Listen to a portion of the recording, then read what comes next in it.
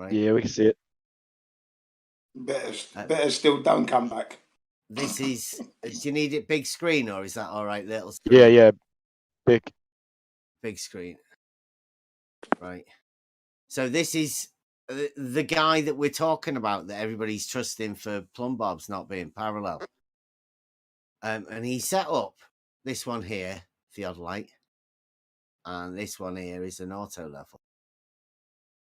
And he's put them next to each other, and this is looking through the auto level.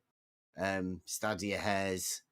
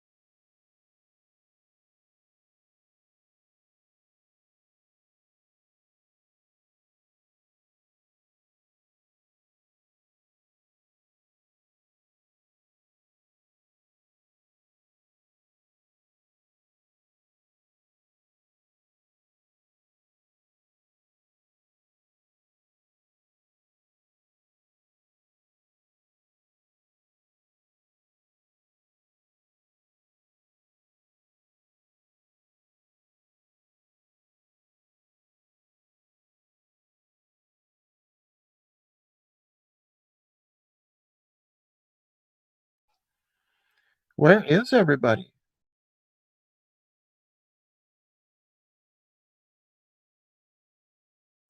I'm not sure. Sometimes sort of goes in waves. I mean, this server's kind of a pretty wild. I mean, I've seen times where there's almost no one in here, and then literally 10 minutes later, there'll be 40 people in here. Maybe they're all over at Bev's.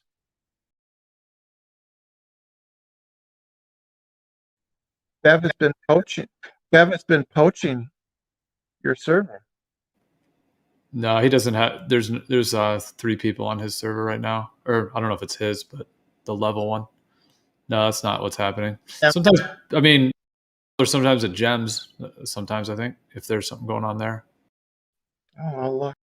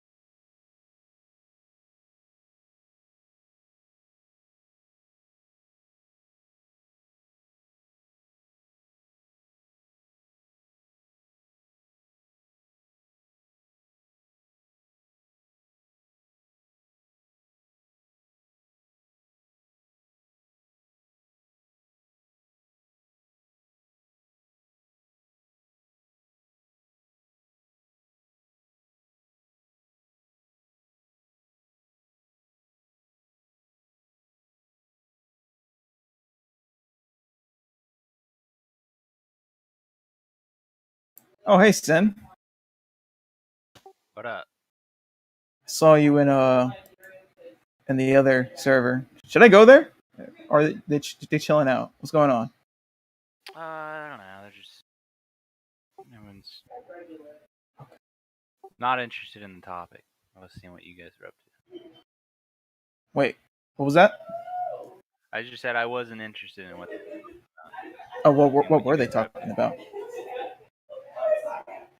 Ooh, hold on, I got background.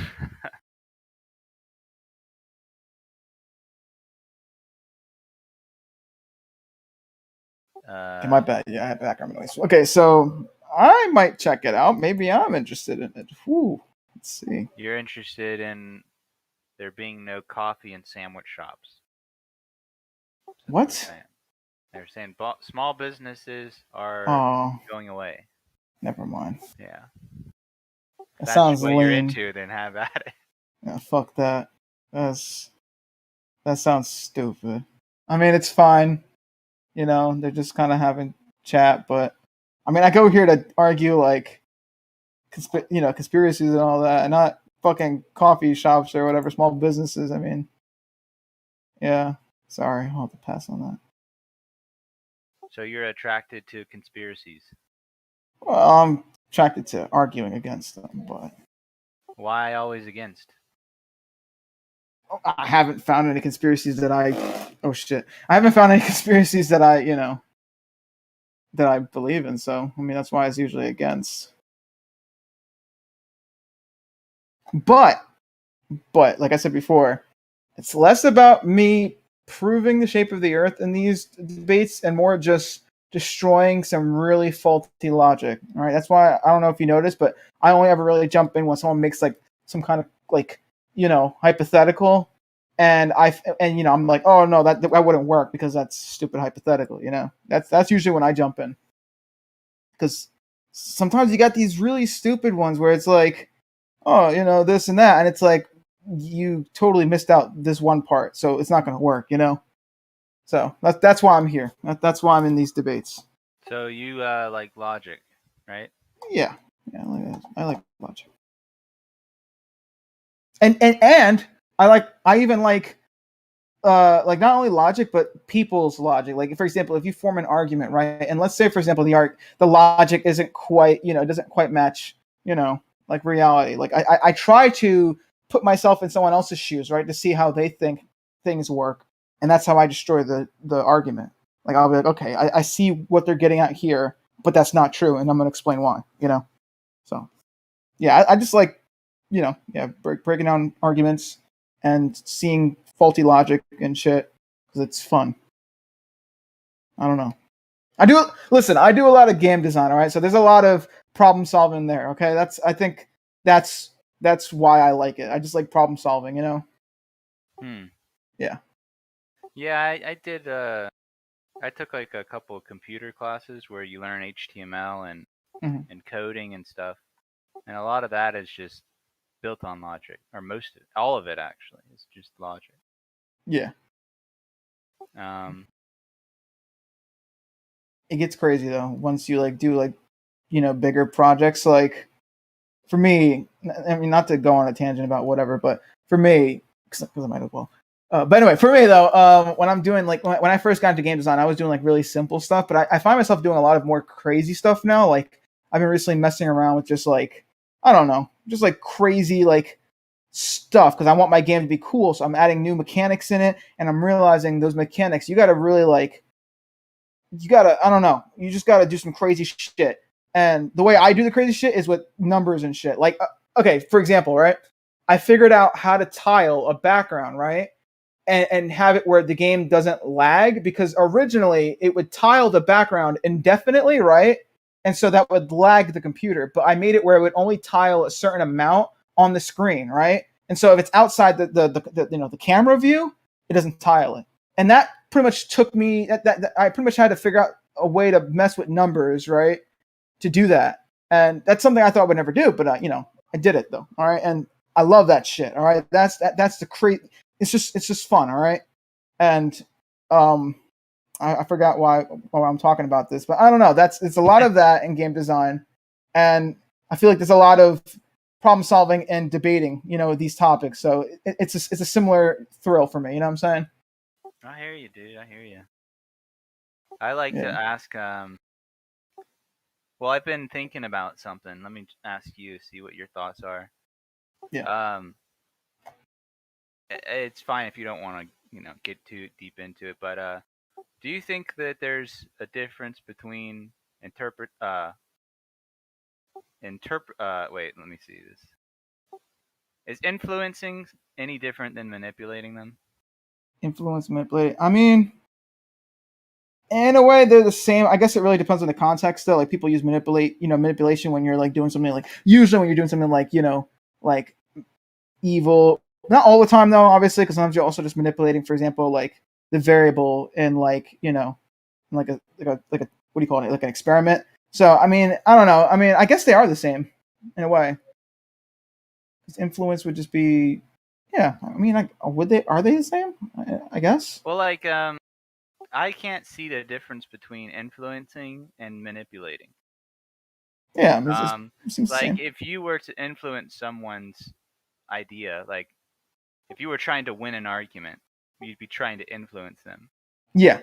But you'd be essentially trying to manipulate them. Yeah, I can see that.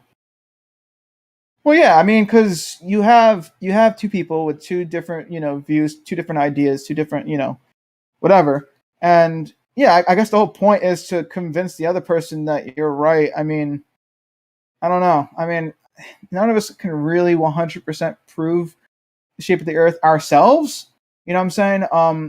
Like, yeah, at the end of the day, I have to believe that those footages of Earth are real. You know what I'm saying? And that's they're fine. Gonna try to convince you, aren't they? Yeah, and that's fine because you know what, I am never going to personally be able to do that. I'm not going to be able to like send a rocket up there myself. You know what I'm saying? So I'm just gonna sure, I'll believe it, but yeah, I don't know. I mean, in these debates, that's what it really comes down to. You're just convincing the other person that you're right. I mean, when you really want to think about it, that's kind of it. So, someone can win a debate and they're technically wrong, but they were able to manipulate the other person better than the other person could manipulate them. So yeah, people like to feel like they know things. Yeah, I mean that's another reason why I come here too. This community, well, that's why I love Flat Earth so much. Is that I have no problem telling you I don't know. You know what I mean? Oh, same. No, it's like no joke. Same. That's why I don't try to debate certain topics that I don't know because I'll be honest, I don't quite know them. I'll know like one bit in that sense. So I'll try to avoid those, and I'll humble myself. I don't know a lot. Well, a lot of things I don't know. Would you agree that I listen to Globers? I've listened to them for years now, and they always want to tell me a story. They always want to tell me the truth or what they think is true. And I feel like they're trying to I don't know why they're trying to tell me like what? They're trying to convince me into believing what they believe, to join their belief local. I'm a little bit more sensitive to that now. I can see it easier. Like all I ever do nowadays is just remind people that, they might be wrong, absolutely wrong. Yeah. I might be wrong. I mean, whenever I go into a debate, I always consider the fact that I could very well be wrong. That's why I don't hold a position 100%, except I'll get really close though. All right. Like 99.99%. Like when we argued about the colors on the screen, like red, green, blue, and then you said black and I said white. I was really strong on that because I was really, really knowledgeable of that. But there was always that 0.01% that I could potentially be wrong. Although at that point I was like, we could just code it so that I was right and you were wrong. We could just change the code. I mean, yeah. Well, here's my point, Arma, is that when someone says I know this and that, I can safely bet that I know that they don't know. I'm nearly positive that they don't actually know what they're talking about. Maybe. So when someone's like, I'm 100% sure of this and that, I'm just like, well, I know they're probably a liar. I only reserve that to one or two things. I don't reserve the 100% thing ever, unless I really like. Unless I like, because I used to like be crazy about just like computers and like colors on the screen, whatever, and just messing around with all that. Because in game design, you have to kind of mess around with the colors and all that. So I was just really into that. So I was really confident about that. But other than that, though, I don't really reserve that kind of confidence for any other argument that I have. I always get really close, though. I get like 99%. But yeah, I do think it's a little what's the word? I do think it's a little, what's the word? Cocky or manipulative, man. I'm telling you, for better or for worse, trying to influence someone and change their mind is manipulation. Yeah. Now it's not their fault. It's you believing it, and you can believe whatever you want. That's the way I look at it. But I think there can be. I mean, I think there's a difference, though. I think that manipulation is usually when there's more like controlling tactics that are used or some kind of a particular attack, whereas influencing would more just be, just expressing something or influencing someone in a way that like that they pick it up. Like, for example, let's just say, just out of a random example, if I'm talking about some philosophy or something, and then someone else is like, oh yeah, I really like that. That would be like, to me, it's more just like influencing, where they're just here. It's like a one-way thing where they're hearing me, they're receiving it, they like it, and so on. Whereas if there's manipulation involved, usually there's like, different tactics, like maybe insults or maybe putting someone down or belittling. Usually there's some kind of more of a tactic involved.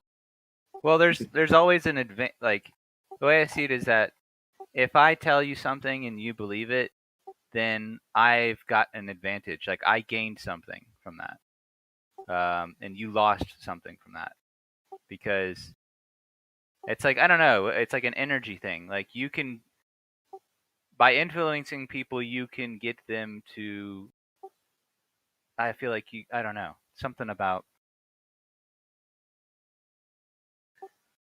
like, okay, let me give an example. Say I started a band, right? Or I was like a musician. If people liked my stuff and liked what I said, they would join my cult and I would win, because I've influenced them to listen to me or something. I don't know. I'm still kind of trying to think about this stuff, but I'm having a new understanding of what cults are.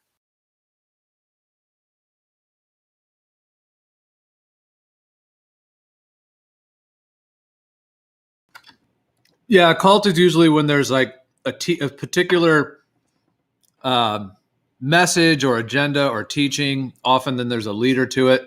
And then there's usually a bunch of manipulative tactics used to enforce that belief or that thought that other people have to follow that. Otherwise they get chastised, or, there's some kickback. Yeah. And what it's like, people naturally look for these kind of things. Like, when you're trying to learn music, you're going to listen to music and you'd be like, man, I want to be like that. Or I'm going to copy some of the way that they play those chords on guitar. Or I'm going to,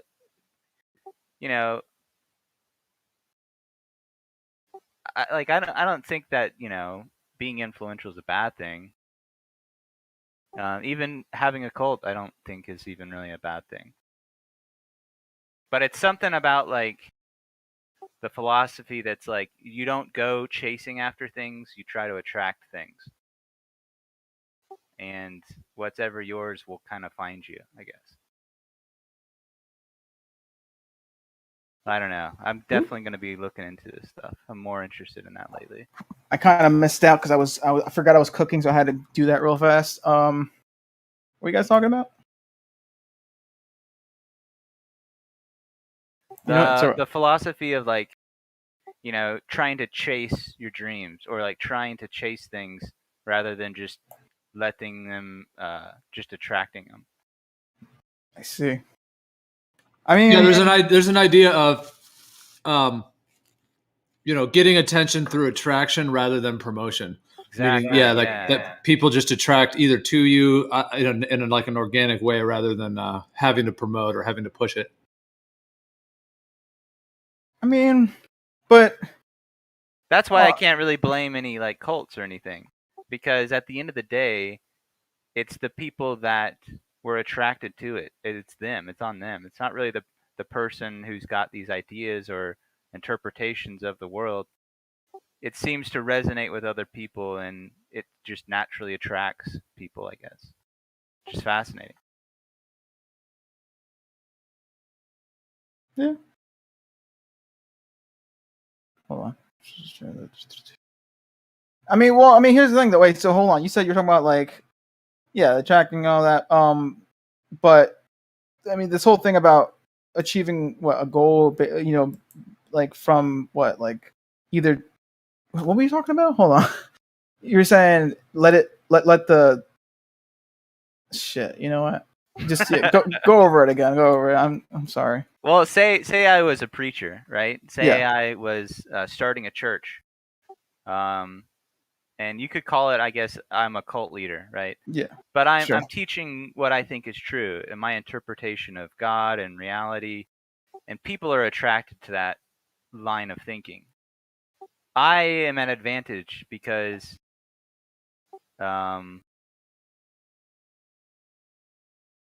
Okay. I've attracted attention somehow. Yeah. And that can be influential in many different ways. Oh, okay. So that's what you're kind of going on about. Okay, so what is this? Were you trying to like relate this to like what, like this, like flat Earth or globe Earth or whatever? Is that why you brought it up in the first place, or? Well, it's just the strangeness of wanting to, or the strangeness in changing someone's mind. Like, Oh. I used to come here to debate and try to talk people into believing things. Mm-hmm. But it's less so much of, I don't really care what you think, and I don't even know it, because you're just going to believe whatever you want to believe at the end of the day. Yeah.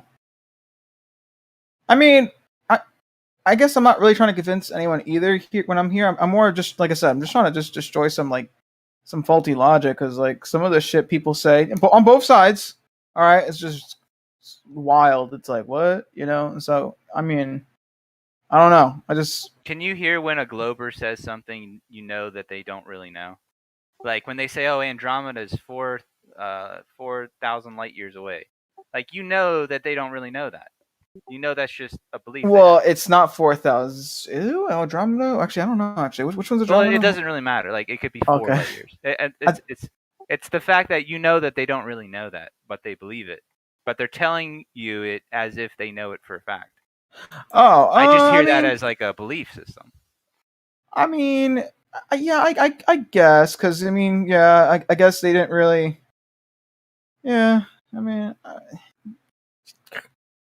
I don't know. I mean, it's just the information they got. So I mean, they could be inadvertently just lying to people.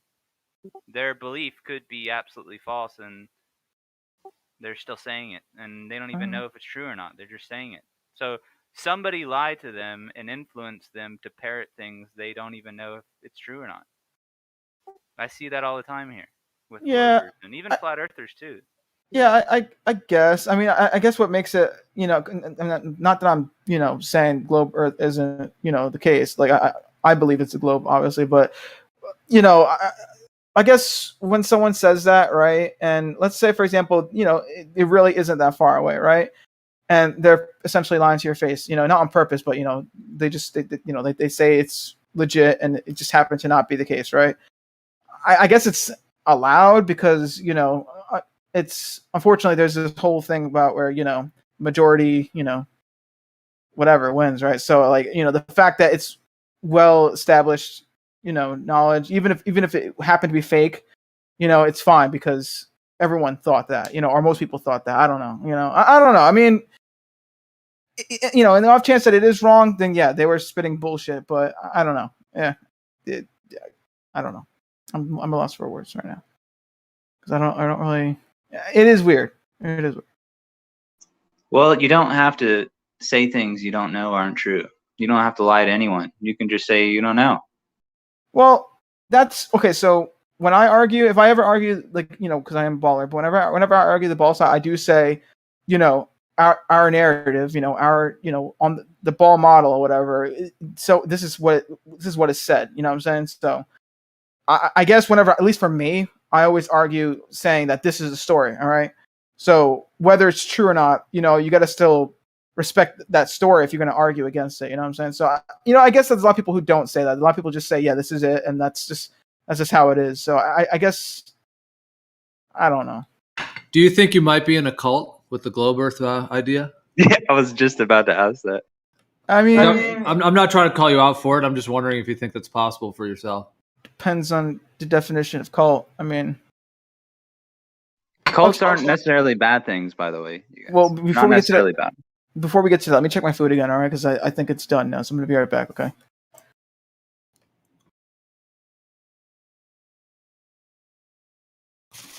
I don't think there's anything good about cults, Sin Cleanser, but I mean, I guess the label bad is one thing, but I don't see anything beneficial about them. Well, I think Jesus was a cult leader, absolutely.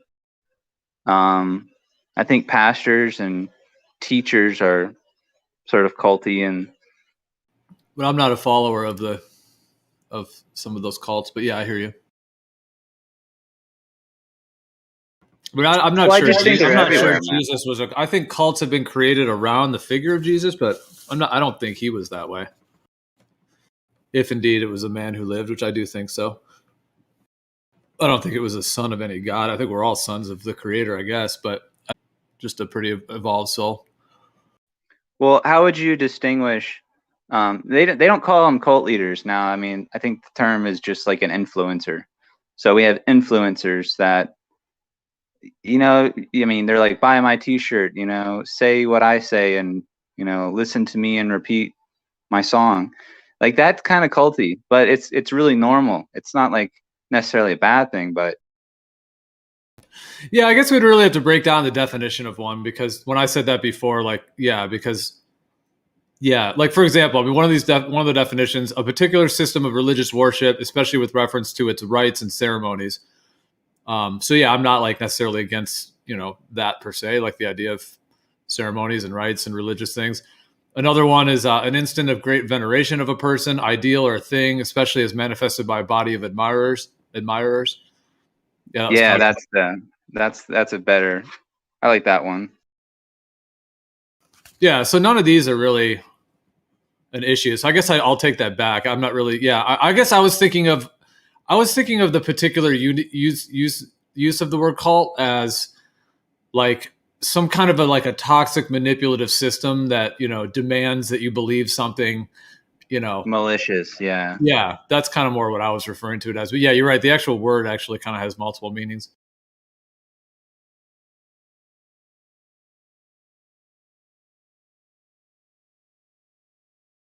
I think there's a lot of cults out there, and it's just people who are influential that have followers, and I guess that's always been the case with science. Is like, oh, Einstein, like, he's our guru. He's going to tell us what the truth is.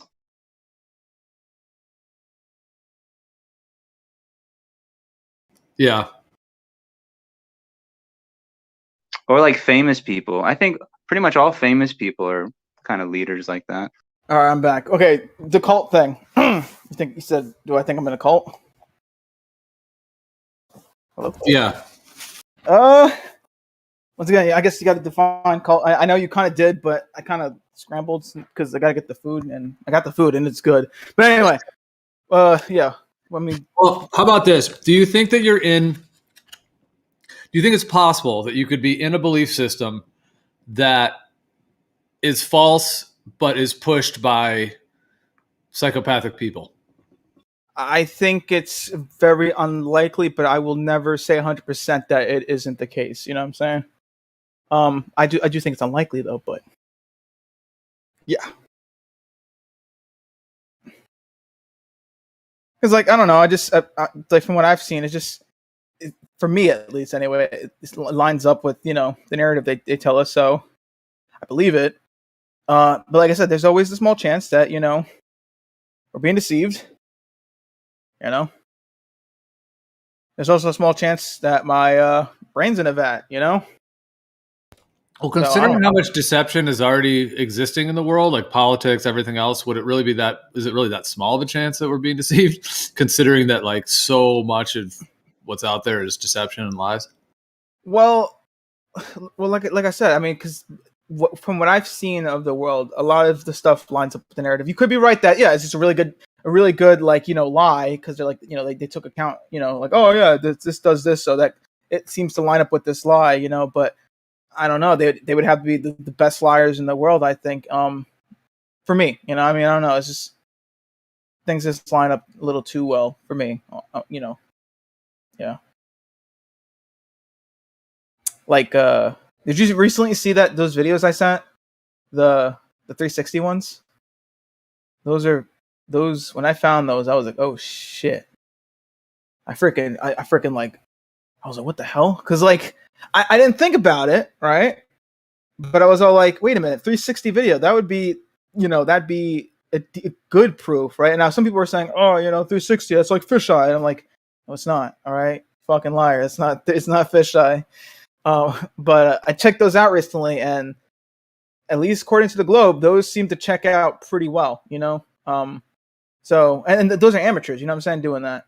So, like I said, I think... For me, there's just too many people out there, that aren't in on it, like me, you, whatever, or just, your everyday person. And they're able to do stuff like, high altitude balloons, or just do other tests themselves. And, from what I've seen from those tests, they just seem to check out with the narrative, you know what I'm saying? For me, like I said, I'm not trying to, whatever, everyone has a different, standard for proofs and evidence or whatever, Sorry if I'm beating around the bush. I know I'm sort of just like giving you like a half-ass answer, but I mean it's what I'm very neutral. You know what I'm saying? I don't like to. I don't know. So is that a good answer or what? Nope. Well, I'm not really going to rate it as good or bad, but I will receive it as your response. All right. I mean, I hear what you're saying. Yeah, I think. Yeah, I do think the Globe is a complete deception. So yeah, I think it's a fairly well thought out one, and yeah, they have a lot of money to back it up. Meaning they have a lot of resources to be able to do it like they have. I mean, when I look at it's like we see way too far, just beyond any comprehension of what you could ever see on a globe. The idea that a globe Earth is bending and warping entire mountains thousands of feet and miles to display themselves up on the horizon as if the Earth was flat just doesn't make sense. So, I mean, that fundamentally, obviously we don't feel the Earth moving and rotating in any way, shape, or form. We see the sun, moon, stars rotating. So on those fundamental levels, that completely contradicts with this idea that we're on a globe. And then when we look into the globe, is there any real proof of curvature? I would say no, absolutely not. Is there any proof of rotation or movement? Absolutely not. The pictures from NASA are incredibly jacked up in terms of like their picture, of the Earth. They use Photoshop. I mean, all kinds of stuff. So that's not solid. The outer space stuff is not solid. Looks like about B level Hollywood in terms of what they're doing. It's just we've caught them in thousands of of things. So yeah. So just adding all those up, it's like to me it's clear. But I'm just saying that there's a huge disparity in what they're claiming. And most people that believe the globe are just going off of stuff they've gotten on Google. This government agency gave this data, or they took a photo of this planet or whatever, but none of that's verifiable. So, yeah, I mean, like I said, I mean, I'm not really here to argue like the globe, but more so just destroy arguments. So I think the reason why I'm really like globe like leaning at this point is just some of the arguments, and like no offense, but some of the arguments on the flat earth side, I've seen a bunch of them, and a lot of them are just kind of to me. They just didn't make any sense, and so I'm just like, well, if this is the side, right, that's arguing it's flat, I mean, and once again, I'm not trying to insult anyone. I'm just saying, like, if these are the arguments on this side, then maybe they got it wrong. You know what I'm saying? That's just, like it's. I'm pretty sure you see the same way. Like we have our arguments, and our arguments seem totally bullshit. You know what I'm saying? So it's like, how could I believe that? So it's for me, it's the same way where I've seen a lot of arguments and they don't really make sense, and it's like I can't. There's no way I think that the Earth is flat because of that. But I will say this though, right? I will level with you, right? Like, no pun intended, because the flat Earth or whatever, right? But I this morning, I think I was just kind of laying in bed, and I was thinking, like, yeah, like, if the globe narrative is true, yeah, we're hurtling at a crazy speed, and I was just thinking, like, yeah, it just kind of seemed weird that I'm in my bed, and I'm just laying in bed, and I don't feel like I'm moving, so, like, I'm human, all right. We all, we think about this stuff, you know what I'm saying? And it's not me like saying I wasn't having some kind of like awakening, like, oh, maybe the Earth is flat, but it was more just like, it is crazy. It's a crazy world, And I did think about it though, but yeah, I mean, I just haven't seen any evidence, of a flat Earth. And on top of that, the science says that we wouldn't feel it anyway. All right, so I don't know. I guess. I know you guys hate this, but I guess in a way I kind of can't trust my senses in this sense, you know what I'm saying? Because I'm only human, you know what I'm saying? And this world is so much greater than me. It's not me. That's not me trying to, like, say I'm shit. Because I know a lot of times you guys are like, oh, the Globers think we're, pathetic. We're a little, a speck of dust. I'm not saying that. I know my place, you know what I'm saying, in the universe. So I'm gonna stop rambling now, because I'm pretty sure that just turned into a bunch of mush.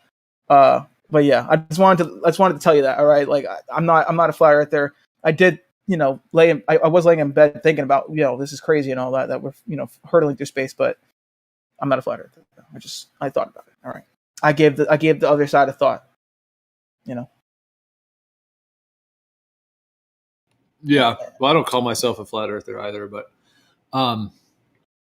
yeah, I've thought that ever since I was a child. I've always thought, I questioned the idea that we're moving and warping, upside down and flipping and going million. I think it's 2.4 million miles per hour is the total speed that they claim we're moving in all these different directions. Mm-hmm. So yeah, I mean, even when I was a child, I questioned that. It never made sense to me. For some reason, I have one particular memory. I don't know why, but it was in like one of the rooms in the houses I grew up in. I don't really know why, but it was like, it was when I was a child, but I just remember specifically, for some reason now it sticks out in my mind, where I remember saying to myself, like, am I really like, everything in this room right now is just moving at millions of miles an hour? Like, I remember thinking, oh, that's so crazy, like, what? But I also questioned it too. It's like, so yeah. So I'm just saying, I've definitely had that. Yeah. And like I said, I had that this morning, whatever. But like I said, though, I don't, just because it feels wrong doesn't mean it is wrong. You know what I'm saying? There's plenty of times where, our judgment is just incorrect. You know what I'm saying? And I also have to believe that I'm wrong too, because I mean, I mess around, a lot in video games. So there's a lot of relative motion going on in those, in video games and whatnot. And there's a lot of just like stuff that you kind of realize when you're doing, video games, whatever. And so, I mean, it all checks out. You know what I'm saying? At least, for me anyway, the science all checks out, the math all checks out. For me, I believe, yeah, you can't be hurt. No acceleration or deceleration. As long as there's none of that, you're not going to feel it. But it's just it is crazy to think that, in my, the narrative that I go, I believe in, that we are, going crazy, fast, whatnot. So I don't deny that that's crazy, but it's not, I don't think it's, I don't think I should feel it though. It's just a crazy thought to think about, and I don't know. Like I said, I'm human, so I do think about these things. You know what I'm saying? And I also lay in bed sometimes and just think, like, it is kind. I will admit, some of it is kind of like, this Earth is kind of, I want to say perfect, but it's pretty nice. Like, it is crazy to think that, if the flat Earth isn't a thing, and like, we're just all here, and it's kind of nice. I don't know. I think about this stuff. I mean, like I said, I'm fucking human. I mean, it is what it is, though. I wanted to at least open up to you guys, so you don't think I'm like some kind of fucking NASA shill or whatever. You know what I'm saying? Some guy who's like, you know what I'm saying? Like, I don't know. That's like, what a show would do, though, Arma. See? What? Open up like that? Just to, you tried to build reassurance. No, because I mean, that literally happened this morning. Though I was like thinking about like, wow, you know, I like so many things could just fall apart, you know. And Oh, like, dude, what, an asteroid could wipe the Earth out, right? Wes, That's what I you was think? thinking about that too. I was like saying, like, I was just laying in bed, like, how do I know like an asteroid's not going to just, you know, and bam, the end, you know, like I think about that stuff. You know what I'm saying? I'm not like, it's not like I don't think about that stuff. You know what I'm saying? Like, I'm fucking human. So it's, you know, it's crazy. Like, I don't know what to tell you. Like, I do think about this stuff, you know? Well, it goes down to like the nature of reality. Like if you were lying on a couch, right? And you're just lying down. Yeah. And if I came up to you and said, look, let's just say for this example, you've never been taught the Earth is a globe or something. So let's just say, you know, we're just chilling on the Earth and you're lying down. And I say to you, hey, are you moving right now? And you say, nope. And I say, are you sure you're not moving at all? You say, nope, not at all. Everything, I'm just totally stationary. And I would say, okay. And I would say, well, actually, there's this thing called roller coaster force. And roller coaster force is actually surrounding your body. And you're actually spinning at 10 million miles an hour and you're flipping upside down. You're making twirls. But it's called roller coaster force. And so you can't tell because the roller coaster force kind of tricks your mind into making everything seem like it's all stationary and it's all just not moving, but actually it is because roller coaster force. Oh yeah, I mean, I know what you're trying to get at. Yeah, I would think you're fucking crazy, but I mean, I don't know. It's just it makes sense though. I mean, like I understand like what, you know, the narrative tells you though. I mean, like I like if you think about it, if every single particle or atom, whatever you want to, whatever, right? If every single atom in your body was moving the exact same speed, you're not going to feel like you're moving. I mean, there's, you know, everything relative to each other is moving the exact same speed, and so there is no motion for you anyway. You know, everything else around you is just going to be moving. You know, at least to you anyway, it's going to be moving towards you or away from you, depending on, you know, whatever, right? So I understand that part. You know what I'm saying? It's just, as a human, I've only ever experienced movement as, you know, something that you could feel, you know what I'm saying? So I can't, I get what your argument is, but I can't rely on my human experience alone. There's, Do you think that you know, in Gio's example, you don't feel like you're moving. Is that more honest than oh yeah, it's more honest, yeah. You are moving? It's more honest, but what else is more honest is if you already understand how motion works, that you could also say that, well, it is very possible that everything's moving relative to something, but it's all moving at the same speed, and so therefore, you know, relative to everything else, yeah, we're not moving. You know, I mean, if you really like break it down, I mean, you could look at it a ton of ways. You know what I'm saying? I get what you're saying though. Yeah, it'd be more honest to say, yeah, you're not moving at all though. But I do think you could also look at it, you know, other ways too, you know, because like I said, once again, I do a lot of game design, and there's a lot of relative motion that you notice when you start, you know, designing stuff. Like if you have a character moving and you want to have a bullet shoot, you have to make the bullet, you know, originally. Well, you know what? Then again, that's actually not. It depends on what kind of game you're making. But anyway, you have to kind of have it where the bullet's kind of, you know, falling with the character in a way with that specific motion in the first place. Yeah. No. Okay, whatever. The point is, I think for me, I think motion is all relative. I think motion is relative motion. I think that's how it works. So that's just my belief. So, you know, I guess if I'm on a, you know, in this example, if I'm laying down on a couch or whatever, right, and someone said, yeah, you're moving, I would say, well, no, I mean, not relative to the Earth, I'm not. Maybe to some other reference, you know, to other thing, maybe I am, but. So you think everything is moving all the time? Even when it doesn't, even you know what? There's no reason to believe it other than thinking. I guess you're right. Everything would be moving because as long as one thing was moving, even something that wasn't moving would be moving relative to that. So I guess you're right. So yeah. How would you know? Is there anything that's really at rest? No, Not I mean, worldview. Well, it would always be relative to itself. That's the only thing that's ever at rest, really. You know, the thing that's, you know. So crazy, man. I don't really think it's crazy. I mean, like I said, I do a lot of game design, so this is something that I'm just used to. You know what I'm saying? So it's not crazy to me. Did you hear my? I don't know if you were there, but did you hear my my whole thing about 3D games and how that's all relative motion? Like that, there's like no joke. Like it's actually programmed in video games relative motion. Like you have to have 2 reference frames. Like no joke. You have to have 1 the world that you're in, and 2 the character. And that shit is crazy. Like relative to the character, like on your screen, the world is moving around the character, right? But if you're playing in an online match, right, and you're staying still and someone else is moving, then then the person relative to you is moving. But on their screen, they're not moving at all. It's the world moving around them, you know? Well, you know that Einstein quote where he says that, you know, there is no optical way of deciphering whether or not. That's how video games are. That's how video games are. It literally is. It's literally just it's all relative. And it's crazy. It's all philosophy, man. But I'm telling you, this is why I love philosophy. This is why I believe what I believe, because when I do video games, it's just I feel like a lot of it does kind of correlate with, you know, reality in a lot of ways. Like it's information, you know what I'm saying? I feel like, you know, for the world to exist, it's got to have some kind of, you know, information telling it to exist. You guys don't say that. You guys say, you know, we could all be moving. I don't know. And that's all you could ever say. We could all be moving relative to each other. Well, you could never prove that. Yeah. Well, I mean, I think it's all relative. So then whatever. So just do with that as you will. But yeah. I mean, there wouldn't really be any real proof of someone moving, like this a definitive motion. I think it's all relative to me. What if it just is what it actually like? Just is what it is, like a definitive motion. No, I'm just saying, like, instead of like having to like believe this someone's theory that they made up. I mean, it's kind of weird. Like even Einstein says there's no proof the Earth is moving, but believe my relativity story. Like it's weird.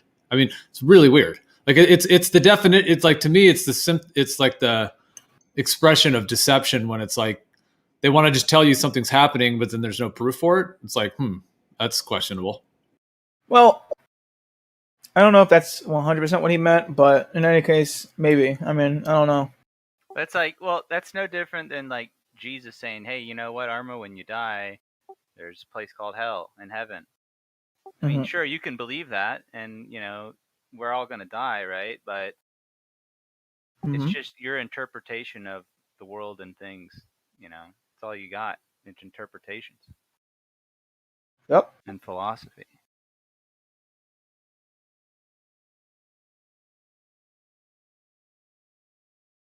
And that's fine, you know. Whatever floats your boat, man. Yeah. Well, what about it just being what it is? Meaning, like, if you just, and I'm not trying to say you have to think this way. I'm just saying, like, okay, there's the relativity idea, or whatever, and the Earth and the gravity ideas, all these theories and ideas. But what about, like, in your perspective, like, why would you not go with just the direct reality of it? Meaning, you're not moving. The sun, moon, and stars are moving. Like, what's the reason not to go with that? Well, so for me to believe that, I have to assume that my judgment is right. And that's not always the case. That's why. Just because it feels like it's not moving doesn't mean that's the case. Don't you think that's like I don't know. There's a certain level of skepticism that it does get to be like you're like delusional. I mean, but we're tricked all the time by our senses. You've seen, you know, optical illusions where it's like, oh, this color really, you know, green, and it's like not really. It's like a bunch of yellow stripes and a bunch of blue stripes crossing over, and there really isn't any green, but it looks like there's green at some point. You know what I'm saying? Or there's like, oh, you know, this looks smaller than this, but really they're both the same size. It's just the outside making it look bigger or smaller. Like, or this audio, you know, illusions, like what was it, Yanni Laurel, that whole bullshit. You know, I don't know.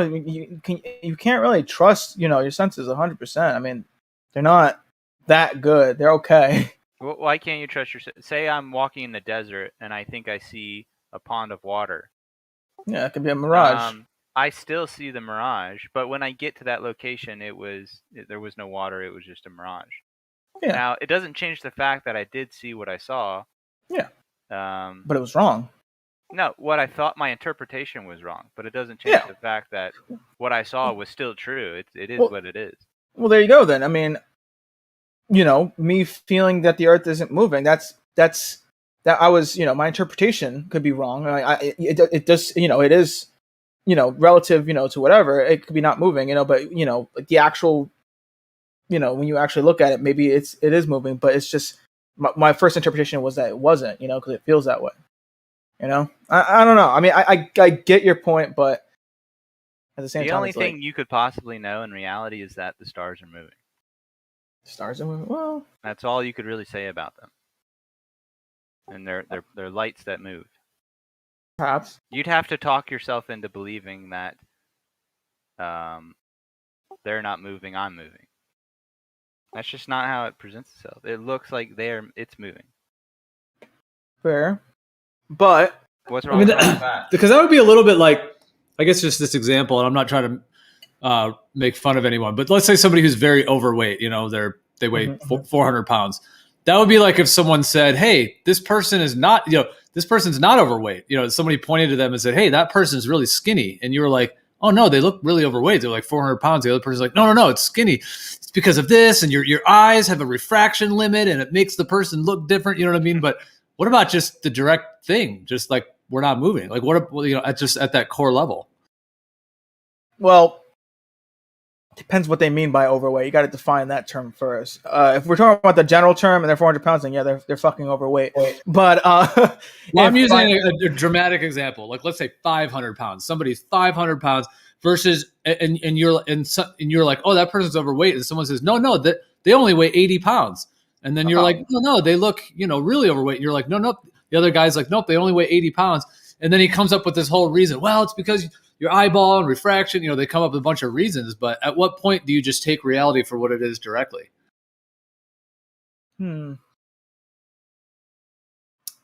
Well, in that example, we're going to attack that example. They specifically said they were 80 pounds, so I could test that. So that might lead into, testing gravity somewhere down the line. So whatever, fine.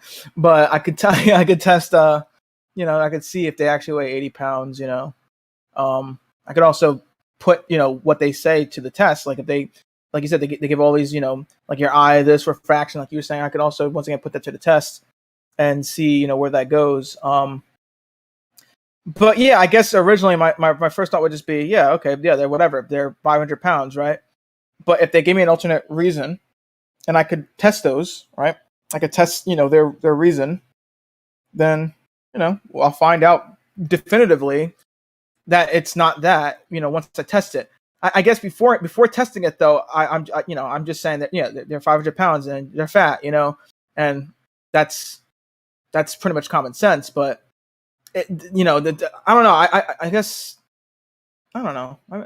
There's always the chance that something could be something else, But I wouldn't. No one's stupid for thinking that it was, like the person was, fat. So I guess the same for you guys. You're not necessarily stupid for thinking the Earth is flat, assuming you haven't been given, evidence, that shows that it's round. And obviously you guys say you haven't really found any evidence for that. So, fair enough, right? You aren't really convinced that it's round because there wasn't any sufficient evidence that says so for you, So yeah, fair enough.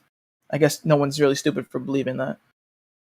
Whether the guy's fat or whether the Earth is fat or the Earth is flat. Seems like we're the ones that are grounded in reality, and you guys are telling yourself reality is not how we see it. It's this way of thinking that I'm going to try to have you also believe. Well, what if the fat guy was really wearing a fat suit? All right. Okay. Yeah. So I don't know. I'm just saying. I mean, like I said, your judgment is not. You don't have. No one has perfect judgment. You know what I'm saying? No one knows for sure anything really. I mean, you can. You can, but you know what I mean. Like I can't just be like, oh, this is, this or whatever, and then. I'm sorry. I'm trying to get a good analogy. That's why I like to ask people, how do you know what you know? Why do you believe this stuff? What is truth? And you'll have all these people tell you that they know this and that. It's like, I know you really don't actually know that. I'm sure you believe it, but Yeah. I'm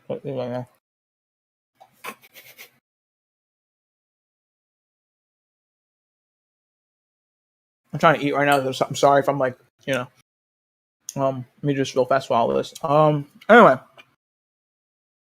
like I said, I don't know. For me, I feel like the evidence that I've been given is, good enough. So, yeah.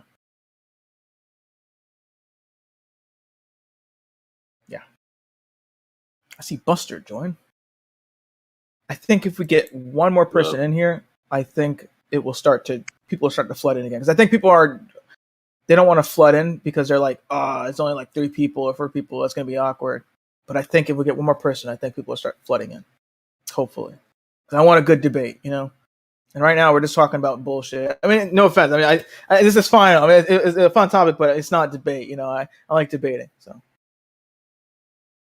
but yeah. So, what do you guys think about that video I sent recently? I mean, what do you think? Let me send it again. What do you guys think of? What do you think of this? What video was it? It's this one right here, the one I sent in Livestream 1, the 360 one. Someone, maybe it was you, but someone said, "Oh, that's fisheye." It's not fisheye. I hate optics. Yeah. Well, fisheye is only fisheye. At least the effect, anyway, visually. That only happens when you have a large field of view, like squished into like a normal, like, I don't know, 16:9, ratio kind of thing going on. You know what I'm saying? If you were to stretch that fisheye around you, then it's no longer going to be fish eye. All right, it's not going to look all warpy and shit. It's just warpy because you're trying to fit all that into a smaller space. All right. With the 360 camera, right, you don't get any of that warping. You can literally move around in the 360. You don't see it warp at all. And in the lower altitude stuff, you can get a straight line from the horizon. But as you go up, though, it's not straight. So that's why I sent this video. All right. I want you guys to check it out. All right. And tell me what you guys think. Some people say that the higher altitude stuff, can cause the lens to warp because, it's like the higher you go up, the less air there is, so less pressure, right? So that could cause the pressure of the air inside, like behind the lens, to maybe bulge out the lens, and maybe. But at that point, wouldn't that just transform the lens into a fisheye lens? Or to some extent it would be, right? And so we would expect to see fisheye lens, like effects going on where if it's above the center this video point. is all warpy. I got it at 4K and it's. It's warpy. So go to like 1 hour and 19 minutes. There's something like circling around the camera that's causing everything to warp around it. Oh, I see what you mean. Yeah, like this thing's all warpy. You can't. There's definitely some things going on here. Okay, well, this video is where that doesn't happen. All right, so let me real fast. It still doesn't look like a ball. It doesn't look like there's much even curve. I think it does curve though. A lot of the curve that you think you see is just like. It's what? They can change altitude, and give you the impression that it's curving. How?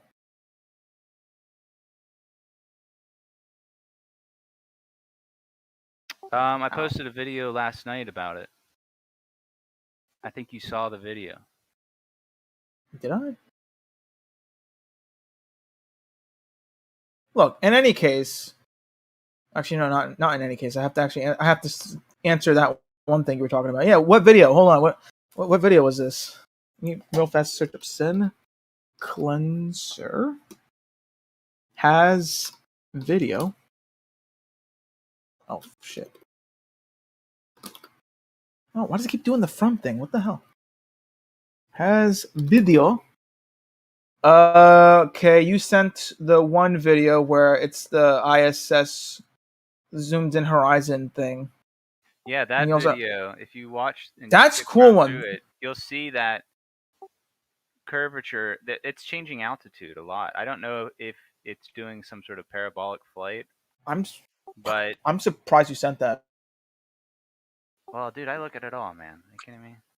I want if there's really good high definition videos from the ISS or whatever, I'm gonna look at it. But, no, you look at it, all right? Look at the fucking clouds in that video. I'm telling you, they go over a fucking curve. It's the craziest shit.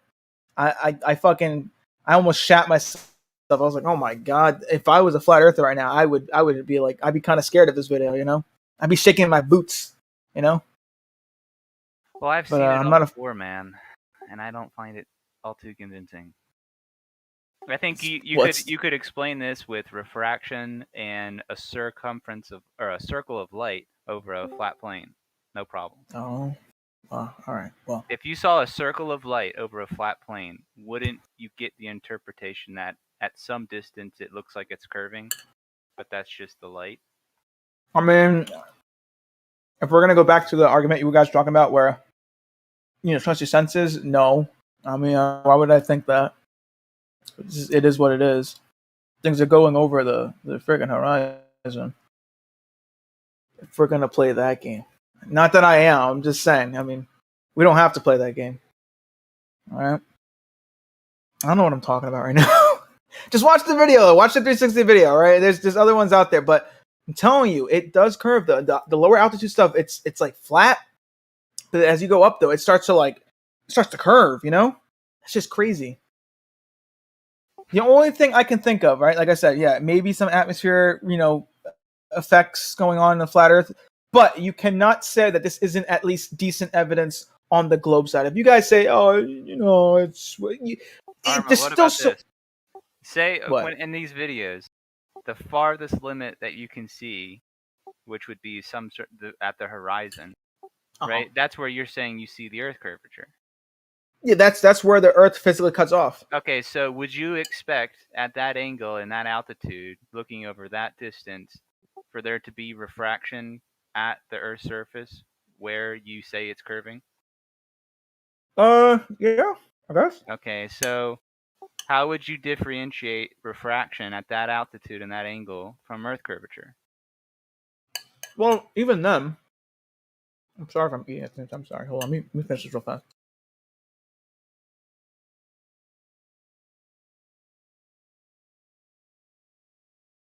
And I know you don't have the answer.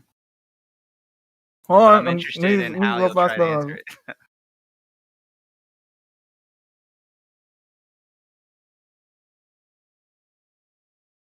All right, that's all fine and dandy, right? But I don't think. Oh, you know what? Then again, you're arguing on the ball side, not on the flat side. Because I was gonna say, if we assume a flat Earth, I still don't see why that would cause a curving of like the Earth, visually, whatever. But if we're going strictly on the ball side, and you're saying, how can we know if that's refraction or the Earth curve? Then it could be both. I'd imagine it's both. Because I just don't think it would, But even then, though, here's the thing. Even then, all right, refraction, at least from what I know, unless you have reverse refraction only really brings things up, right? At least this is the brings things up, right? So with that being said, unless there's reverse refraction there, all right, I would always assume the drop would be the Earth curve in this model, on the ball Earth model. You know what I'm saying? And refraction would only really bring things up a little bit. So, yeah.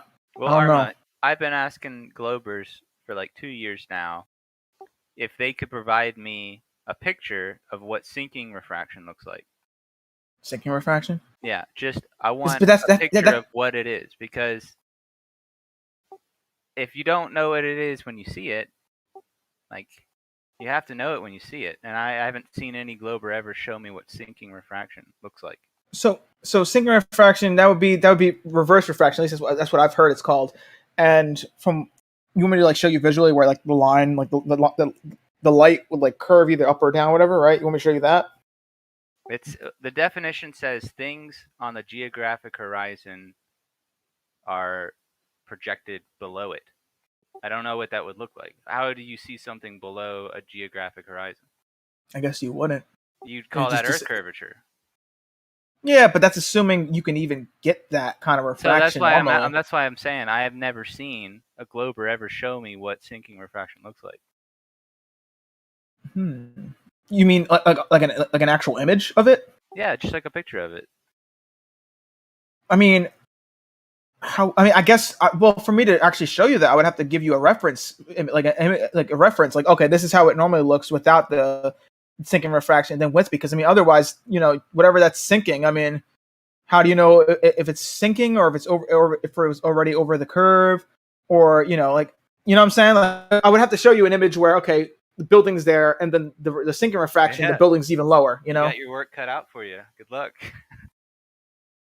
Yeah, but why would I have to show that though? I mean, because if you can't distinguish curvature from refraction, sinking. I mean, if you don't even know what refraction looks like, even if you saw it, then but that's sinking refraction though. So remember that sinking refraction. So that means, all right, at least on the ball model, we assume sinking refraction doesn't normally happen. Like, that's kind of a rare thing, because if I'm correct, I believe it's flipped, where the less dense stuff is at the bottom and the more dense stuff is at the top, and I believe that's what causes the reverse refraction, which is very weird. I'll post the Oxford Dictionary definition of it. All right. I'm going to try to eat some of my food too, so I'm going to mute myself a little bit, all right?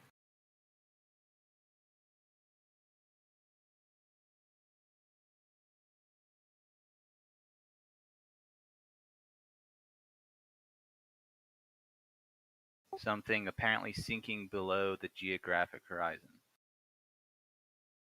I don't even know what that would look like. All right, let me see this. All right. Overview, sinking. Quick reference. The refraction effect in which an object normally visible on the geographic horizon.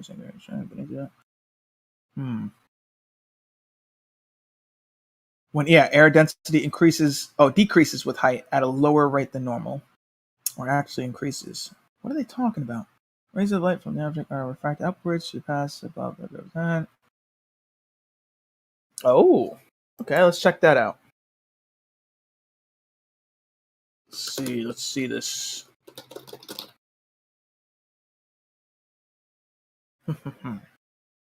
Here at the shady looming refraction.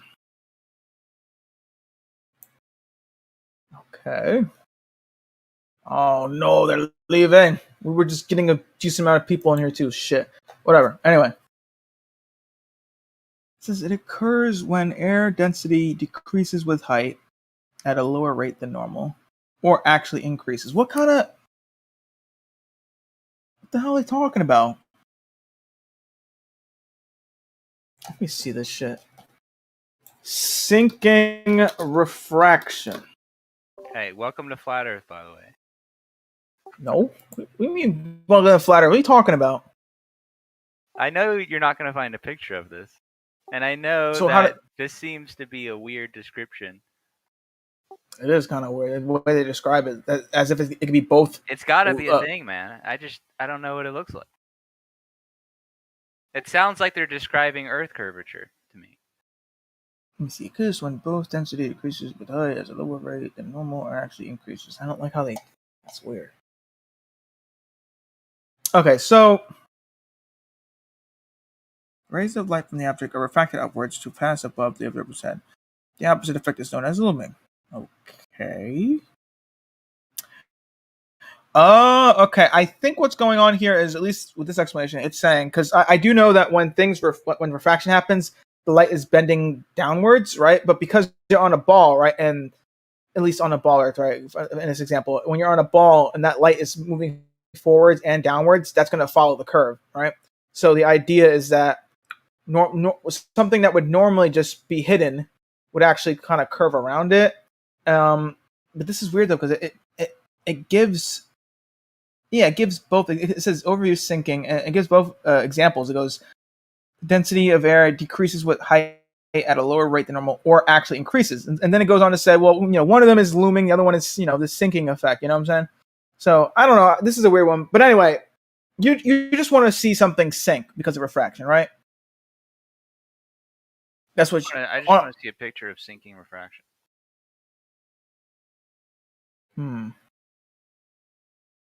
Let's see if I can find something. Sinking refraction. I want a glober to show me definitively, Sin Cleanser, this is what sinking refraction is. So I guess what you're trying to do is, on a flat Earth, anything behind the horizon would be sinking refraction normally. Is that what you're trying to get at? I'm not making any claims, bro. I want someone to show this. What is this? Well, I mean, from what I'm aware of, that's a rare thing, though. I mean, I don't, you know what I'm saying? I don't think that's, and so, I mean, I don't think this, like... It doesn't even matter how rare it is, to be honest.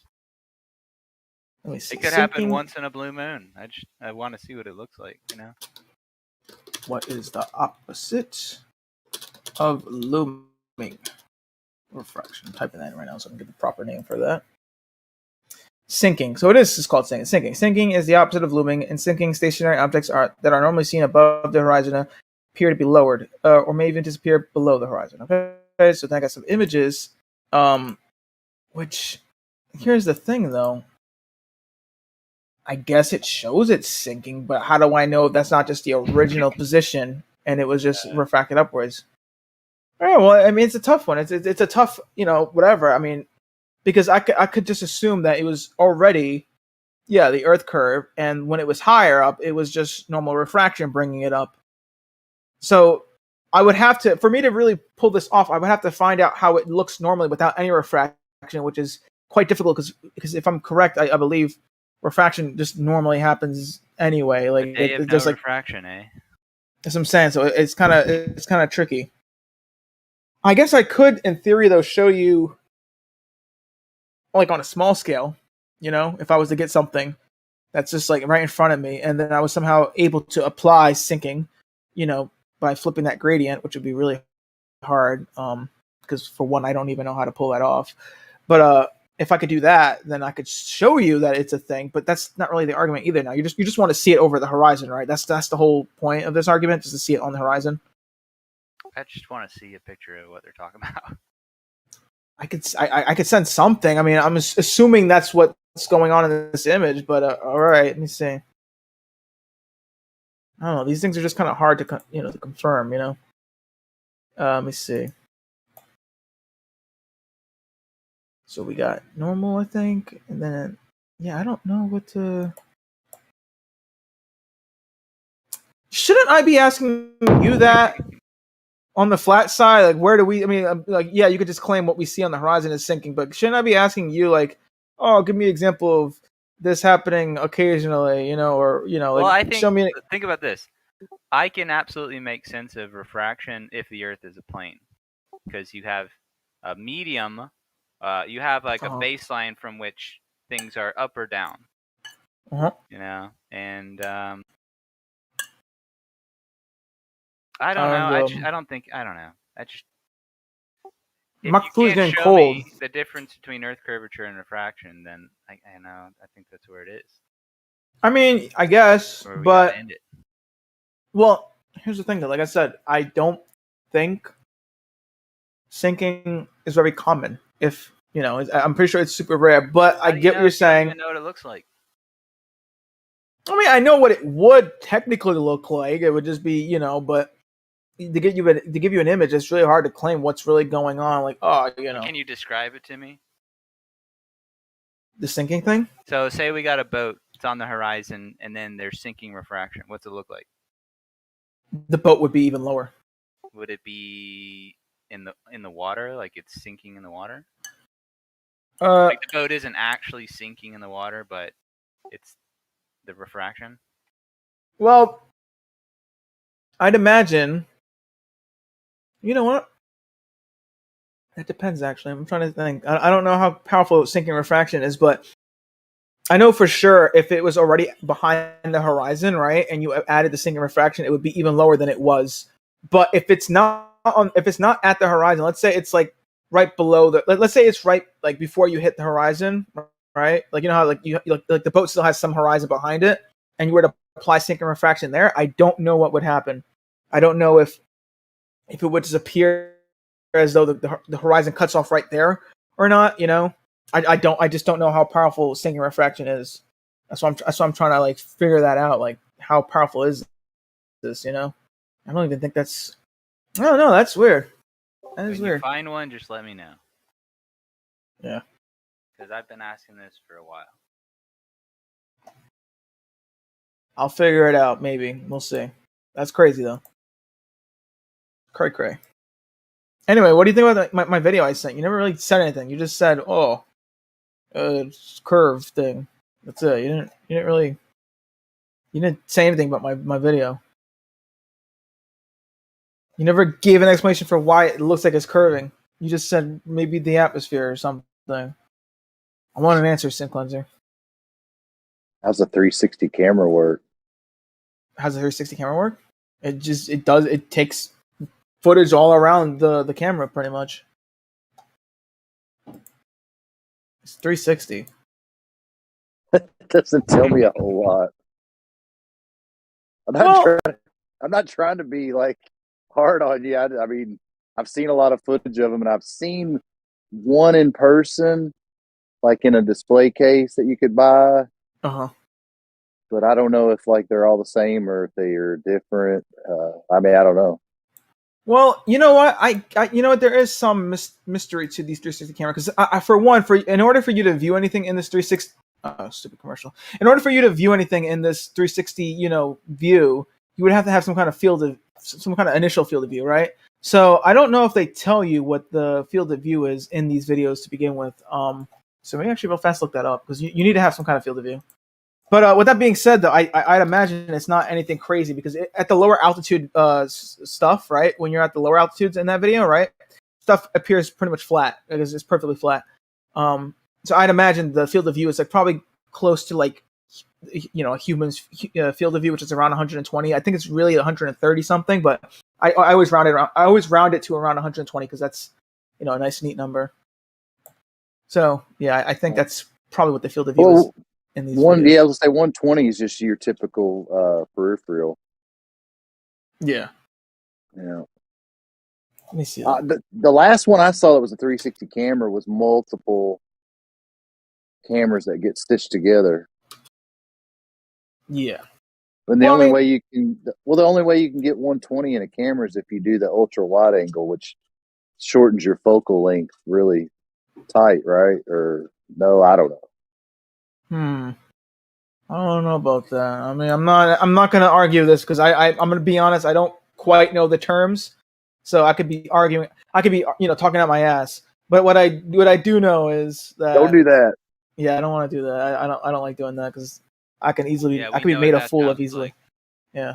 Well, anyway. So what is the field of view? Oh, you know what? I think the field of view might be. Let me see. I'm still looking for this field of view because I really want to know. But you know what? I don't think it matters though. The fact of the matter is though, in the lower altitude footage, the horizon is flat.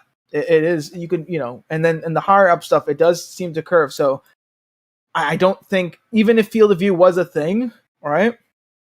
That doesn't explain why it's curving essentially. You know what I'm saying? So it's a little tricky. You gotta give me something, guys. Unless what we're seeing is the roundness of the flat Earth, because if we assume the flat Earth is like a circle, then we could be seeing that. But that's sort of a risky claim, though. There's a few. The only thing I can tell you that I know from what I've experienced with cameras is the only way to get any kind of panoramic shot is to stitch things together. Yeah. Yeah. And the only 360 camera I've seen is multiple cameras that they stitch the images together.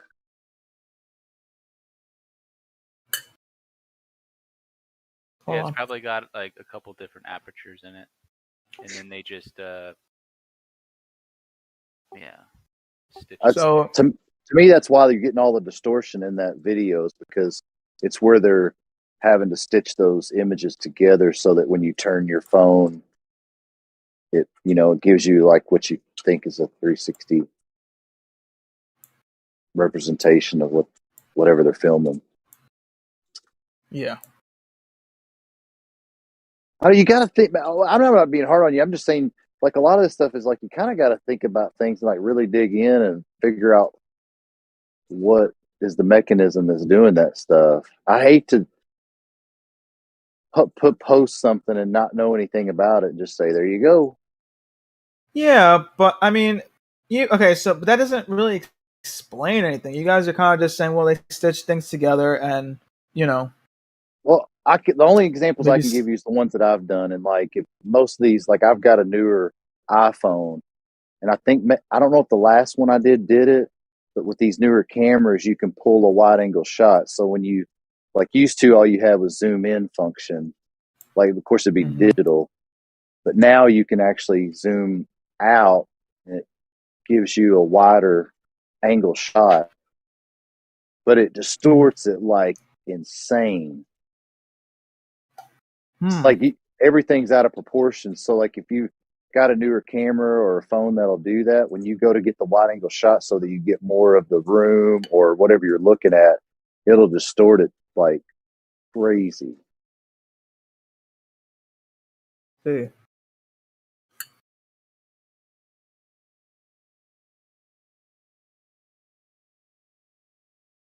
And if that's what they've got on those 360 cameras is a real short focal length to get a wide angle shot, I mean, everything's out of proportion. Yeah, but that doesn't. I get the argument. It doesn't add up when once again you take into consideration the lower altitude stuff. Like, what could be the reason for that? That the lower stuff is flat and the higher stuff is curved. Like, I get your argument. It's just something's missing. There's something missing in the argument. Well, I mean, if it's close to the ground, you're getting more of the ground shot, so you're seeing less distortion, maybe, I'm guessing. I don't know. But then when you start going higher up, it starts putting what's underneath you further away, so it distorts it more. All right. Well, I guess it's an answer, but not exactly. Well, think about it. Like if you've got a wide angle shot and you pull that focal length really close, you can get a pretty decent macro shot so that you can get a close up of, like, let's say a flower or some, like basically like a microscope does.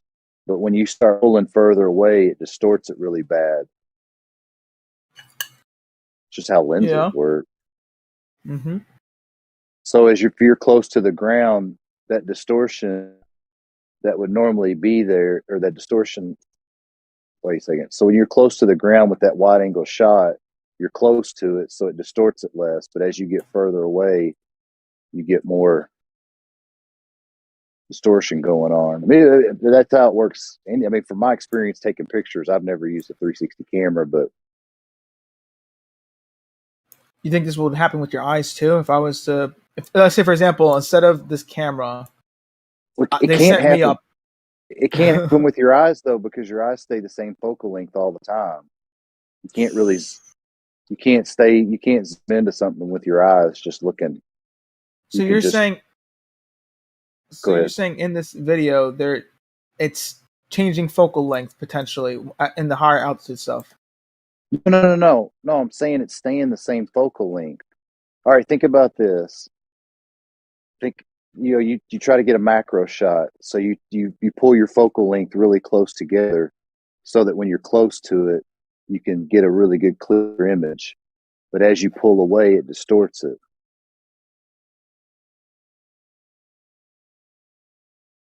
But then as you pull away, the focal length is short, you got to adjust the zoom. Man, photography is one of the most crazy things. Like, there's so many things you have to account for to get a good picture. And even different pictures, you get different things.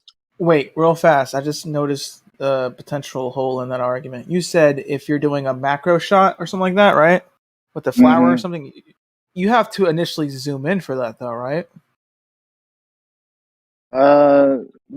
I don't think so. I'm not saying you're wrong. I could be wrong about that, but I'm almost positive your focal length has to be shorter. You don't. The shorter your focal length, the better a macro shot you can get. So if you zoom with your camera, I know this for a fact. If you try to say I'm 10 feet away from a flower and I want to get a good close macro shot. Well, if I'm 10 feet away from it and I try to zoom in on it, it's not going to be a good macro shot. But now if I get really close to it and pull the focal length back, pull my zoom back to a wide angle shot and get close, I can get a better focus in on it. Oh, I see what you're talking about now. Okay, so you're talking about pretty much, in a way, you're talking about perspective where if you're really close to something, like if you have your finger to your eye, it's really warpy, right? Yeah, but your eye can focus. That's the thing. There's so many facets to it. You put your finger close to your eye can actually, at a certain, you can focus in on it, and everything in the background's out of focus. Yeah, blurry. But I think you're talking about specifically the warpiness, though, right? Of it.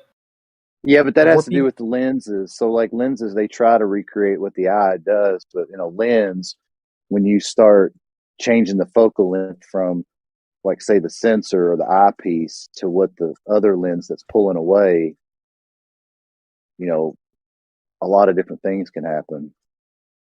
Oh, okay.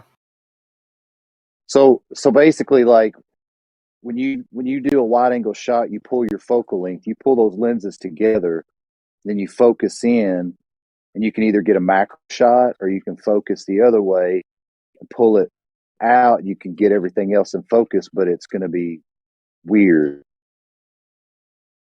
Yeah. Like everything will be out of proportion. Yeah.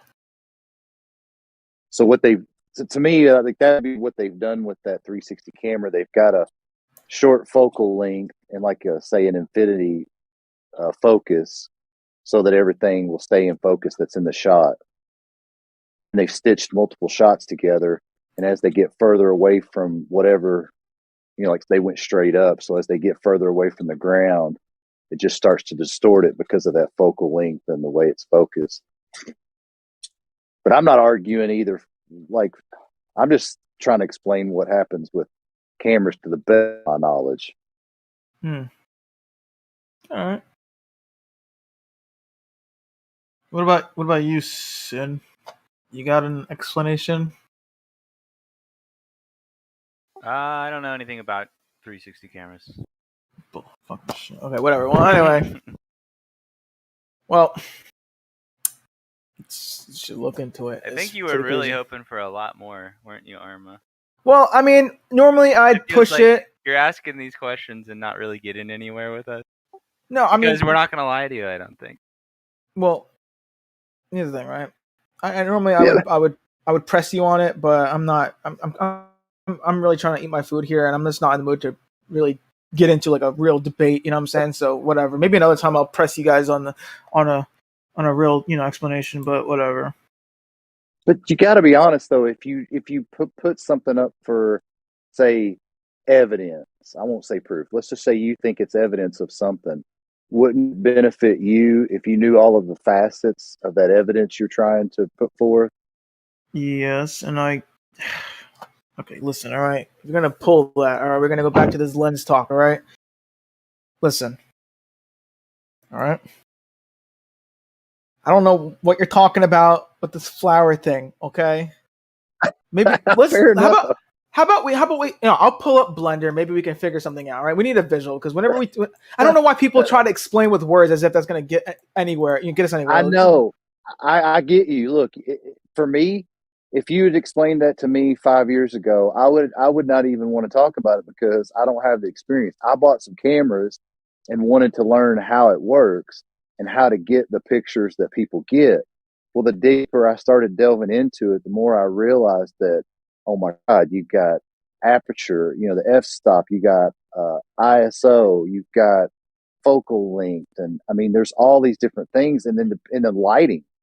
Yeah, but I mean, whatever your lighting is where you set your ISO, and if you've got a crappy camera and that ISO can't go super low, you get a real grainy bars. I mean, there's so many facets to it, and if you bring something that's a cam image all of those things are in play.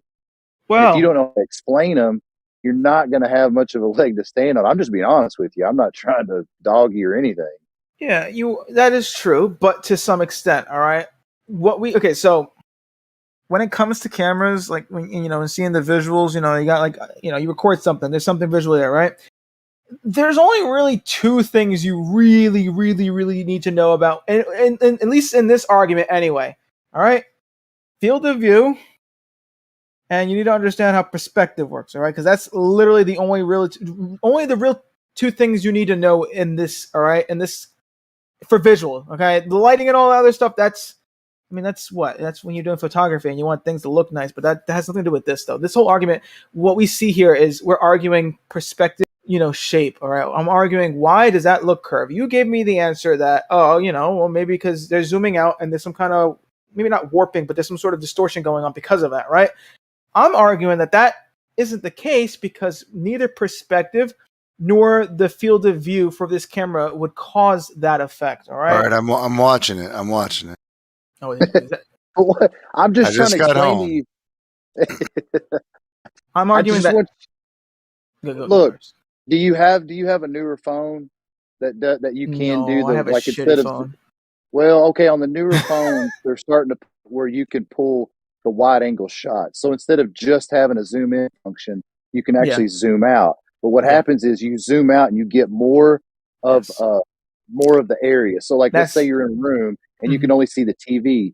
If you zoom out to a shorter focal length, you're going to get more of the room, but it's super distorted. Yeah, because you're increasing as in not in out of focus, just it'll be in focus. It'll just be out of proportion.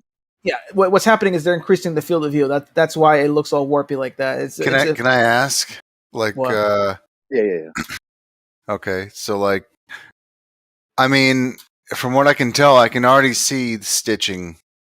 Yeah, from the beginning of the video, like it's clearly there's an AI portion to this camera, and it must have multiple lenses, and it's stitching an image together. Yes, and you can see the artifacting throughout. I mean, it's pretty. I mean, it's it's stabilized and it's pretty good stitching, so it's actually not that bad. Yes, that's fine. But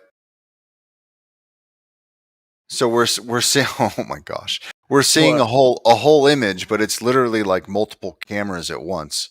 Mm-hmm. Now, does this? Oh,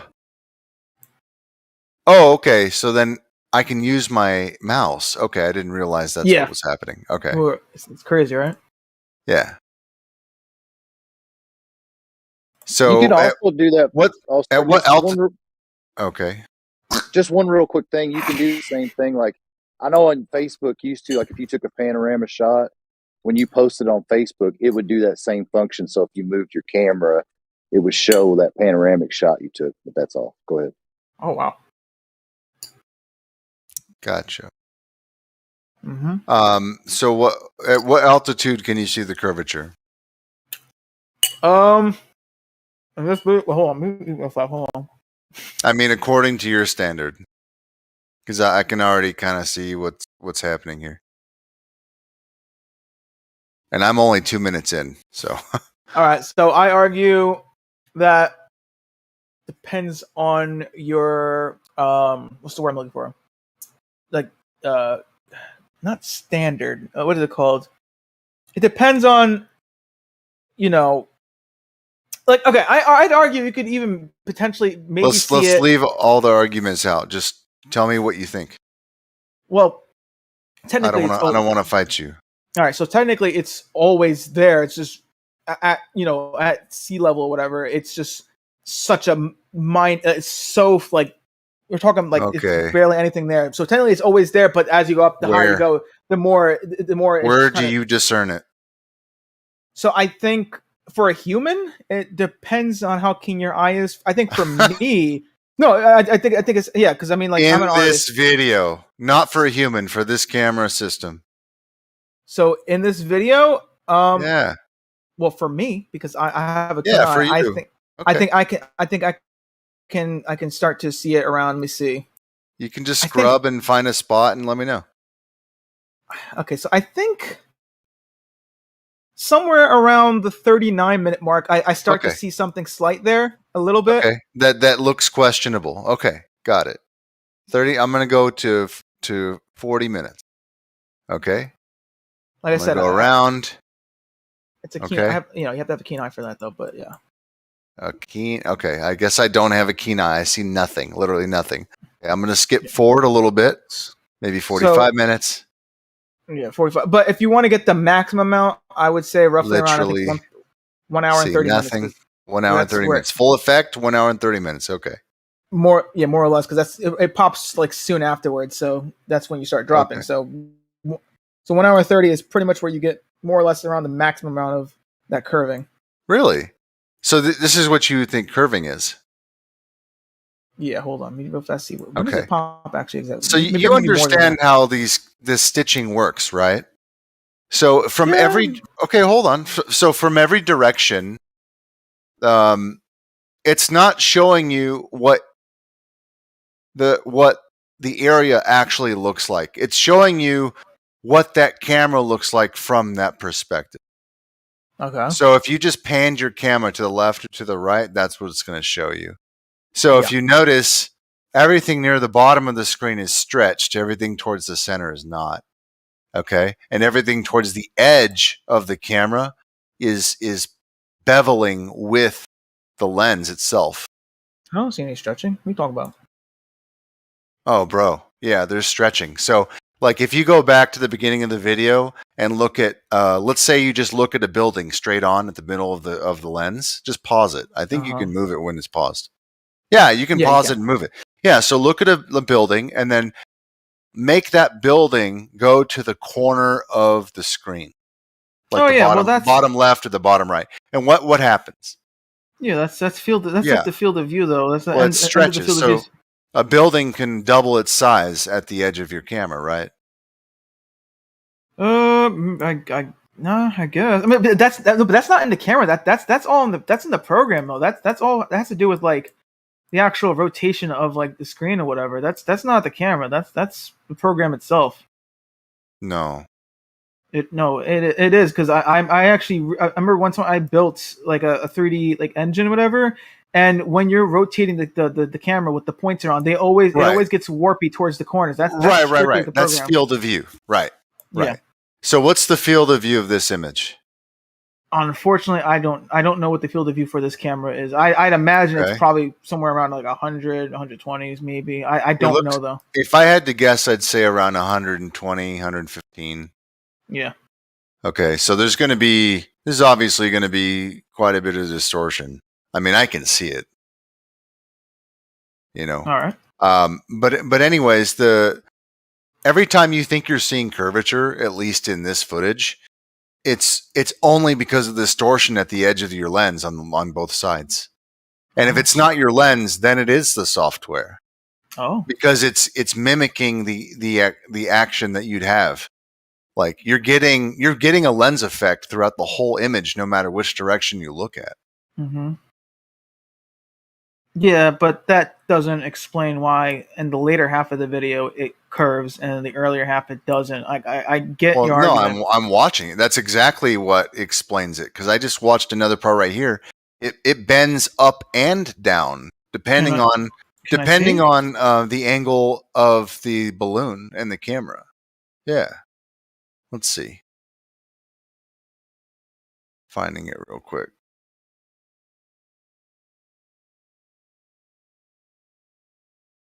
Yeah, if you just use your mouse and scrub through the line, you can see how it wobbles. Actually, that's the best way to do it. Pause the video and just use your mouse and scrub left to right on the footage, and you'll see the horizon line wobble like an ocean wave. Well, can you show me that? Because I mean, I think I know what you're talking about, but that's probably not from. Well, no, that just demonstrates the effect I'm telling you about. Like what you're seeing is being done by the lens based on the angle it's looking at its surroundings. Are you trolling again? I think he's trolling because I don't. It's who am I trolling? Yeah, just show me. No, I'm not trolling. Okay, here. Here, I'll throw the show the thing. Show you what I'm talking about. All right. It's just the focal length. Look at, you see how it's waving in and out, in and out, in and out? It's undulating. No, I mean, actually click the video. That's the YouTube preview. That doesn't count. What are you talking about? I know, but if you can't see it with your own hand, you can just see it without using anything other than the scrub itself. Yeah, no, but that's the YouTube preview. I'm pretty sure that's very inaccurate because if you actually look at that big old wobble there, dude. Oh look, yeah, I mean, look, it's a dimple Earth. Dimple Earth. Yeah, but that's not the actual. Yeah, look at that Earth right there. It's got a zit. Fish Island. Yeah, but that's okay. Like I said, that is the, what do you call it? That's the preview though. That's not an accurate representation of the actual video, right? Well, I'm watching the video. Have you seen those actual like crazy fish islands videos? And you go to like the preview, it's like all warped. It's all like S shaped and shit. But that's not what's actually being shown in the video though. I want to see it actually in the video. Like if you rotate your camera around, I want to see that waviness. I don't want you to just show me in the preview.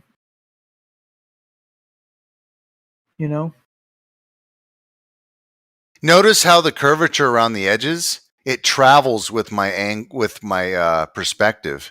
Yeah, that's what we would expect. So yeah, but it doesn't curve in the middle. It only curves where the lens is on the side. Okay, no, that's what we would expect. No, we would expect that on a ball Earth. No, man. I mean, go to 130. I'm talking about exclusive curvature. I'm not talking about lens effects.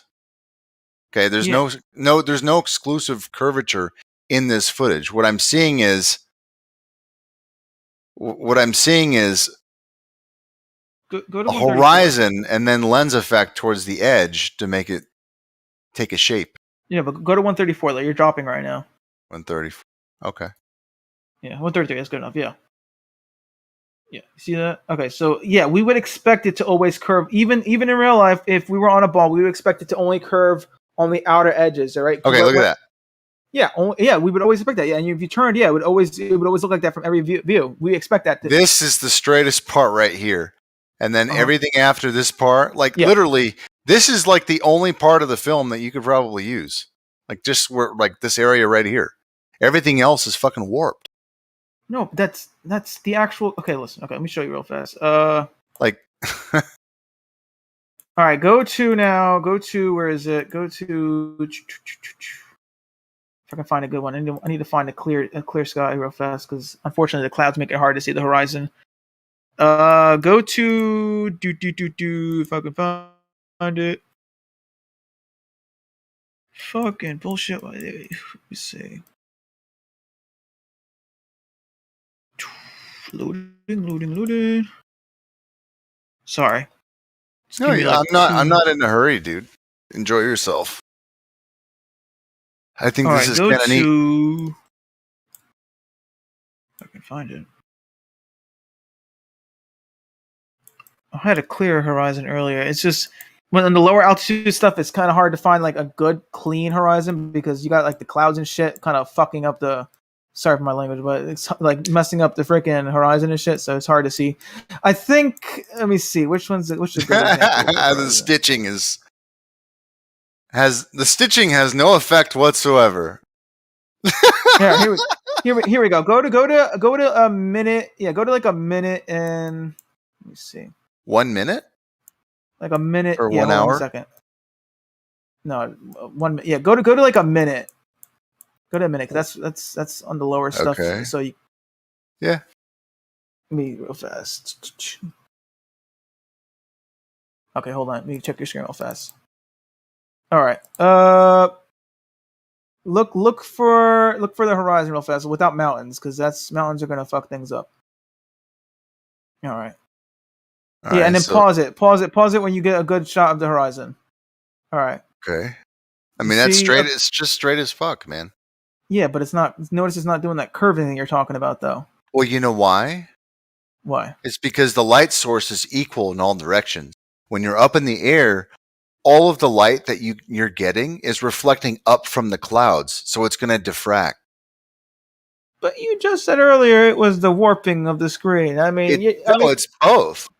Like there's a lot of things happening.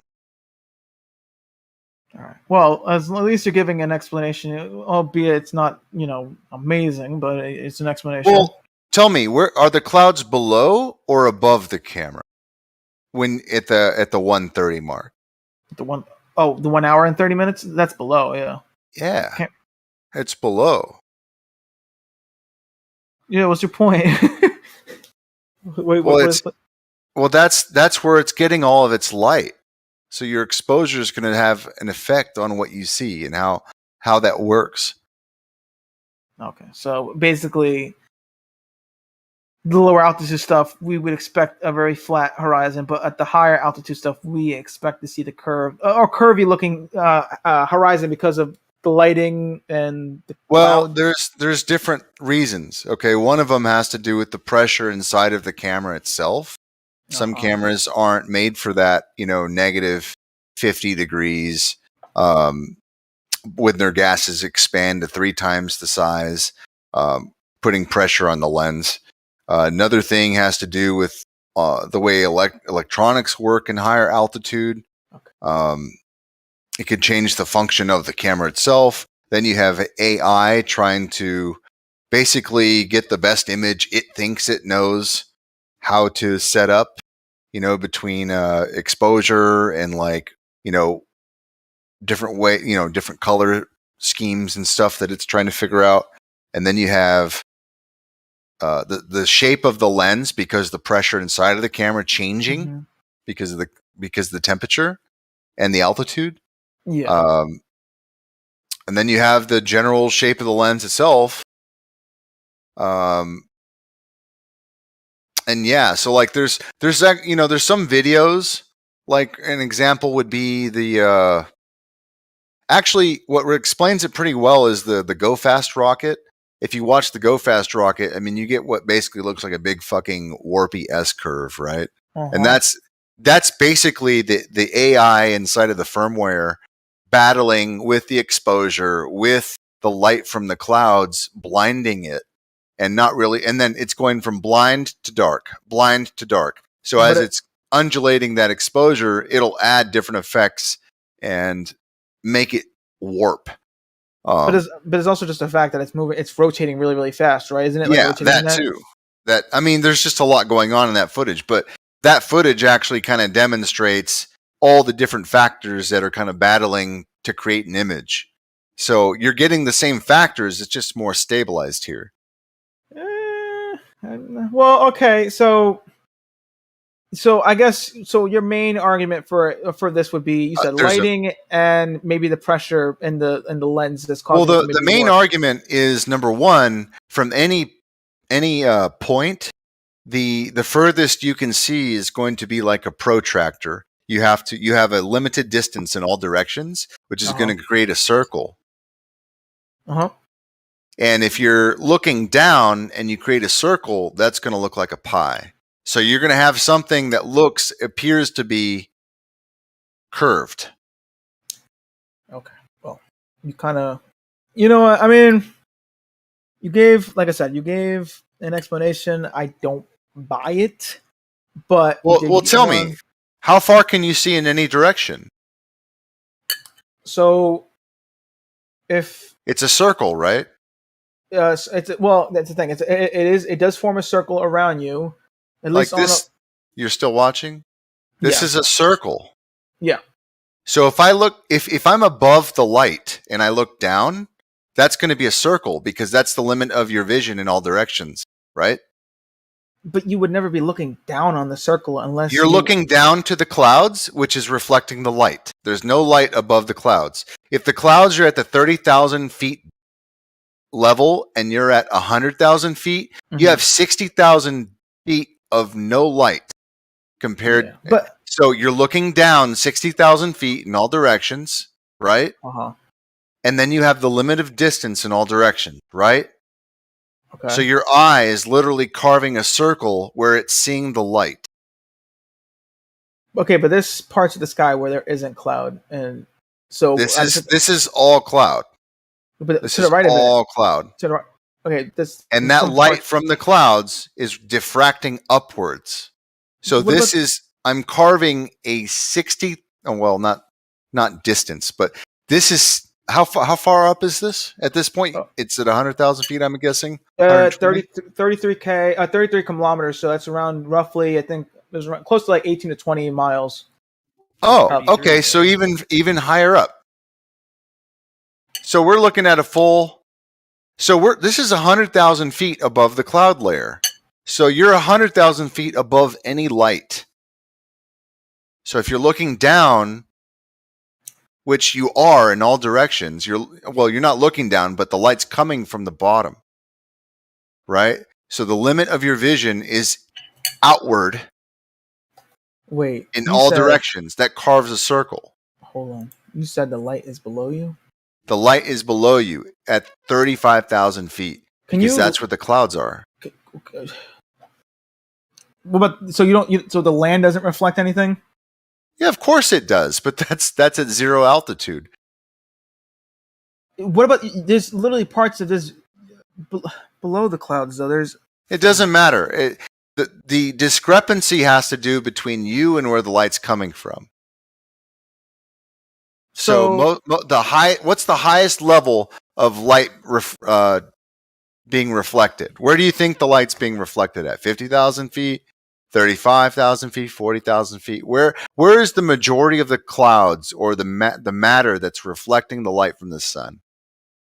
So if I'm being completely honest, I guess because the clouds are white, technically they would be reflecting the most light. But with that being said, though, but it would still diffract. There's probably some gases or some haze above the clouds. Maybe I'm giving it the best argument here and saying maybe 40,000 feet.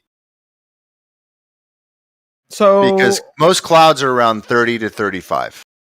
So then hold on then. So if I was up there as a human, right, I would also see once again a circular thing around me.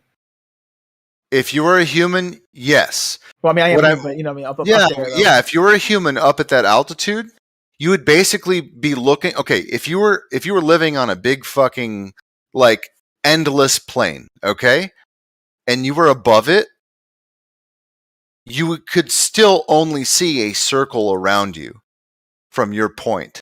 It's just like a protractor, how that works. There's a point in the middle and then the limit of the distance in all directions, right? So you can carve a circle which with your limited vision in all directions. So if you're looking down, that's something that's lit up below you, lit up 100,000 feet below you. You're going to see a circle from in all directions. Even without like including the distortion from the camera or the problems with the lens and altitude and all that. Like, let's say pristine conditions, you're still only going to see a circle. I still don't buy that, but all right. Because you know what a horizon is, right? A horizon is when the sky meets the ground. Yes. You can't see the ground here. There's no horizon. Well, there is no horizon here. You're looking at all atmosphere. You can't make out any details of the ground whatsoever. You're looking at atmosphere, and most of that light is being reflected 100 to about 80,000 feet below you. So if you're looking down 80,000 feet, and then you're looking out in all directions, the best you can do is carve out the limit of your vision. I mean, you say so. If you close if you just close your eyes and imagine what I'm telling you, it makes sense. But because you have this expectation in your mind that you think you're looking for something, and then you have all these previous arguments built up, it's not going to make as much sense. The Earth looks curved there. The only light that you're going to see here is coming from 80,000 feet below you. And so then that light is going to be below you. And the horizon applies to when you can see the ground, and that's a visual effect of when you see the ground. There's no horizon up here. There's no ground. Well, technically, it's not just ground; it's also water too. But I mean, there's no water up here. This is clouds and haze and diffraction, and then 80,000 like that. You see why, like off into the distance, they say that the horizon always rises to eye level. Hey, well, not down here because guess what? I mean, not up here because you have 80,000 feet before you've increased the angle to the closest object below you, 80,000 feet. You've increased the angle that much. But if you're standing on the ground, or let's say you have, maybe like 10, 20 feet, even 1,000 feet, maybe you're on the side of a mountain or something, you can still see the ground. Your angle hasn't increased so much that you've created a gap. But up here, you're so high the fuck up, you're not going to have a horizon because you've increased the angle so much. You actually have like a column of air, of 80,000 feet of air before the closest object below you. okay, so let me.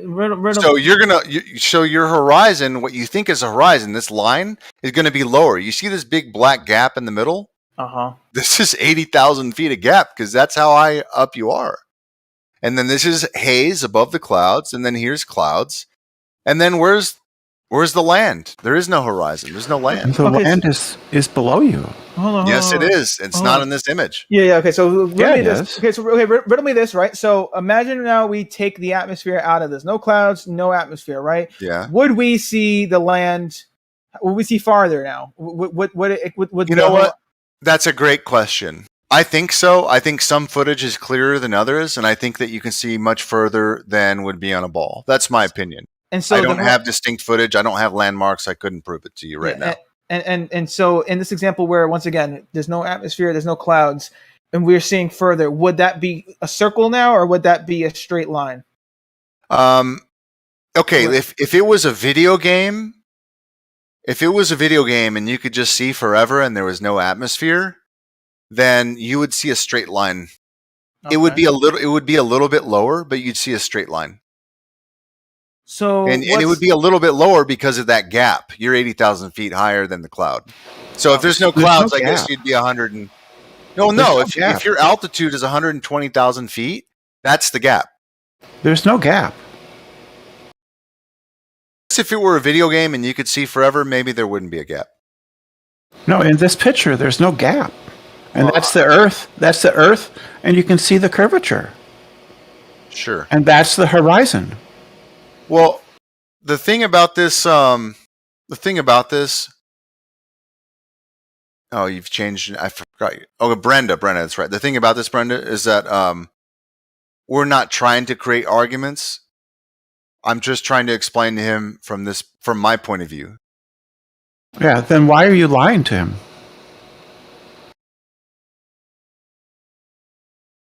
Well, about what? What am I lying to him about? That's the Earth. You can see the curvature. That's the horizon. And there's no gap. So he's not at high altitude? It is at a high altitude. That's the Earth below you. Well, let me just before Brenda takes over, because I'm about done with the argument. I'll be quiet. If Brenda takes over, I'll be quiet. Be done anyway. But I'll be quiet.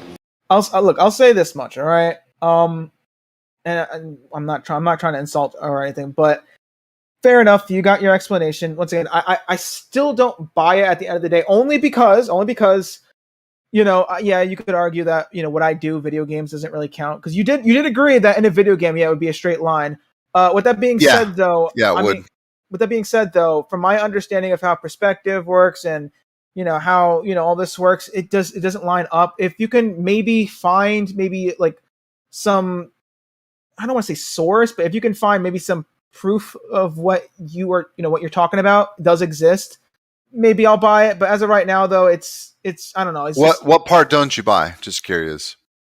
like the whole circle thing. Like, yes, you do The have whole a, circle. you do Okay. have, you do have a circle. Yeah, I understand you have a circle form around you. Well, okay. but If you're let me fill in the blank here. So when you're closer to the ground, the limit of your vision doesn't necessarily it's not necessarily reached. Okay, because you can increase your angle, you can get a camera and see further, but at some point there's going to be a conjunction where the ground and the sky meet because your angle is you're just so close to the ground. It's at some point it's going to get in your way. Yeah. But if from this altitude, ground ain't going to be in your way, buddy. Yeah, that's fine. So what will get in your way is the limit of your vision, which you didn't have a problem on the ground. You didn't have a problem with that on the ground because something else got in the way. It's called the ground, the angle to the ground. But up here, the angle to the ground ain't the problem. So it's literally just your only problem is the limit of vision. The limit of vision is a circle. And if you're looking down, then it's going to start wherever the light's coming from in a circle. Yeah, but I don't know how to explain it exactly. I get what you're getting at. It's just I need to find the words for it right now. I'm trying to. Sure, man.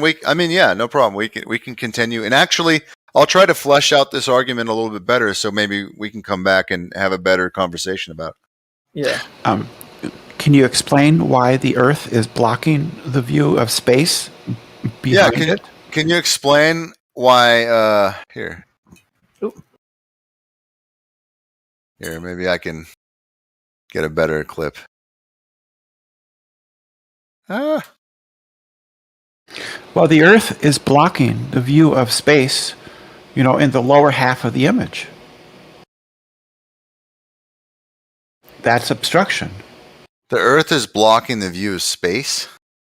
Yeah, in the lower half of the image. What? I don't understand your... Everything below the horizon is being blocked by the Earth. Everything below the horizon is being blocked by the Earth. Right.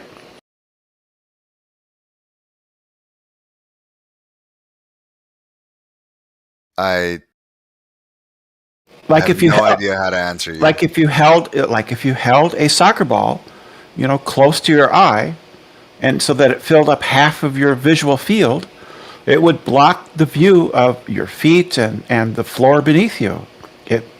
That's obstruction. Okay.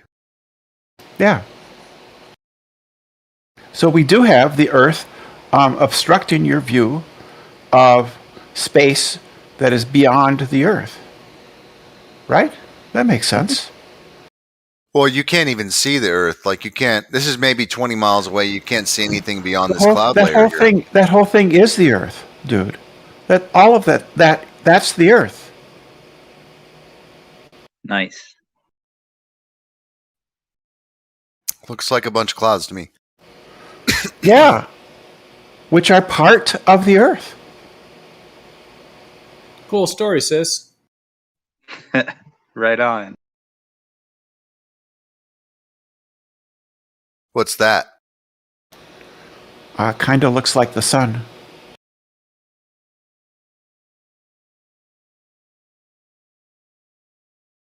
If that's a sun. I mean, I don't know. It might be a light or something on the... it kind of looks like the sun. Yeah. Is that the moon?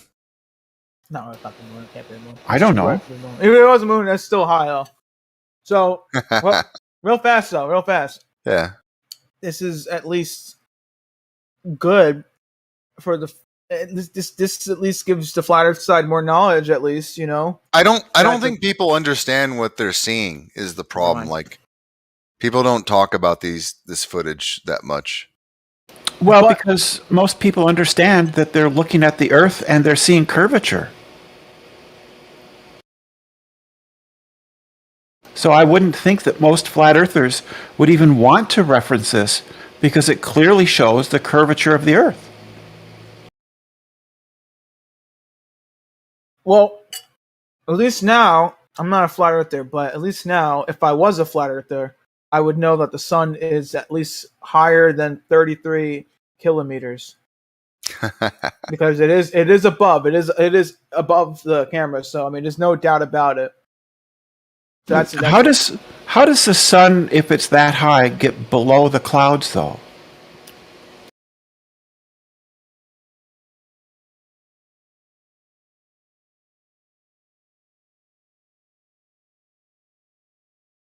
This is actually a cool angle right here.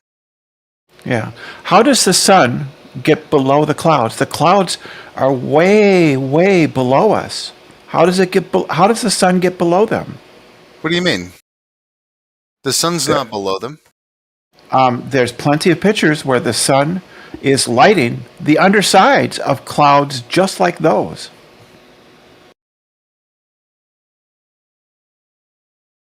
Oh, you mean with it's a different spectrum of light, my dude. Like the orange and red spectrum, that all that stuff bounces. It bounces back up, and it lights the underside of the clouds.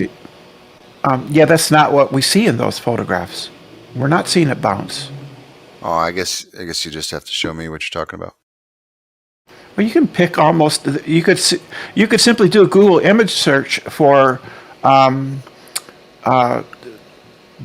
lit undersides of clouds, and you would get hundreds of images of the undersides of clouds being lit by the sun.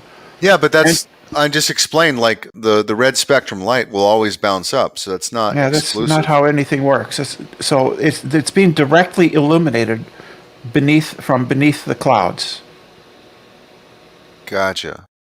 Yeah, so that's physically impossible on a flat Earth.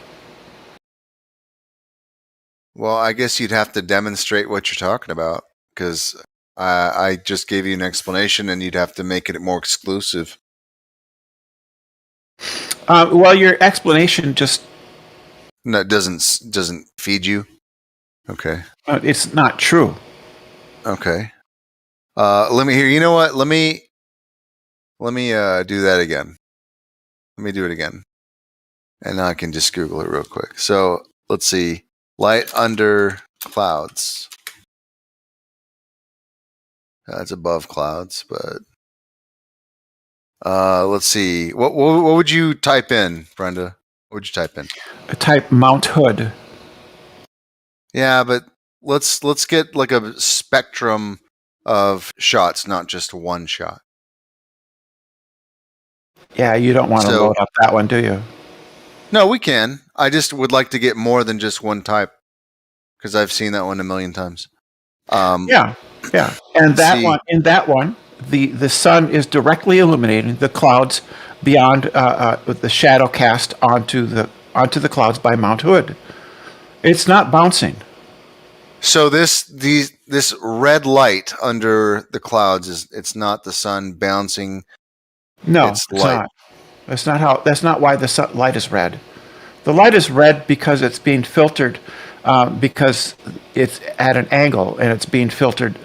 The blue and green are being filtered out by passing through much dust in the air, because it's traveling extra distance through the Earth's atmosphere.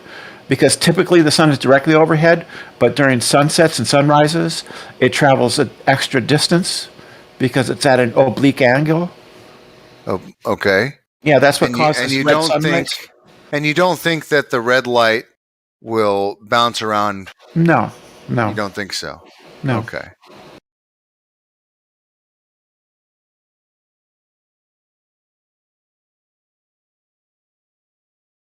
So you've never experienced that then, where there's like a sunset and the whole sky and everything around you is like glowing orange and red? You never had that? Of course I have. Gotcha. I've also seen a sunset where most of the clouds are dark, but cirrus clouds, which are very high up, about 20,000 feet, are completely lit up. Or you could have like cumulus clouds where the lower part of the cloud is lit, but the upper part I mean, the lower part is in shadow, and the upper part is in sunlight. Not orange light, but full sunlight. And you can see that with buildings.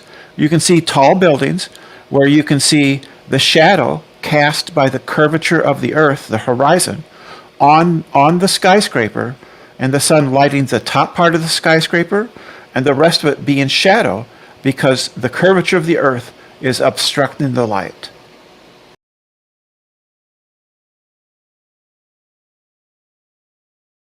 You can see it on cliffs. You could see cliffs and mountains. You can see mountain ranges where the peaks are in sunlight and the valley and the foot of the mountain is in shadow. Yeah, these are all evidence that the earth is curved. So here's a distinct situation. Would you say in this shot that the sun is above the clouds right here? Or you're not sure?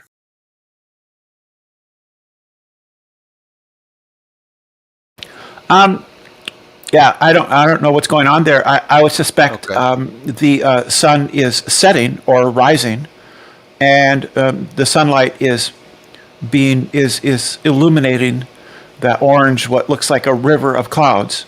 So right? why would it be red under the clouds and then daylight above the clouds here? Yeah, I don't know the full situation of that. Gotcha. So my argument is that as light is dispersed because it attenuates, that the red spectrum light will diffract more and go through. And so then we have scattering and bouncing and reflection of red and orange light. And that happens near sunsets because it travels the furthest and it bounces around and hits under the clouds. That's my argument. Now, your argument is that because the sun is at a completely different angle and that the dust is taking out the white light and the blue light, that it's only leaving the red light at that distance. It's only leaving the red light. But if that were the case, the only light in this vicinity would be the same color. You wouldn't have two different shades. You wouldn't have white light and then red light.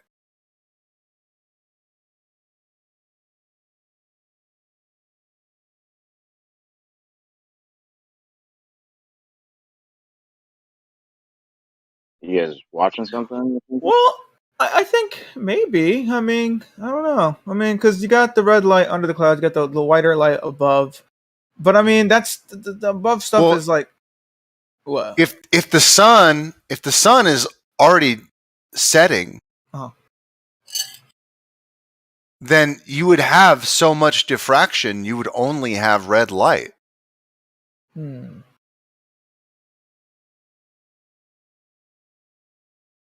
But what supports my argument and doesn't necessarily support the other argument is that I'm saying that the distance is so far that the red light would be scattered above the clouds, would scatter and bounce underneath the clouds, because red and orange light, it travels further.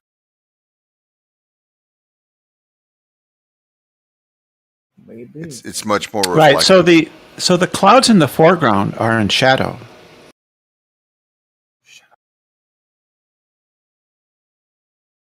And they're being lit from underneath. To be honest, though, this picture is probably a horrible picture to use just because it's gone through Photoshop 20 times.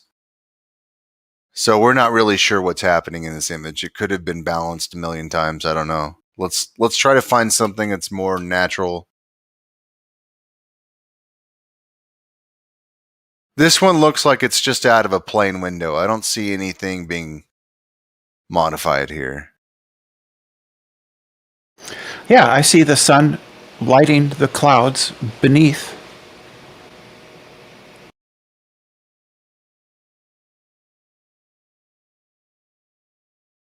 I'm trying to think of the best way to argue this. Because I know what's happening, but I don't know why people get stuck on it. I need to like bridge the gap.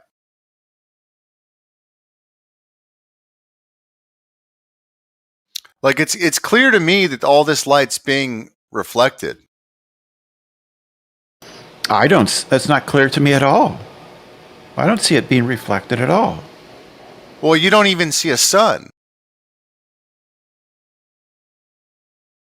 Well, and the one you have highlighted right now with the fence posts, yeah, the sun is right there. Is it? It looks like it's already set. No, it's just on. It's in the very middle of the picture, and you have the line of fence posts. Okay. Going towards the middle. I'm gonna be honest with you, Brenda. The sun is already set in this image. What you're looking at is a reflection of the light bouncing back up and scattering. No, the sun is right. The sun is right there. You can see it. No, it's I'm sorry, really but this blurred. Yeah, that's the sun right there. Here, I'll zoom in for you. We'll figure this out for you, okay? There's no sun here. Yeah, there is. It's right there in the middle. No, there's no sun here. I'm sorry. This is clouds. That's it. There's no sun here. And I know because it would be too bright and it would change the exposure. So the sun has already gone under the horizon line. It's already gone. I don't know for certain, but it seems to me that the sun is behind the clouds. That's fair. I'm not gonna like hold you to it. I'm just trying to help you. Maybe it looks different from the stream or something. I'm not sure.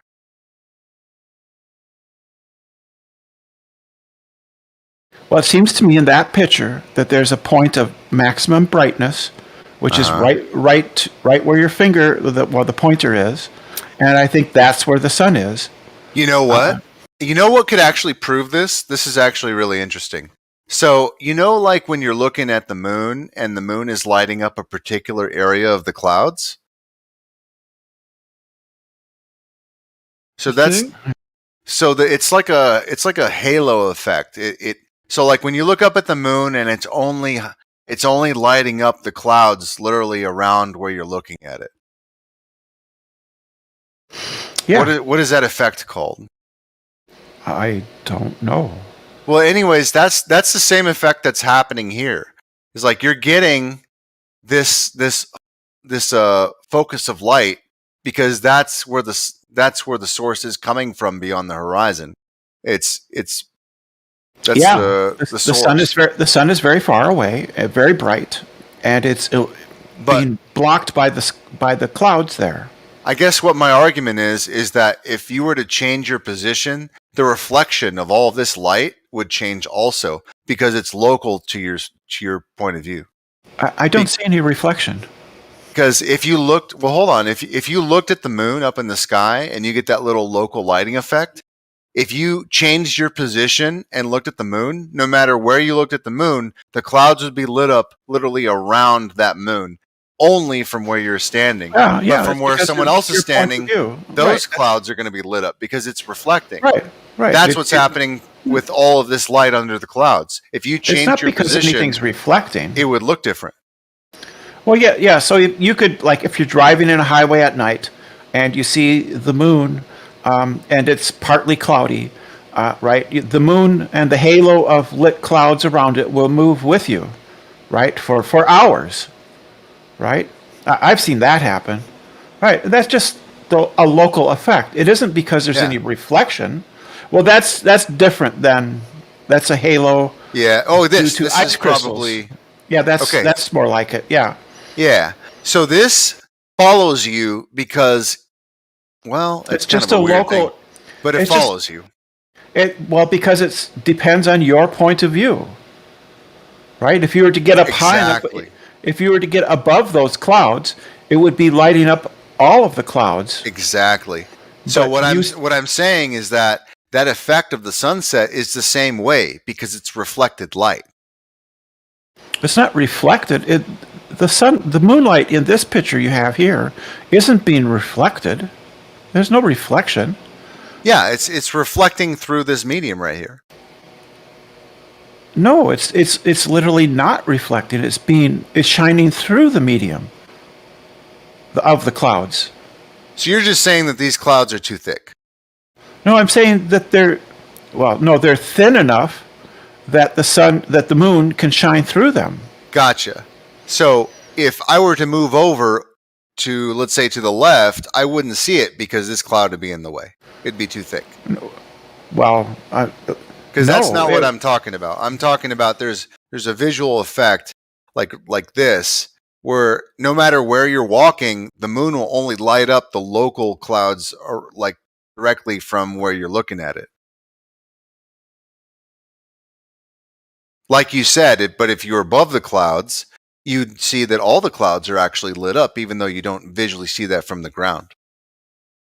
You think it might be like, I mean, not to sound like an idiot here, but you think it might be like those screens, you know, those weird screens where if you look like at a privacy screen, something like that, where you look at it from the side, it like goes dark, but from the front you see it. Like, is it like a directional light thing going on? I don't know the science of this at all. So it feels like that, right? Have you ever had that experience where you're looking up at the moon and only the clouds around the moon are being lit?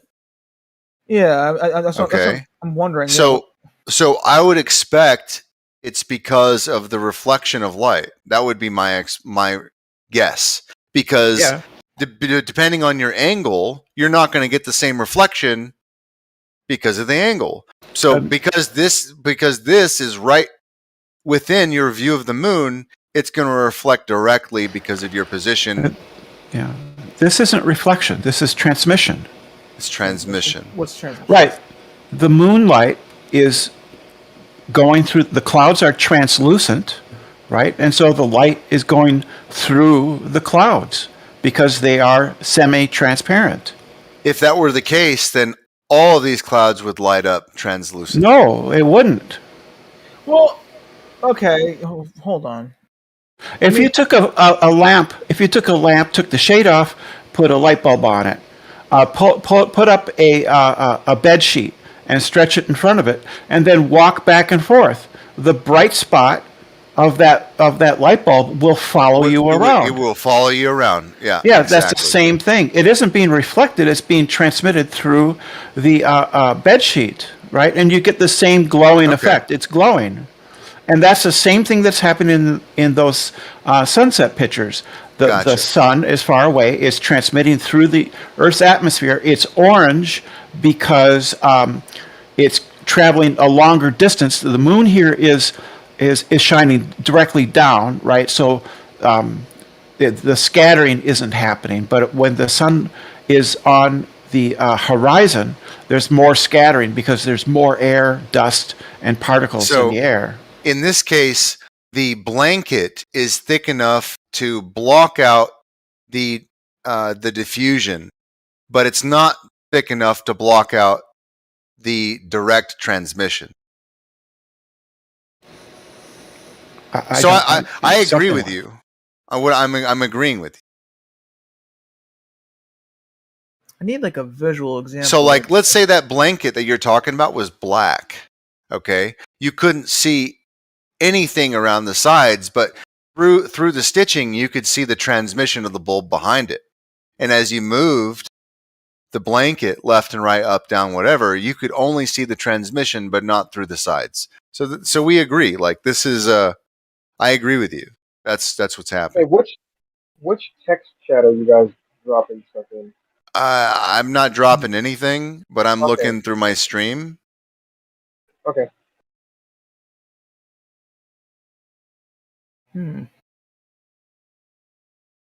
Typically, people post in Livestream 1 when they're here, and Livestream 2 when they're in Livestream 2. I mean, like, maybe. This is stuff we don't usually talk about, especially myself. So maybe I'm kind of putting the ideas together. I'm okay with being wrong, or someone, or being really wrong, or whatever. I just rather talk about it. I posted some stuff in Livestream 1. You guys can take a look at. I think it kind of goes. Yeah, real fast. Is it really transmission though? I thought transmission is just like passing through like Well, I mean, maybe not, but it's passing through, but it's translucent, right? So it's imperfect transmission, maybe. I don't know. I just pulled that word. Okay. Yeah, because the only reason why I'm asking is because, like, I don't know. I mean, I would have to actually get, I would have to learn what these actual, transmission and all that shit is first, actually. Because, like, from the examples that I'm seeing, transmission seems to just pass right through pretty much. And if that was the case, I would imagine at least that you would only just see the moon without that bright circle around it. You would just see the moon. Isn't that a curious effect, though? Like, isn't that kind of it seems counterintuitive that it would only light that ring around the moon, right? Yeah, it's a little weird. I mean, you live your whole life and this is what happens, but we never really think about this very peculiar effect. Yeah, I just. Yeah, it's the effects of a local light. No, because we could probably test this actually. I mean, if we two people in two different locations with two different clouds in front of the moon and they both do that, then it can't really be a local light. It's probably that directional light thing I was maybe talking about. It might be that. It travels with you. So yeah, what you're saying, if you're in two different positions, it'll do the same thing. And not to, I'm sorry, Gio, if I came off a little like, whatever. I didn't mean, I was just, I didn't mean to do the whole. Fuck you, Gio. No, I mean that's kind of how it came off. I didn't mean that though. I'm sorry for that. I was trying to be funny. High five, Arma. Fucking Gio. No, I mean, you're free to think what you want. I definitely think it's local lighting. I mean, the moon is in that region, and yeah, it could be different. Like, let's say the moon is above in some local idea, not 236,000 miles. Let's just say 2,000, 3,000, 50 miles, whatever you want to say. If it's local like that, then if I'm looking up at it and you're looking up at it from another area, you have your local clouds that you're seeing through in a sense. So you're going to see it lighting up in your local region. And I might see something slightly different because I have different clouds. It's still, I think, a local light source above the surface that's still shining through those areas.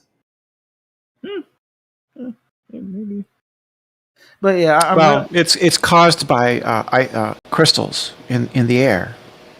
When it's cold. Is that what did you look that up right now? No, I've known about it for a long time. But okay, so this is crystals reflecting, right? That's what I said. No, refracting. It gets refracted through. It gets refracted through the crystals.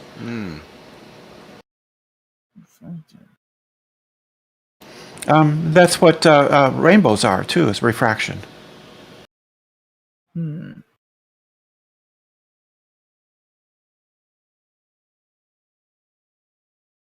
That is interesting.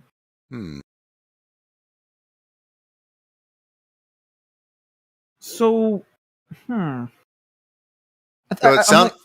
go ahead, man. I wasn't really going to say that. I was just going to say I think I'm sort of picturing something in my head that kind of works, but it's a little weird. Like what is really going on though? Is it like just taking the moon and I don't know. Okay, you go. There are a lot of ice crystals very high up in the air because it's like autumn, fall, or winter, right? And they have, and ice has a specific kind of shape, and so it consistently refracts the light, or changes its direction. In a predictable way. But why would it work like a spotlight and not just everywhere?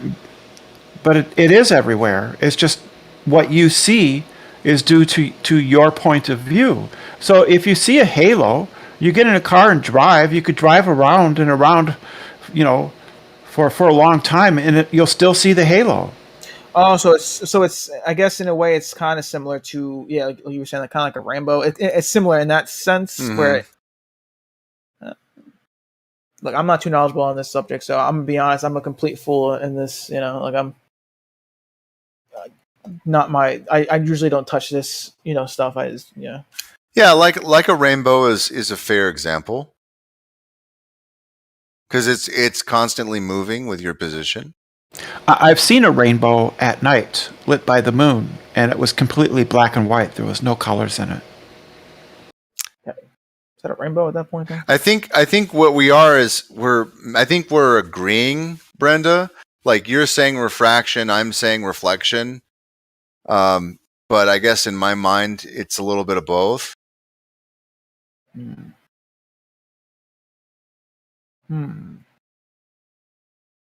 But yeah, I agree. It's like a rainbow effect. Yeah, just a different kind. Maybe the reason why it isn't considered reflection is because I think when something reflects, it bounces off of, while with refraction, it sort of just it kind of just deviates a little. I don't know. I guess I just was using the same verbiage I was using when we were going over the sunset. Whereas I do think it's actually bouncing, because like as the sun's getting further away, it's taking its white light with it, and the only kind of light that reaches you is going to be in the orange or redder spectrum. So that light that's scattering and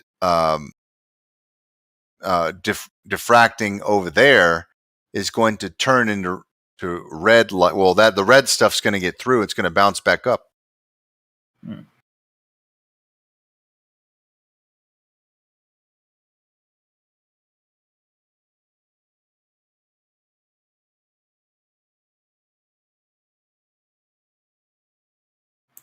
I think Rob Skiba even demonstrated kind of how it does that under the clouds too.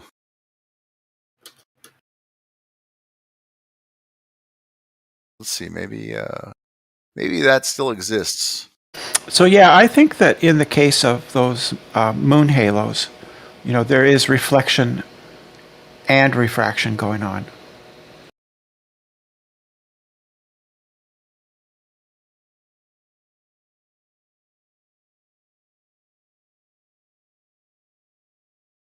Man, I just can't believe he passed.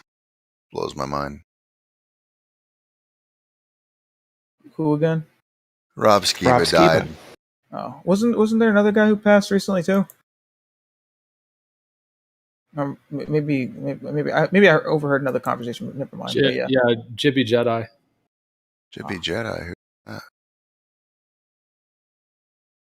I don't remember. I sort of remember the name. Otherwise, I don't remember much about him.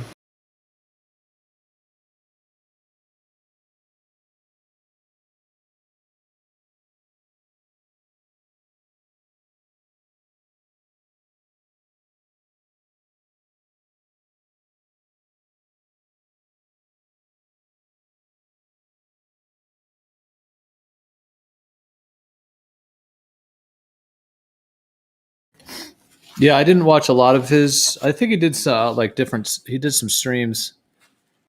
They like Merle knows him, and Issa and some of those guys. New Perspective. I think they were kind of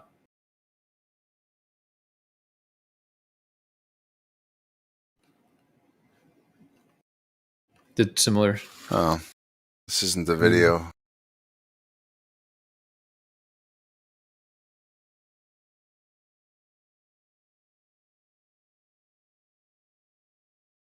Yikes, man. He had so much stuff. Well, I imagine they'll keep it up.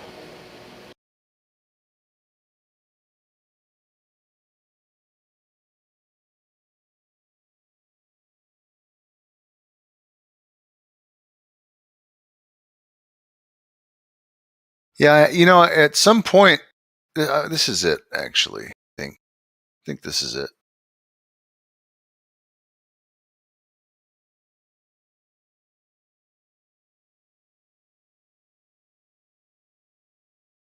Are you guys watching? I'm playing it now. Oh, okay. You guys are watching. Yeah, I like it when a flat.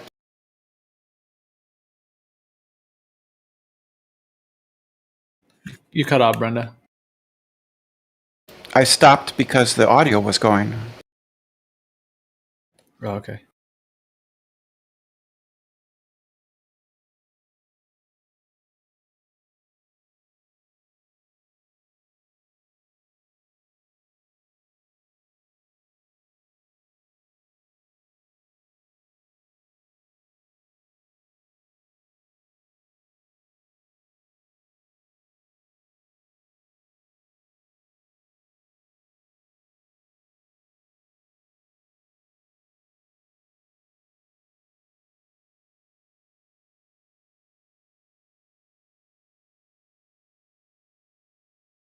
And just for argument's sake, before I continue, if it were actually the angle of the sun, the sliver of distance and angle from under the clouds to the earth would be so small that the exchange between daytime and nighttime would be almost instant. There would be no 2 hours of red glow during a sunset. So that right there confirms it for me, but this would be the argument for a flat earth. So I'll continue.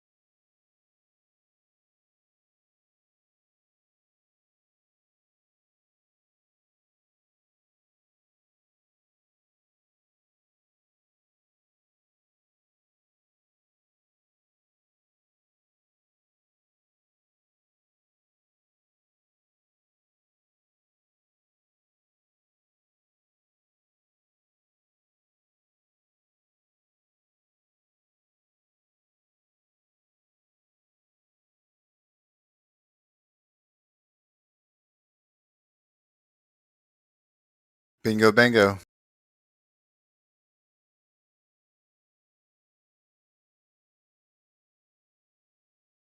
Yeah, but that could be just because he's using a reflective surface underneath. Well, it's because he's using a lens. There's no lenses in the air. Wait, the air is not a lens? That's right. Well, agree to disagree. Yeah, I would say 1,000% it is. Yeah, the atmosphere, the ether works as a lens entirely. I would understand that on a globe side, though, that has to be vehemently denied in order to maintain a belief in a globe Earth. So I do understand that, but yeah, I would say for sure the atmosphere acts as a lens. Based on what? Based on what? Based on every time we say, you know, look at the sun. That one guy mentioned that the atmosphere acts like a lens, and they kind of just hang on that. It doesn't, though. Because every time there's something involving the sun, you guys say, hey, just get a solar filter or, like, you know, a welding glass. Like, well, that's a different subject. Just, Brenda, okay, follow with me real quick, okay? How far is it between the clouds and the ground? Well, it depends. I mean, I don't know. What? 1,000 feet? I don't know how high they are. Depends on the clouds. It depends. Okay. There's different types of clouds. Sure. Just tell me about. It's 4,000 and 6,000 feet, roughly. How many? I'd say roughly about between 4,000 and 6,000 feet. Clouds start to form. So clouds start to form around 4,000 to 6,000 feet, and they go as high as. Yeah.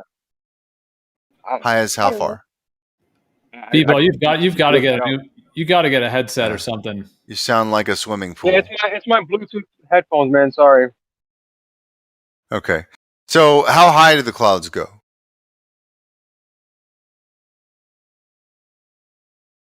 Anyone? I don't know. Anywhere from maybe 1,000 to 6,000 feet, typically. Cirrus clouds are way the heck up there, like 20,000 feet. Yeah, 20, 30, 40, 50,000, yeah. Yeah, but we're not talking about cirrus clouds. We're talking about regular cumulus. No. I'm talking about every layer of clouds. Because here's the problem, okay? The angle of the sun has to maintain its angle so specific that it is between the lowest cloud layer and the ground. Yeah, and you see that whenever you have a sunset. Just You can hear see, me. you can Hear me even out. see some clouds. You can even see some clouds that are not lit, but higher clouds are illuminated from the bottom. Yeah, that proves the globe. Thank you. And you think that effect is exclusive? Well, if the sun is 30,000 miles high, which is the figure I usually get from flat earthers, then it can never light the underside of clouds. Ever. Well, we just demonstrated how it's possible, but you don't agree that the atmosphere is a lens, right? Nobody does. Well, the surface of the earth is not reflective enough to get that type of reflection. Brendan, if you don't think the atmosphere is a lens, that's fair. But to say nobody does would just not be true, because of course I just said I do, and that's just one person. So well, no, I mean people that actually count, people who are scientists. Yeah, meteorologists, scientists, people who know. So they don't think that the atmosphere is a lens, but they also agree. Right. Nobody different thinks, types of miraging. Yeah, nobody thinks that the atmosphere is a lens. So nobody. how can you have miraging if the atmosphere is not a lens? By refraction. Why is that not? That's what lenses do. Lenses refract light. That's what lenses do, but that doesn't make it a lens. Okay, so lenses refract. The atmosphere refracts, but the atmosphere is not a lens. Correct. Woo! Yeah. Okay. A physical principle can be operated in, say, a lens. It doesn't mean that everything that is an example of that principle is a lens. I'm going to respect your opinion, Brenda. It's like saying roses are flowers, therefore all flowers are roses. They're not. Well, I'm going to respect your opinion, but I think everyone here is going to agree to disagree. Well, I'm sure they will. It doesn't matter to me. Okay. Well, I guess the point of my contention is that where I live specifically, we have a ton of this effect, like a lot. And not only that, but sunsets last for like honestly, they last for an hour, hour and a half, sometimes 2 hours. The problem with that is that the sun has changed its position so drastically that it would have to have been far under the physical obstruction of the earth and not higher than the clouds, obviously, because it's descending.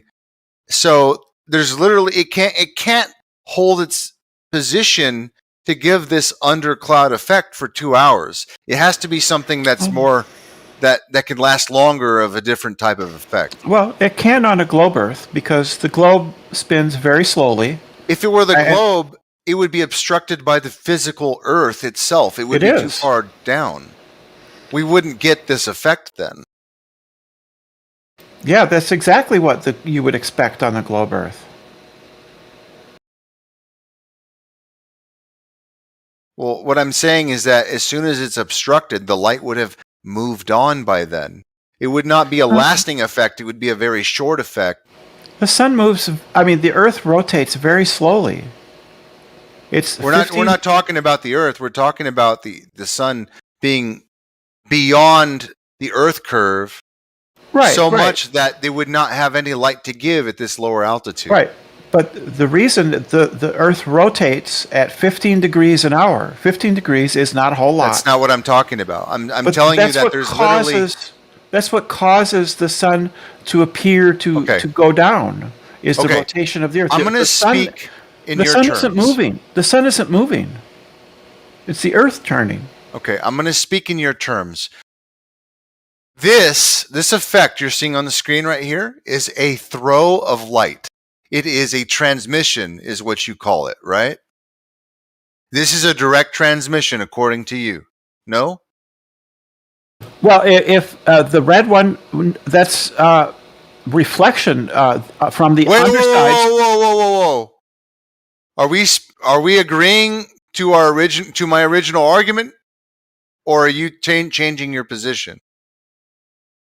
I don't know what you're talking about. Because my original argument was that this is a reflection, and your argument is that it's a direct transmission because the angle of the sun's down here and it's shooting up under the clouds, right? Well, so when you said it was a reflection, I took you to mean that the sun is above the clouds and bouncing off of the earth and then hitting the clouds. Yeah, the earth and the atmosphere, absolutely. I'm saying that the sun is very far away, and it is traveling, it's at a very oblique angle, hitting the undersides of the clouds, and then reflecting to my eye. That's what I mean by reflection. Okay, so you're saying that the light to your eyes were being reflected, obviously. Yeah, you're saying there are two bounces. I'm saying there's one bounce. Well, what I'm asking you right now is if you think the light right here specifically is a transmission, literally a direct throw of light from the sun to under the cloud. No, it's not a transmission. That's a bounce.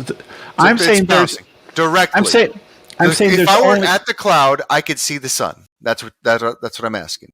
Oh yeah, yeah. And I could see the sun below me. You would see the sun, the disk of the sun, and if somebody on the ground would not be able to because the curve of the earth is obstructing it. Right. So you're saying that if I were right here in the clouds and I looked down, I could see the sun in the distance. Below. Yeah, you would look straight. You would look straight out, and it would, and down a little bit, and stuff like that. So I'm saying there's one bounce, which is the undersides of the clouds, and you're saying there's two bounces, one on the ground and then to the underside. That's what I understand there's you a to scatter say. effect, and that scatter effect is lighting the underside of the cloud. That's what I'm saying.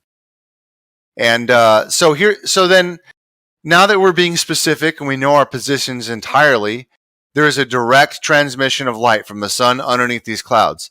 And I'm saying that if that were true... Oh, I see what you mean. I see what you mean. There's a direct line of sight. You're saying there's a direct line of sight from the cloud to the sun. Yeah, yeah. So I'm saying if that were true, then this effect would be a very short effect, and it would not be a lasting effect, because the sun would be moving. Well, the Earth would be turning, and it would not have that direct light for a long period of time. Well, or the Earth, either way, is only moving at 15 degrees an hour. So this doesn't explain away the phenomena, though. It's moving very slowly. That accounts for it. Doesn't explain the phenomena. It would still be a very short effect because the sun would be obstructed by physical Earth. Well, the Earth is turning very slowly. That's what accounts for the long time. Well, you have a very small margin to work with. You have between you and the cloud, which I'm going to give you the benefit. I'm not going to say 4,000 feet. I'm not going to say 6,000 feet. I'll say that cloud is maybe 25,000, 30,000 feet up. Okay, I'm going to give you the benefit. But even then, you have such a small margin. The light from the sun, if it's already at that distance, it would not light for any length of time because it would be obstructed at some point. You would have this effect, and then it would go away. It would not be something that lasts and goes on for 2 hours like it does where I live. I don't think it's a small distance. Is my mic really bad right now? Yeah, you blah blah blah blah blah blah blah. Can't hear shit. Wow. Okay.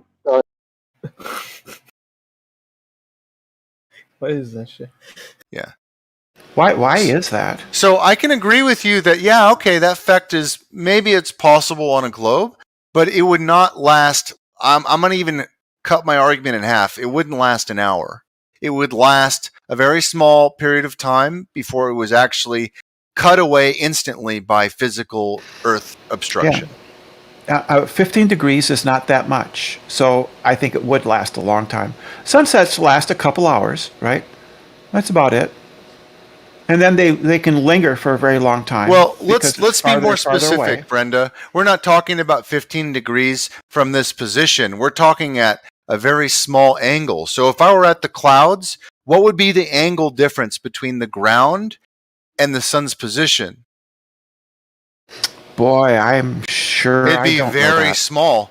It would be I very don't small. know. So if I were literally at the lowest cloud in this picture, and I look straight out, and then what would be the angle to the ground? What, 5 degrees? You have 5 I honestly degrees. don't know. I honestly don't know. Yeah, that's what I'm saying. Like the angle would be so sharp that by the point that if the sun were actually at the point where it's under the clouds from the position of the cloud, the angle would be so sharp it would diminish instantly. Like you would have this effect for a very small period of time between the sun is at the cloud level and below it, that it would be obstructed by the earth almost instantly and be gone within 5-10 minutes.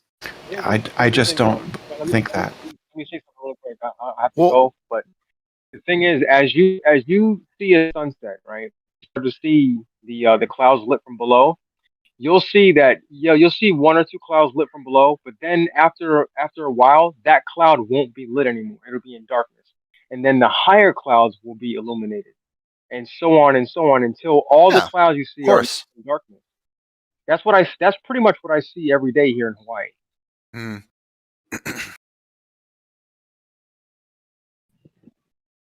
Well, I gotta go. I have to do some things. Well, it's been a pleasure, Brenda. Have a good night.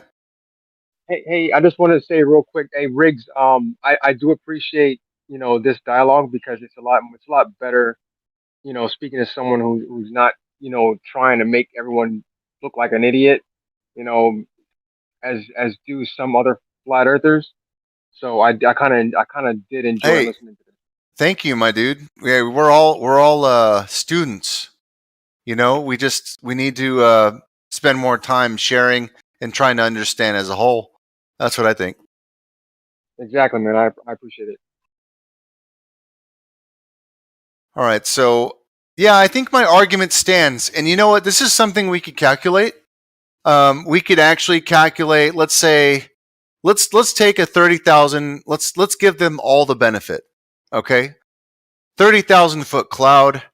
What's the angle from that cloud to the ground in the horizon? That's got to be a really sharp angle, because if I'm on the ground looking at a sunset, the speed between the sun being right at the horizon and then just disappearing is pretty quick. It doesn't hang out there very long, maybe 10 minutes at most. And if I were at the cloud level, let's give it 15 minutes, and then it would just disappear. But when I see this effect, it lasts a really long time. It's a diffuse effect. It's refracting. It's diffusing. It's light spreading out from a distance. It's got time. It can linger. It's not so quick as if it's being obstructed by a physical curve. So I see this effect at the very least an hour.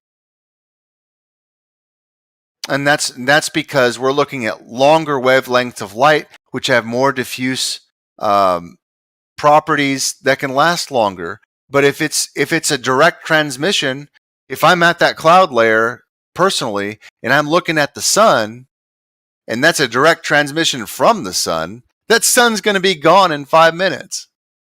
So it's got to be something else. If I'm watching the sunset from those clouds, that sun is gone. Are you sure about that? Absolutely. Well, how do you know, though? I mean, have you actually done it, or you just kind of... Absolutely. No, it's just, the math doesn't work out because the angle's too small between the cloud and the ground. They're saying that the sun is shooting through under the cloud, but above the earth. You see what I'm saying? That angle is so sharp. Not only that, but it would so easily be obstructed by even one cloud in the distance. When you're looking, let's say you're looking at the black swan, and there's a wave. There's a wave of water 10 feet in front of you. It's going to cover the whole fucking image, right? Well, that's what's going to happen here. If there's even one cloud closer to the sun, it's going to block this whole view. You're not going to get any reflection. But what we're looking at here is diffuse light. We're not looking at a very sharp angle at particular position between the sun and the earth. We're not looking at that. because the sharp angle, it would cut off instantly. It's got to be something else. It's got to be something more like the properties which I showed you. Well, I'm gonna put that to the test. Let me real fast bring out something real fast. You're gonna model it? Not exactly. I'm just gonna Go fast. for it, man. Model it. Well, what? I'm gonna hold on one second. All right, I'm gonna post something in the chat. Yeah. It's super basic. I literally made it on Paint myself. It's just absurd. Oh yeah. In fact, there might even be another one that. It's all right. Just go with it. All right, let's go. Actually, it's this one. Yeah, maybe that one. Okay. Look at that. So, okay. As the sun, let's say you have a flat Earth and you have a flat sky, and let's say you have a flat sun that's just going parallel above a flat Earth. As like from a third person's view, it will just be moving parallel to the ground, and that's it. But if you're a little human, in a body from a first person's view, as the sun goes over the plane, it's going to appear to set due to perspective. So those lines just show how that angle of your perspective is getting smaller and smaller and smaller, the angle to the ground. Yeah. As that gets smaller, first of all, you're looking through more ether or more atmosphere. So I think that's why the magnification happens. The sun's larger at sunset and everything. That's one thing. But what you visually will see is the sun setting. And if you have local clouds that are really close to you and the sun is 2,000 or 3,000 miles away, the light at this point, due to your perspective, is coming, directly horizontal to you. Essentially, I mean, it's coming like corpuscular rays coming up. Everything's coming sort of from the sun. So you can. That's another way that I see how the local lighting underneath the clouds can work. Where you've got local clouds, and because of that angle that's so far away from you, the light is coming just like at a sunset. The light's coming directly horizontal from the sun to your eyes, and it's also shooting up into the sky, essentially everywhere. So if you have close and local clouds, then you can get what looks like the underside of them lit due to all those perspective components lined up. I see. All right. Well, I mean, that's fine. I wish I were a better artist, because if I could illustrate this, I'm pretty sure you'd be on board pretty quickly, Arma. Like it's not a hard concept, but you have to be able to visualize it. Yeah. Well, I mean, I was just really jumping in just to explain the ball Earth side, because I think you were saying that it wouldn't work on a ball, but you'd have to have a gap between the clouds and the Earth. That's literally how it would work on a ball, right? Yeah. Okay, but that effect would only happen at the smallest angle where the sun's about to disappear, because it's already under the cloud layer, right? Visually, it is, yeah. Yeah, well, we're not talking about visually. To them, that's actually where it is. You know what I mean? Yeah. Like I have to explain it to them in their ball. Otherwise, they're not going to understand why it doesn't work. Okay, so like in the globe, you think that this... Yeah, go ahead, man.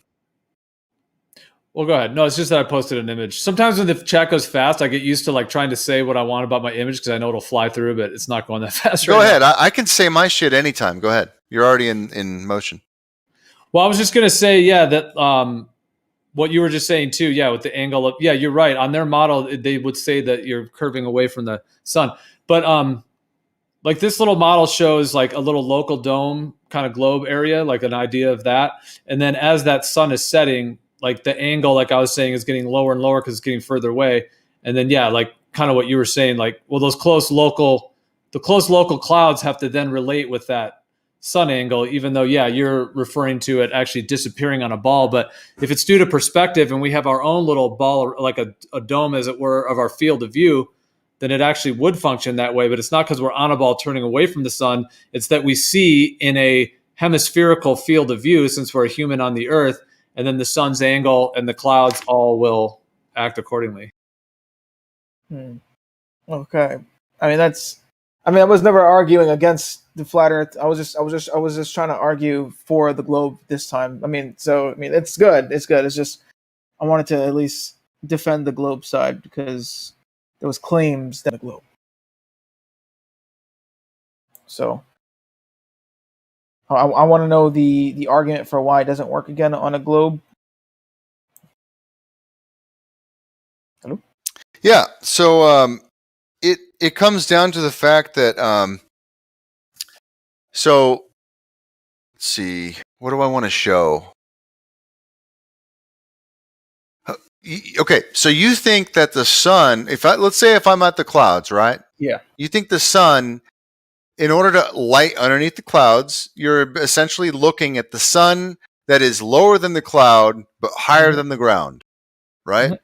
Off into the distance. Yeah. So Yeah. if so, you're basically saying the sun is really close to disappearing into the horizon, right?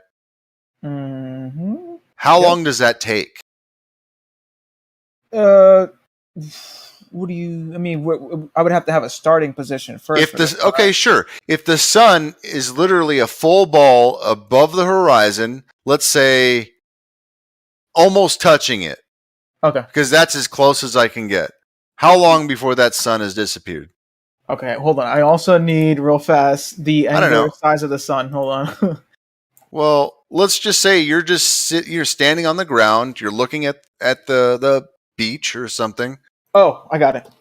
And the sun is literally right above the horizon, and then it's descending. Okay. So I believe, let me see, 15 divided by 0.5, that'd be like, what is it, 7. So it should be, actually, hold on, divided by 0.5, 30, 1 minute, 60 divided by 30, 2 minutes per, ooh. Let me see, 2, yeah, give me like 2 minutes. Hold on. Well, just use your real life experience, man. I'm not asking you to do math. Well, I mean, I haven't really. Have you ever watched the sunset? Not really. Like, I never actually watched it. Like, hit the the water. I think that's why you're not a flat earther yet. Okay, so do your math. Okay, so let me think here. So, but you said you've never seen a sunset ever. What do you mean ever? Just like go in real with life it. on the beach. Like not in real life. I've seen it like on YouTube. I've never actually seen like you've never seen a sunset.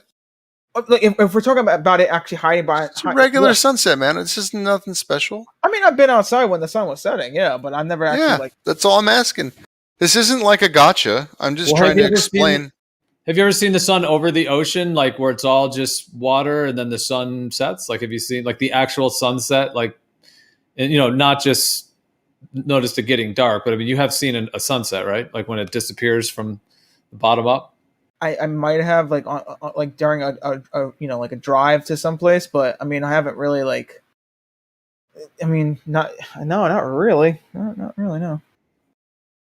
I got you. Yeah, maybe I'm just trying to understand, but yeah, maybe if you just haven't like ever focused on it or something, I guess it's just wild because I've probably seen thousands.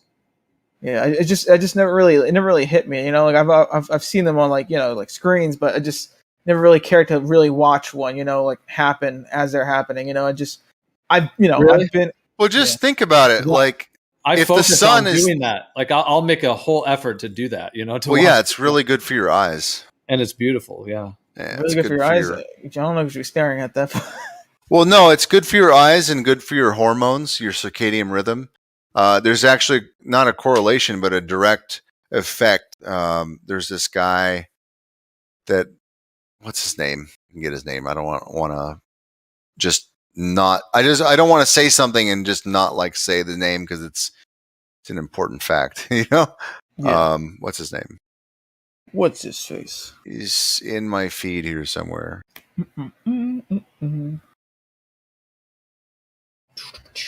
Come on, don't do this to me. Rip. Not Marty Leeds. Come on. Andrew Huberman. Oh, there you go. He is a you know who he is, right? He's a professor of neurobiology and ophthalmology at Stanford School of Medicine. He talks about all the different studies, and one of the things he came across was the effect of the sun, how it has to do with your hormone excretion and your circadian rhythm. So the best thing for you to do is to wake up in the morning when the sun is coming up and like look at the sun or be exposed to the sun for your skin and your eyes to kind of set the pace of your body. And the same for when the sun is setting. It has an effect of relaxing the body, going into heal mode, all that kind of stuff. And it's increased or more effective when you're doing those things. So that's like real science, not some pseudo fucking bullshit. All right. Okay. See, well, it's also intuition, but hey, that's not science. So yeah. Well, anyway, let's get back on track. Okay. So my very simple question was overanalyzed, and what's the answer? So if at the bottom of the sun was touching the horizon, according to my maths anyway, assuming there wasn't any atmosphere, we would expect, I think 2 minutes. I think 2 minutes. Okay, let's give you 5. Yeah, let's get 5. Let's say 5. Yeah. Yeah, I doubt it's 5, but let's give you 5. Okay. How long does this effect under the clouds happen? How long does it? Yeah, because from your position, it doesn't even matter. Like I know, like the Earth is Life guy, he said that. Oh well, the reflection of that light moves. Yeah, of course it moves. The problem is, the angle would have to light up a tremendous amount of clouds. So it doesn't matter if it moves. It would be so much clouds that within 5 minutes, all of the clouds would pretty much go dark almost instantly. You'd almost see a line traveling under the clouds, right?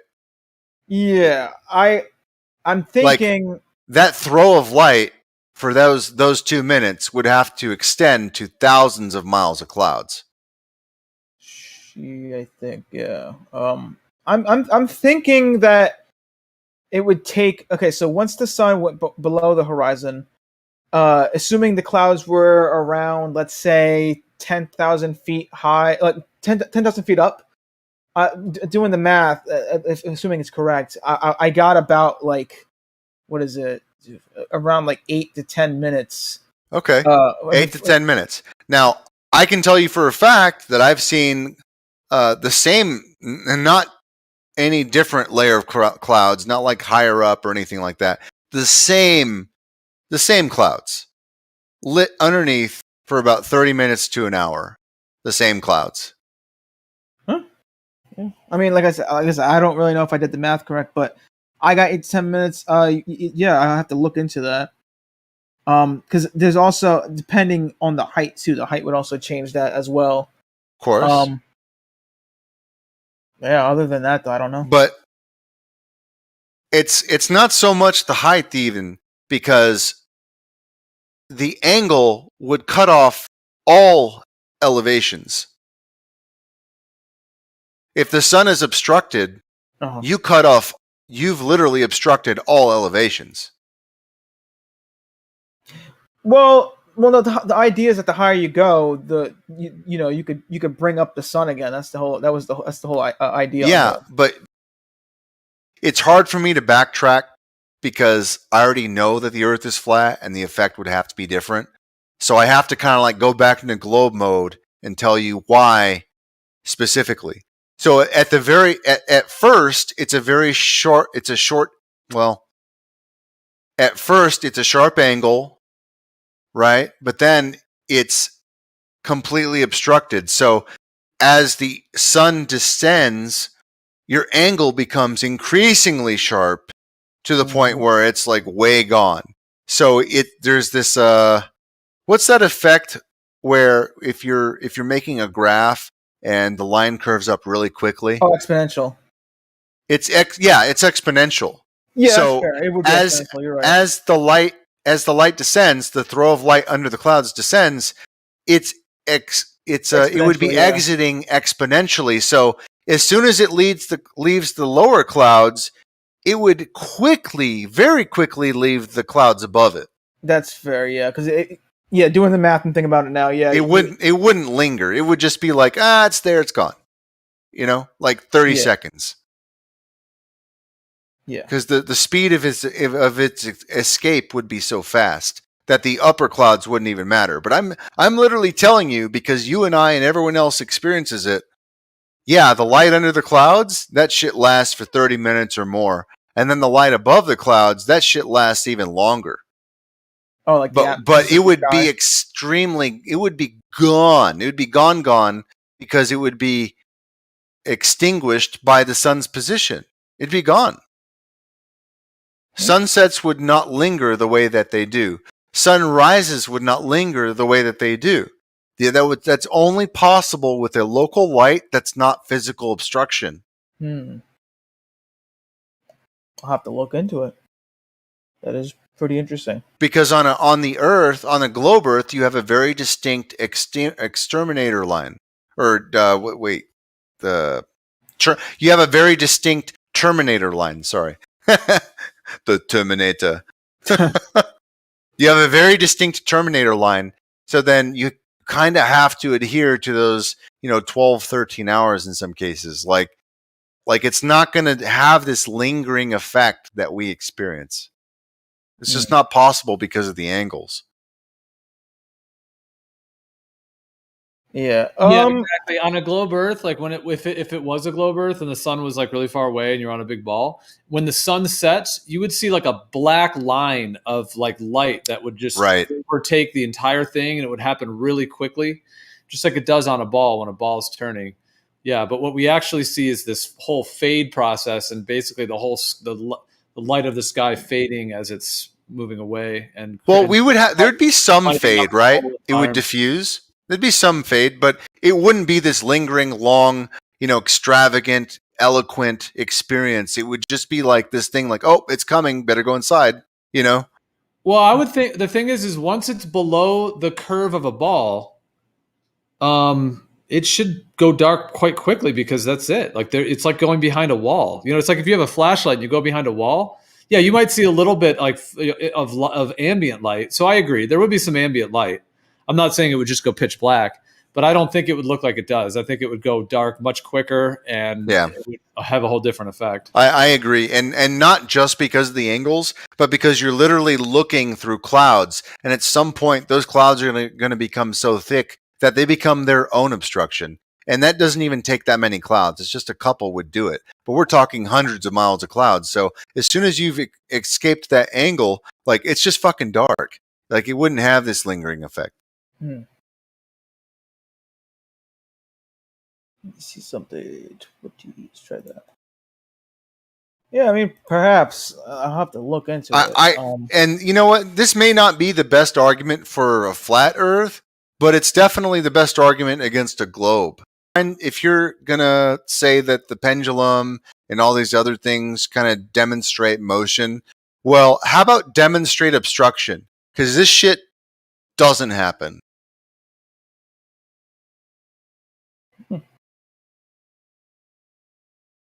Let me see. And this is a much lesser argued point, but it really does make its point. Like if you're going to say that the sun is under the clouds, well, measure that angle and, suck a dick. Because that ain't going to happen. Let's see something. Fine. Okay, so I was actually correct about the 2 minutes for the sun to disappear visually. Like I know it's under 5 minutes. I know that. Yeah. Okay, so I was right about that part. I'm going to see the rest of this now. That's pretty. It's pretty cool though that I got that. Also, you're still streaming. I don't know if you know that. Riggs, are you watching something or what is this? Yeah, I can turn it off. My friend just sent me a clip real quick. No, it's kind of cool. I've never seen this before. This guy's he VR. He has VR and he has this this headset and he's got a wheel and everything. Oh my gosh. That looks fun. It's my friend Chris. What does he say about it? Like, does he say it's badass? Dude, watching it is badass. I even told him about that shit that because he's got a flight stick too. So I was telling him about that Dangerous Elite that Eggshells plays. But yeah, man, it's so cool. Like this shit's so cool. I love watching his stream. I can post it if you want. I only messed with VR once, and it was the kind where you put your cell phone into like a headset, and then the headset. Dude, he's like I'm sorry, but he's such a fucking potato. He's so bad at games. Like, it's just funny watching him rage. He does seem to be smashing into everything. He sucks at everything. He just sucks at everything. That does look, I mean, with the whole wheel and everything. Yeah, that's got to be pretty cool because it's an actual wheel that you're using. And Yeah, it's all he does now. It's literally like all he does now. Yeah. Okay, back to this bullshit.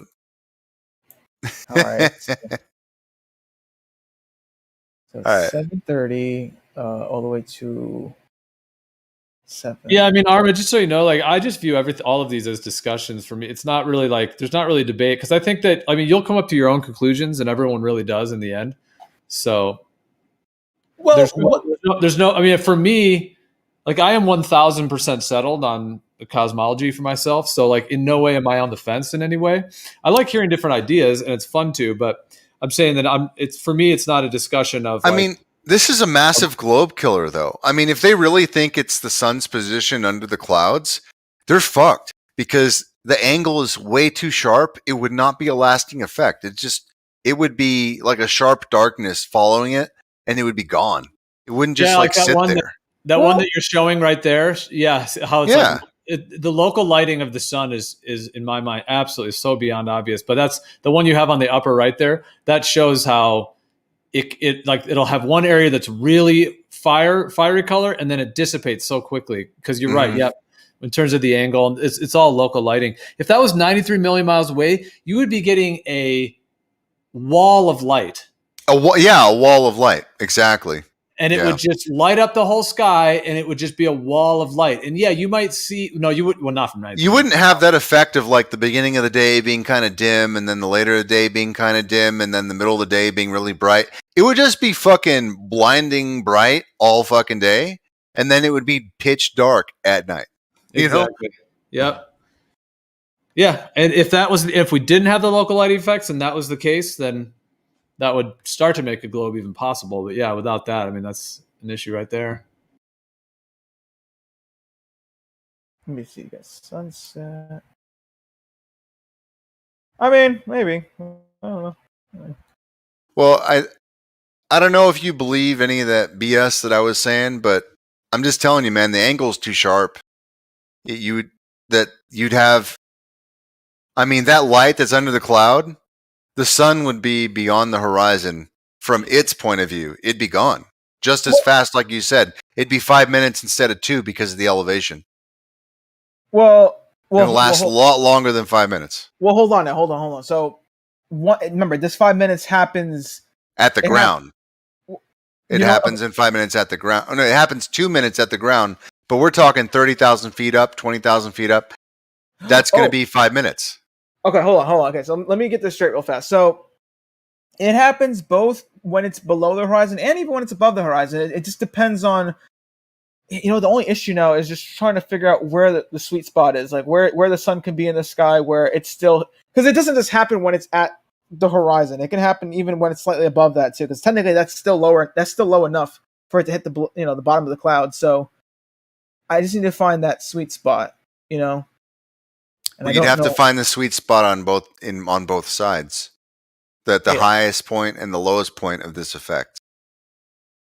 Yeah, because when I said it would be about like 8 minutes, right? Yeah.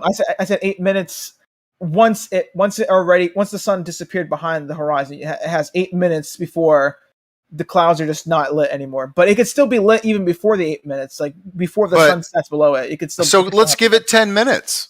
Well, I'm telling you, my sky is like this for an hour. Well, that's what I'm saying. It could also be for 30 minutes because I don't know if how much time before the sun actually sets below the horizon. It could do it when it's above the horizon too. That's why I'm wondering.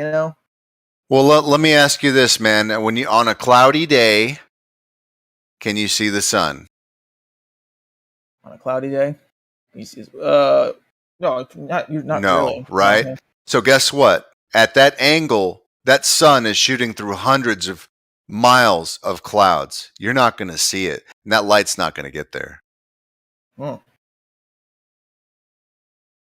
We're talking about just one layer of clouds. Scattered. We're just talking about one layer of clouds on a cloudy day, so you can't see the sun. But hundreds of miles away, hundreds of miles of clouds, that light's not getting through. Not even close. That it's not getting through. It's being scattered. You know, now it's scattering. Now it's scattering. So this is not a direct throw of light. So Brenda's argument was that the sun was between the clouds and the ground, and it's directly lighting under the clouds. That was her argument. Is your argument different, Bacon? You're saying it's just scattered light, it's not direct light? I didn't get it. Because everyone I've talked to says, everyone on the globe side I've talked to says that this is the sun illuminating the clouds below the clouds. That's a direct beam of light. You're saying that it's being scattered. What I meant I was referring to cloudity. You said the light doesn't get through. Well, are you looking at my stream? It would be dark. Are you looking at my stream? I am. Yeah. Okay. So right here, is this light coming directly from the sun in a straight line? No? Probably not. Probably when not. The light goes I agree through the with you. atmosphere, it doesn't keep a I agree straight with line. you. It usually bends a little bit. I'll object to the straight line part. The prosecution rests, Your Honor. I don't think you got the point. No, I got the point. What's It's the just point? you're kind of coming in on a discussion. We've kind of gone over a lot of points, and you literally just agreed with everything I've been arguing the whole time. No, I didn't. I agreed with your question. It was a yes or no question. Yeah, I know. But that question wasn't your argument. Well, I'm It not. wasn't even a- I'm not arguing with you. I'm raising an intellectual argument for the room to discuss. Oh. And we've already been discussing this. You just came in. Sure, but because I said no for the straight line light, you assume that I'm agreeing with your entirety of your argument, and I'm not. No. Nope. All I'm saying is that this light is red light that's scattering and refracting under the clouds. I'm not even saying that it's a flat earth. I'm just saying that that's the effect. You're agreeing with the effect that I argued previously. So I'm saying I rest my case. We agree. Hold on. The light is being scattered. It's being scattered. I agree. So you, light Bacon, was- you disagree with Brenda, because Brenda thinks that the sun is lighting directly at the under the clouds. I mean, directly under the clouds. Yeah, you disagree with Brenda. Do I? What did I Yeah. say that disagrees with that? Well, 30. Brenda thinks that the sun is lighting the clouds underneath directly. And you don't think that. You think that this is scattered I light. didn't say. No, I didn't say it isn't directly. Oh, so it could be directly. Depends on Is that what what you you're mean by that. If it gets a little bit scattered, does that mean indirectly? So if I was at the clouds with if I was in a little hot air balloon and I was at the point of light under that cloud right there, and I was looking off into the distance, would I see the sun or would I just see light?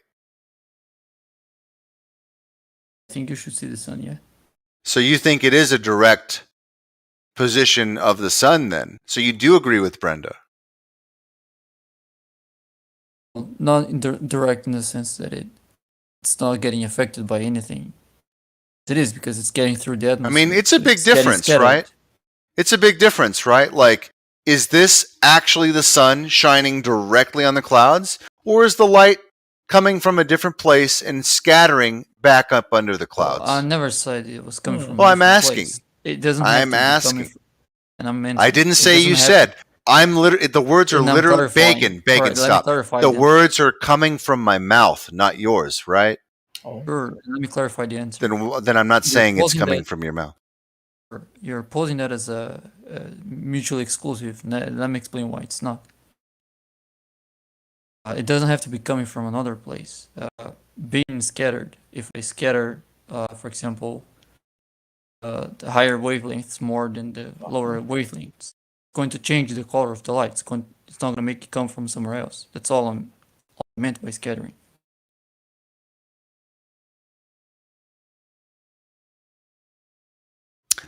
Well, you answered my question. If I'm literally at that cloud layer and I look off into the distance, you told me I'm going to see the sun. I think so. You think so? Yeah, I mean, I'm just telling about what I can see. Apparently, that light. Is I think maybe in this, yeah, I think maybe in this photo, you're probably right.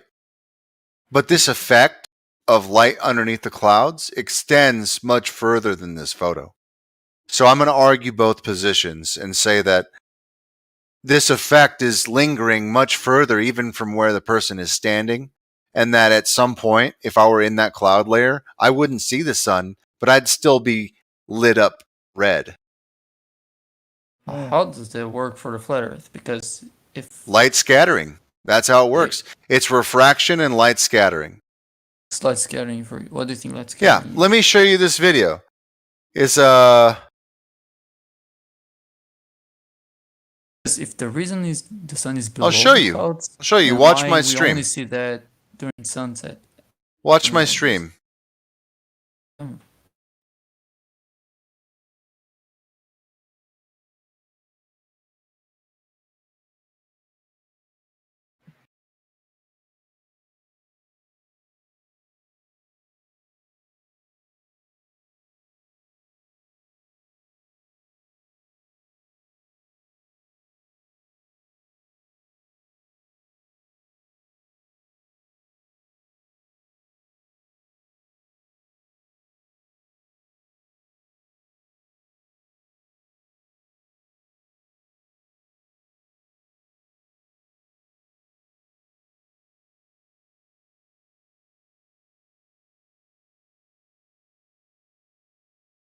Of course, there's a lens there. So, do you agree or disagree that the atmosphere acts as a lens? That lens, I disagree.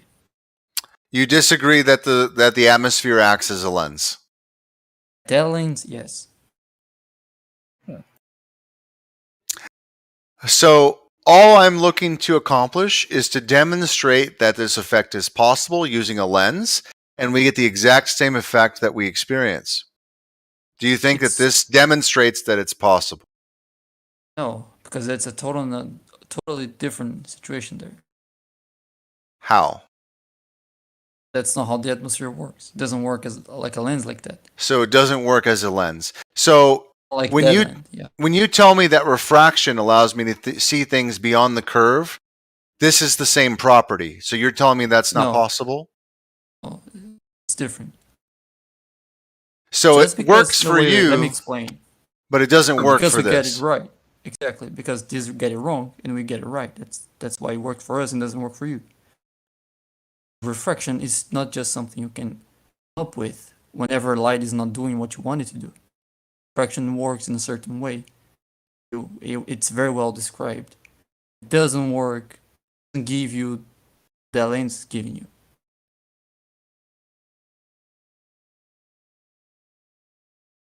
Are you done? I can explain deeper if you want to. Well, no, because all I heard was it doesn't work, but I didn't hear why. I thought you were going to explain your position instead of just deny the evidence. Sure. Atmosphere is denser closer to the ground than it is high altitudes. Yeah, I agree. So what And happens that when light gives comes it- from a place that's less dense towards a denser place? It bounces back up, correct? Yeah, instead of absorbing it, it reflects, doesn't No, it? it doesn't. Oh, No. pretty sure it Actually, to does. reflect it, you do the other way around it. Less dense below it, so you could bend it up.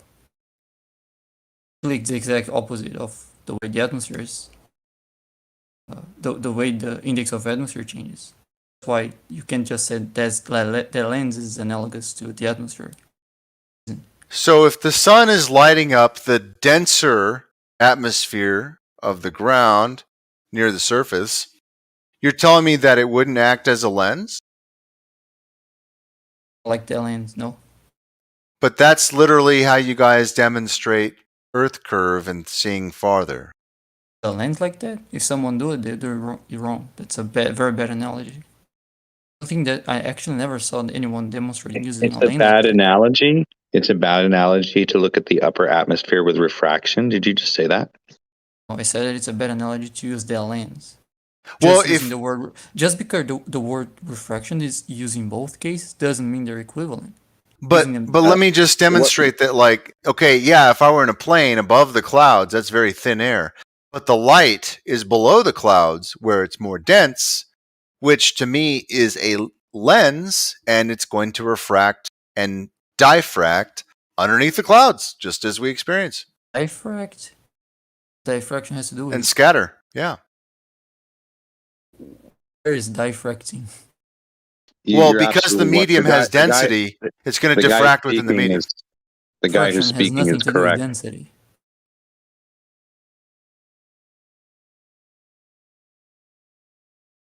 The difference of density changes the index of refraction. That has nothing to do with diffraction. He's describing the conditions which are due to the environment and the light passing through it. So he's giving an accurate description of what the light does. Oh. But Bacon, you prefer the position that the atmosphere is not. It's not a lens, right? It's not the lens. Yeah, there is refraction, just like there is refraction in lenses. It doesn't mean you can use whatever lens and think you're going to replicate the same light path. If you use a different lens, you're going to get a different result. You can just say, oh, it's a length, and use a lens and say that's analogous. Because I could actually use an opposite lens that is, instead of convergent, it's divergent. And that would be the opposite thing with light. I could agree with you if the sun were actually in the medium itself, but the sun is outside the medium. And because it's shining in, it's going to be subject to the refraction. I never disagreed. Yeah, sure. Because it's transitioning mediums, which means refraction. And then because that medium has density, it's more dense, it's going to diffract within it also. Even if the sun was within the atmosphere, it also would have diffraction. It's going to diffract, it's going to hit all the dust and the dirt and the grime that's floating in the air, but it's also going to refract because of the humidity. What do you mean by diffract? Diffract? If I take a point source of light and I take a medium that has particles in it, it's going to hit those particles and spread out. And you're gonna actually visually see the inverse square of light because of the particles illuminating its emission, and you're gonna actually visually see the attenuation of that light. I don't think that's what diffraction is. Well, why don't you tell me what it is? When waves go through the spreading of the waves is blocked by, say, a wall or something like this. So you have a high and low trough of a wave, and when they counteract, they diffract. But you can also get diffraction when light bends around goes around the edges of objects. You'll get diffraction that way as well. The point is that light, when it interacts with a medium, you'll have effects. The light effects that you have that are evident are diffraction and refraction effects. Where are you seeing diffraction there? So when you have light interact with a medium, that light, depending on the medium, will respond accordingly. The two effects have to be blocking the there's light. two effects that light. There's two effects that we observe with light and an interaction with a medium. It diffracts and it refracts. Do you deny this? No. Okay. Well, there you go. So in this stream right here, if the I'm medium sorry, isn't go ahead. blocking the light, if the medium isn't blocking the light, there won't be any diffraction. There's going to be a refraction. We're not discussing that. We're discussing the properties of light and their its interaction with the medium. I wanted to give a more precise answer because you so if you want to be more precise, okay, let's be more precise. When I'm looking at this stream that I'm showing you, you're not going to see any diffraction because we're not looking at dust. We're not looking at particles in the air. And the picture over here on the left with the sunset, well, the air is actually pretty clear. So there's not really a lot for it to bounce off of except the clouds, right? Would you agree? And then in this demonstration we're doing with the magnifying glass and the LED light, there's not really any dust or fog or anything in the air. Would you agree? Okay, so in both scenarios, we're seeing the same effect of illumination underneath of an object from something that is above an object. And what we're doing here is we're using a magnifying glass in exchange for a column of atmosphere. Because what we're claiming is that they're both lenses, and this is how we attain the effect. That's a bad claim. Why? Because I can have two lenses that do the opposite thing. Just claiming that they're both lenses doesn't allow you to. The claim here is not saying this is what's happening. The claim is that it's possible. Because if it's possible, then we can seek further information. Sure. I also don't agree that that's showing that it's possible. Well, so you don't agree that it's possible, yet here's the evidence. I didn't say it isn't possible, but it's not showing it's possible. I'm pretty sure if this is recorded, I could go back 10 seconds and hear you say it's not possible. And then 2 seconds later saying it's possible. Let's go back and say me saying that's impossible. No, you didn't say impossible. Right? You said it's not possible. No, I heard you say it's not possible and possible within the last 15 seconds. Did I say it's impossible? We all heard you. Unless you clipped, and I didn't hear it right, which I'm willing to admit, it's possible. I'm not trying to strawman you. I'm trying to understand you, and I'm trying to let me explain myself. Put your argument against the what we're seeing here. Go ahead. This example isn't showing that that's possible. But that's not a demonstration that is possible. It's not analogous to the atmosphere. The way the index of refraction are changing in the lens is completely different. The difference of index of refraction in the atmosphere.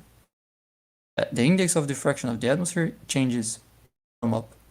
You go from a higher index of refraction to hey, bud, at 50,000, 60,000 feet, there's a consistent temperature of about minus 50, minus 60. It doesn't change. Now, when light passes through a denser medium... Temperature is not the only thing that changes the index of refraction of light, of the atmosphere. Okay, so listen. 50 to 60,000 feet up, it's minus 50, minus 60. Do you comprehend that? Yeah, okay. So if at that distance, you're a tiny little person on the ground, do you think that will have any effect on objects farther above in the upper atmosphere, that cold, dense atmosphere that we look through? Do you think it will have effect on light? On the angle of light, depending on what's on below that, will between that and the person. Again, will it have an effect or not? No, because there are other factors. Okay, you're being a distance of 15 degrees above the horizon. Yeah, we're not doing that, Data. I'm going to mute you for a little bit. Go ahead, Bacon. Right. So, if you're just telling me the temperature, that's not enough information. You're also not giving me the variance of index of refraction below that layer and the person. Also don't know the angle of incidence of light, all the medium. All of that is relevant when saying whether or not light is going to bend or not.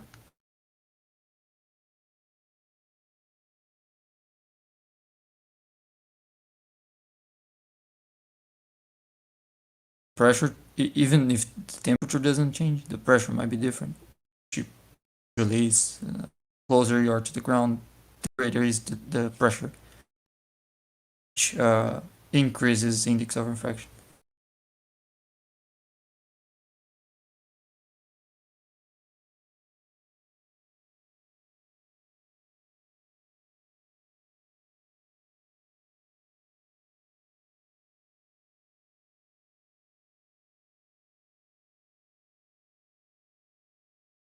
Depends on the angle here.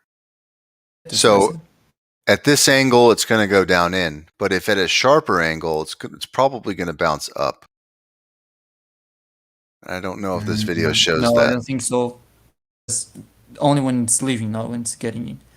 Because if you go back there, you can see that the lower medium, the blue one, as angle is closer to vertical. Well, it doesn't matter either way because it's in the medium. So the effect we're talking about is in the medium. No, it actually doesn't change it because it's not whether or not it's in the medium. It's whether or not the index of refraction changes. In the medium or outside the medium, and the index of refraction changes, it's going to bend.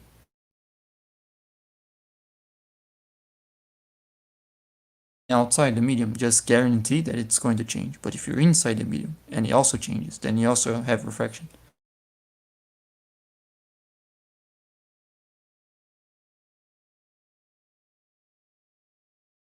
Yeah, I don't have a good video on hand for, I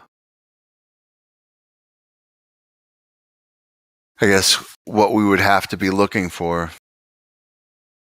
I think what you're looking for is called gradient index. You said gradient index?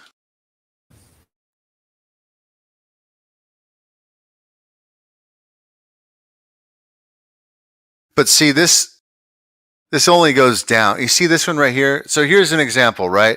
Now let's say he had a really long piece of plastic of what's this? Not PVC, but what is that? It's acrylic. It's acrylic. Looks like. Looks like it. Yeah. So if this were really long, that beam would bend down, bounce off the bottom, would it not? Bounce off the bottom. Yeah, like this. Yeah, because. Wait, what the hell? Here we go. Yeah, exactly. Yeah. So this is the effect we're talking about. It's bouncing off the bottom and it's going on back up top. That's all that is.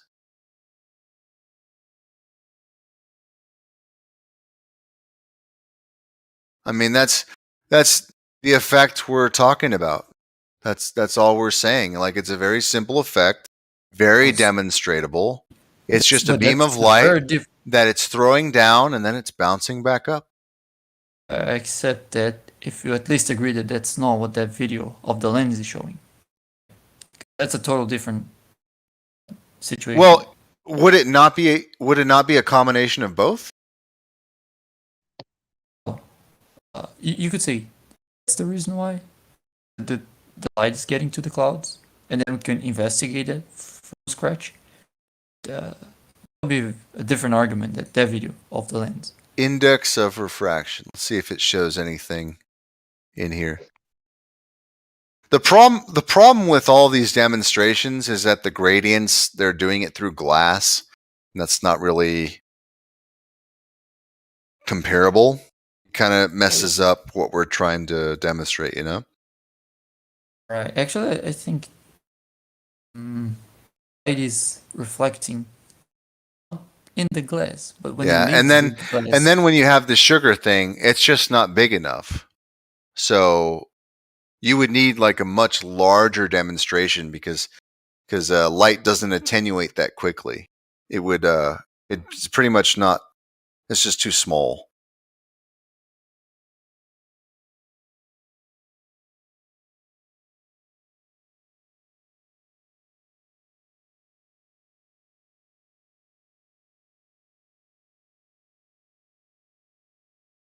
But, you know, proof of concept is basically in that video I showed you, right? So it's possible if the atmosphere were acting as a lens like that, it could light underneath the clouds, right? I wouldn't call that a lens. The magnifying glass is not a lens even. So first of all, the Earth is the atmosphere is not a lens, but also the magnifying glass is not a lens now. No. I was referring to that green laser experiment that you last shown. Gotcha. Because it's being done like inside an aquarium. I wouldn't call right. That's why I'm looking for something else. I agree with you. That's not that's not good enough. I mean, I think light does this. I think it does. Well, God damn it. Stupid preview. I think the light does that effect where it goes down, it bends down. I agree with that. But I think it also has a refractive property which bounces it back up. I think that's happening as well. Actually, that only happens in medium you're going, because that light, if you go back to that view in which the laser is bouncing off the bottom of the tank, you know what? Is going.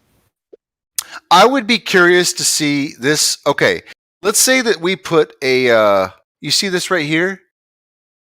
I would be curious if they put like a cutting board or something right here above this point where it reaches the bottom. I wonder what the bottom of that cutting board would look like. What do you think it look like? I think at the end of the video he does something like that. He does? Let me see. Shows that you can see like things from below. Yeah, I've seen that before. Yeah. See, it's very simple to make a flat thing look curved, but it's very hard to make a curved thing look flat. You see this? This is flat right here. We're making it look curved. This is a very similar property to how they've tricked people. Where do you see things? You can't take a curved thing and make it look flat, but you can make a flat thing look curved. You see this? Sure, you can, because that's exactly the opposite of it's curving towards the observer. The claim is that the curve is the other side, to the other side, make this little ball bearing look flat. Go ahead. Can't do it. But you can make this. You can make this very, very flat. You can make this very, very flat acrylic look curved, and you can do that in a few different ways.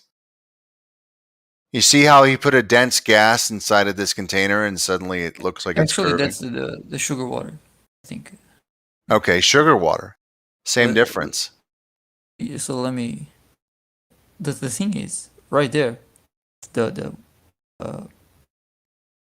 bottom of the tank was curved, and the curve was becoming horizontal right at the observer. So if you bend the tank down, the curve would actually be straighter as it approaches the end of the tank. It's going to be doing the exact opposite. And you can visualize when he shows that you can see things that should be hidden at the bottom, still above the bottom, which makes things that are further that would be curving down up. They would look flatter. And that effect can make things. So that's the exact claim that we make when you see things like this one. Here, let me ask. Let me figure this out here. This. So the bottom of this container is curved. That's what you said? Is it curved or is that just the medium? It's being reflected and then it looks curved. Oh. So it's flat? What I'm saying is if it was curved, if as you go further. So I'm just asking you, is this a flat surface or is it a curved surface? It is a flat surface. Oh, okay. So it agrees with what I'm saying. Which part?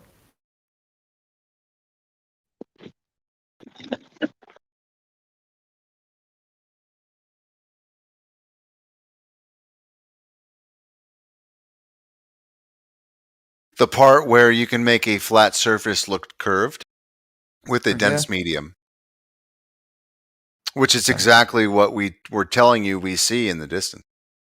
I thought you didn't see any curvature. I see a visual effect.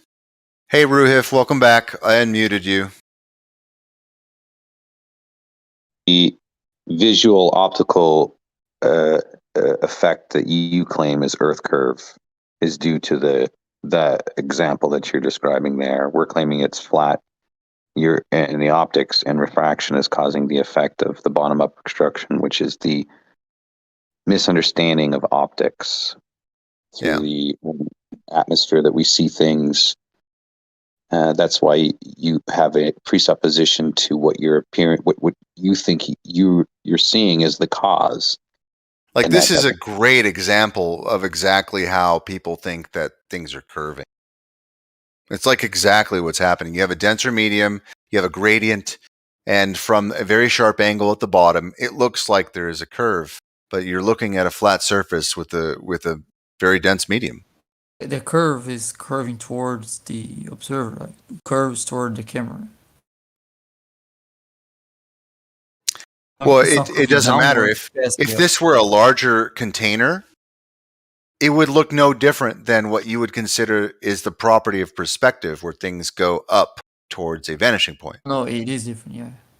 And not only that, but it looks more curved because it's more dense. So this is an exaggerated effect. It doesn't get it curved, actually. So it only looks exaggeratingly curved because there's more sugar at the bottom. In reality, the atmosphere is dense at the bottom, but not that dense. It's not as dense as sugar water, right? Sure. And that's why, that explains why the sun gets, it shrinks vertically. Dang. I wonder if the Action Lab is a flat earther. Because he's doing a great job for me. I don't think so. I don't see any point that you're raising. Man, look at that horizon line. Isn't that crazy? It don't look like a horizon line. Things are mirrored. I know. I'm messing around. Right. Well, I don't know. That right there is the opposite effect, right? That's when you have a lower index of refraction. I don't know, man. People are freaking out over these floating boats everywhere. All these floating boats all over the world.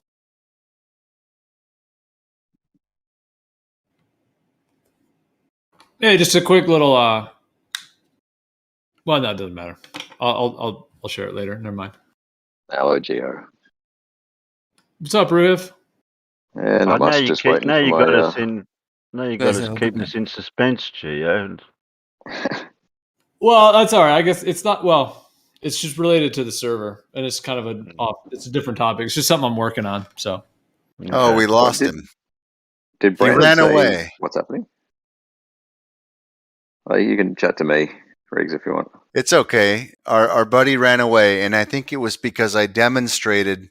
Well, actually, I kind of annihilated his arguments profusely, and then when this video came up and I came across this kind of annihilated it even more, and I think he had to run away. Yeah, I came a bit late, so I was just trying to get a feel of what was being discussed before I said anything. Well, go ahead, Gio. We're at a transition point. Our guy left. I'll take his place. Okay, Guru. Well, I'm not going to continue until Gio says what he's going to say. All right. Oh, it's basically I'm just working on it now. Probably should have it announced pretty soon here, but no, it just finally kind of dawned on me in terms of the way the server's set up. Like, there is the warning system, that could be that is in place, but for the moderation staff, there is a feature that's called staff account limited. So that's basically, if somebody's like really drunk or, or their account gets hacked or just something extreme, basically, a staff member can give it. Like, that's why there's the 3 staff levels, so that, the one level above can give it to the level below, in case, like I said, someone's drunk or out of hand or just whatever it may be. And that needs to happen. But it's kind of like a severe function, because once you give it to them, it like totally disables them ability to speak and type. And then the idea is that we kind of have to have like a little meeting, figure out what happened, amongst a couple of us. So that's kind of like a whole process, to go through. but the thing is I've just been noticing on this server there's a lot of moderators that are, breaking server guidelines here and there, or misusing the mod abilities, or even just calling people insults. And so it sets up this kind of energy where people feel like they're going to get a warning if they throw an insult, but then, if it's one of the moderators, and I'm aware of this on other servers. I mean, I think it's kind of a form of corruption if the mods can just do whatever they want, but at the same time they can sort of give warnings or reprimand, other people, or ban or whatever. So all that being said, basically I'm just finishing up. I just finally had the idea, just to create a staff warning system. So now there'll be a staff warning feature. So yeah. So I suggest something as well. I think it should help. It should help, because when a moderator today, called. Yeah. Anyways, go ahead. Yeah. Some pretty wicked insults are still being thrown around. So it's just not a good situation. I think it should be even it should be more strict. If the police mess up, they get less chances than even the public does. I think if they get that's how I'm doing 10, it. If they get 10, then we get 5 or 3 or something like that. Because if I'm a CDL driver, a truck driver, then I'm held to a higher standard because I'm a professional driver. So there's no deference. There's no I can take traffic school or anything like that. Instead of $100 fine, I get a $500 fine. So I agree. I agree with the moderators being held to a higher standard. Yeah. What if you go to the other extreme and you? Oh, sorry, Real. Sorry. When someone comes in and comes in hot, and then the moderator mutes them on the channel, can that be a timeout rather than sort of having to, find a mod to unmute yourself? Is that possible? The quick answer is no. You're talking about server mutes? Yeah. So if the mod, if someone's just being abusive or whatever, and a mod mutes you, you've got to find another mod to unmute you. So it'd be nice just to have a timer on it that unmutes you after however many minutes or whatever.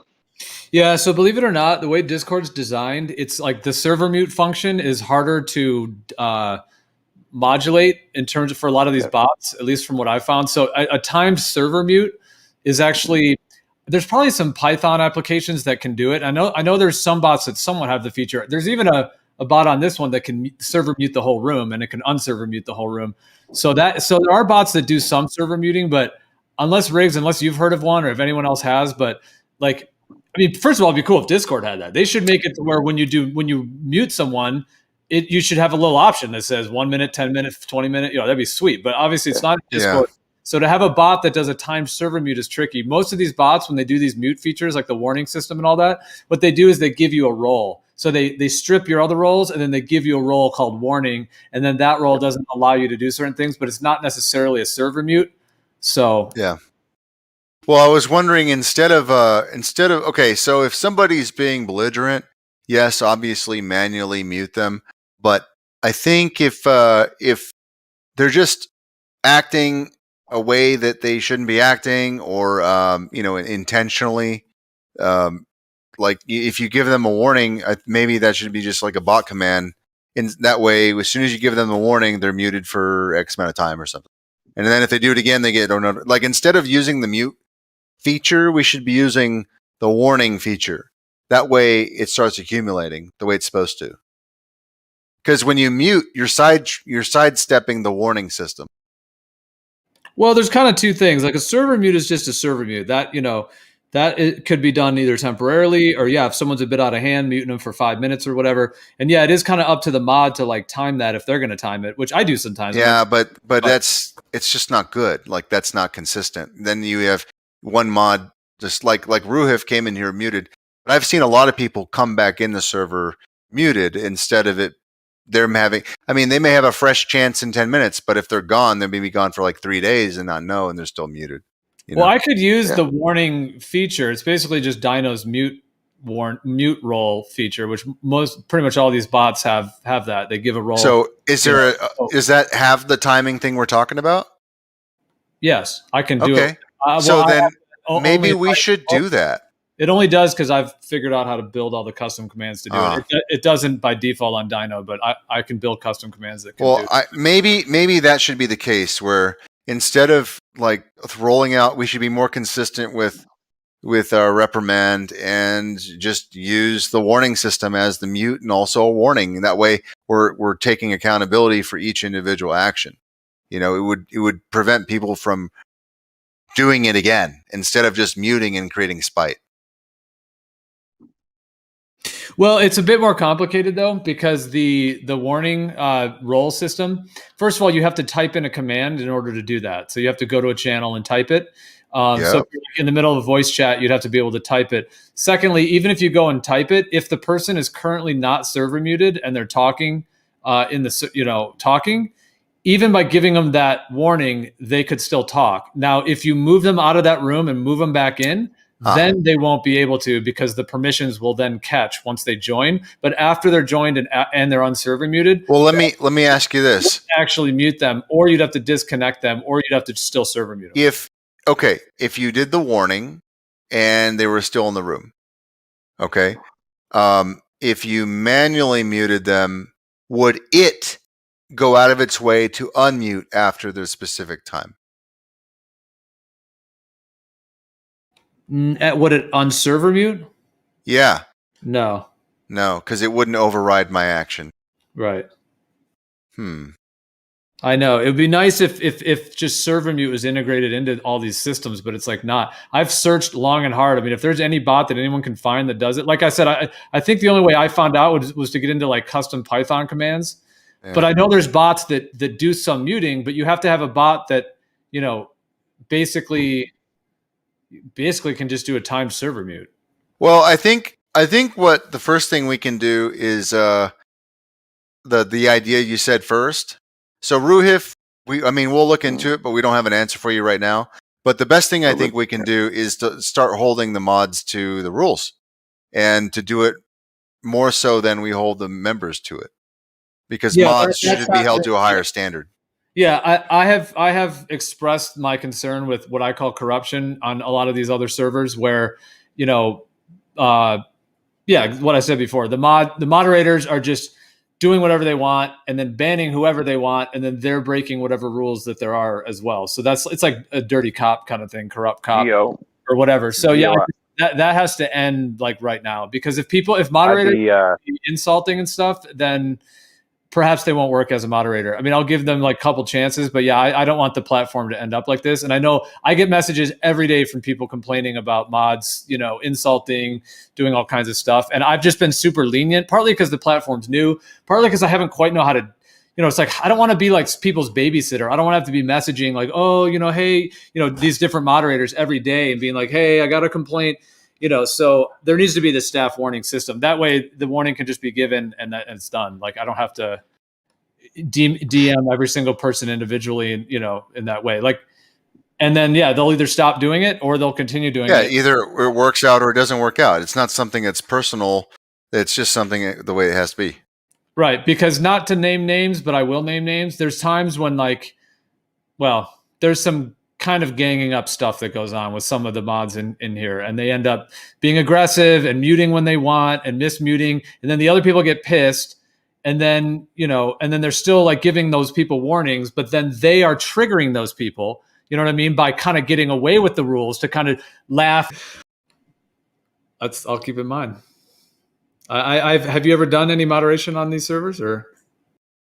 No, I think people are on the fence about me. So no, I don't think they've been, because I've been there since the beginning, right? And funny enough, I was the first one before QE and even Nathan Oakley to bring up the 1.22, and before what's this pickle there? The other guy, I can't remember his name right now. Life's short, right? So I've been there since the beginning. And I didn't obviously start the arguments, but I brought up the diffraction point and all that stuff, and with the 1.22 times the square root of the observer's height, right? I showed everybody on Nathan Oakley's show how to break that down and where the 1.22459 came from. And it's kind of funny how, even if I did that, I still get people thinking I'm a glober. Have you got any Aussie mods in here, Gio? It's a good question. Becky? Oh, yeah, Where's yeah, I know fucking, Becky. Bandsaw? And then Andy Bandsaw. coming back? Bandsaw would be. Hey, where's Benso? We have to send out a search party for him. I know. Yeah. Someone said that he actually came back and said he's okay and just taking a break. So. Oh, really? When did that happen? I can't remember who said it. I'll probably search for it, I guess. Be on Brandon's somewhere. Oh, okay. Well, that's kind of news to me, but awesome. I had heard from his girlfriend at one point, and she indicated to me at the beginning, or somewhat, not quite well, when he was gone for a couple of weeks. She seemed to indicate that things were okay enough to where I was, so it wasn't. Okay. But I didn't know for sure, and then, yeah, there was. Well, anyways, I had my exchange with her, but yeah, I haven't heard anything further. Yeah. Who wants to fight about Flat Earth?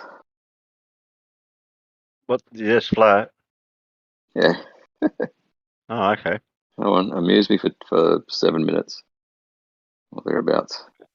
Ruhip, just to clarify, just to clarify to see if you've changed your mind since the last time I've asked you this question. Yeah. But do you still believe 100% that for a 6-foot observer, the apparent junction of the sky and ground is physical Earth curve at 3 miles away for a 6-foot observer? You think that is actual physical Earth curvature, right? Yes, that is the last water you can see. The And water it has past nothing it to do. is blocked. Has nothing to do with perspective, right? It's the last water you can see. Perspective governs anything you see. Nothing to do with perspective because it's Earth curve, right? If you are looking through your eyes, then it is a perspective Can I make it view. Okay, so it's perspective, right? So you're saying that when you're Anything looking you at look at is perspective data. Anything you look at is perspective. Right on. Anything. Right on. Right. So based on angles then, right? Again, you can measure an angle to the horizon if you want. There's lots of things you can do. Right. But you're asking me, is the horizon the curvature of the Earth? Yes. It's the last water or whatever you can see.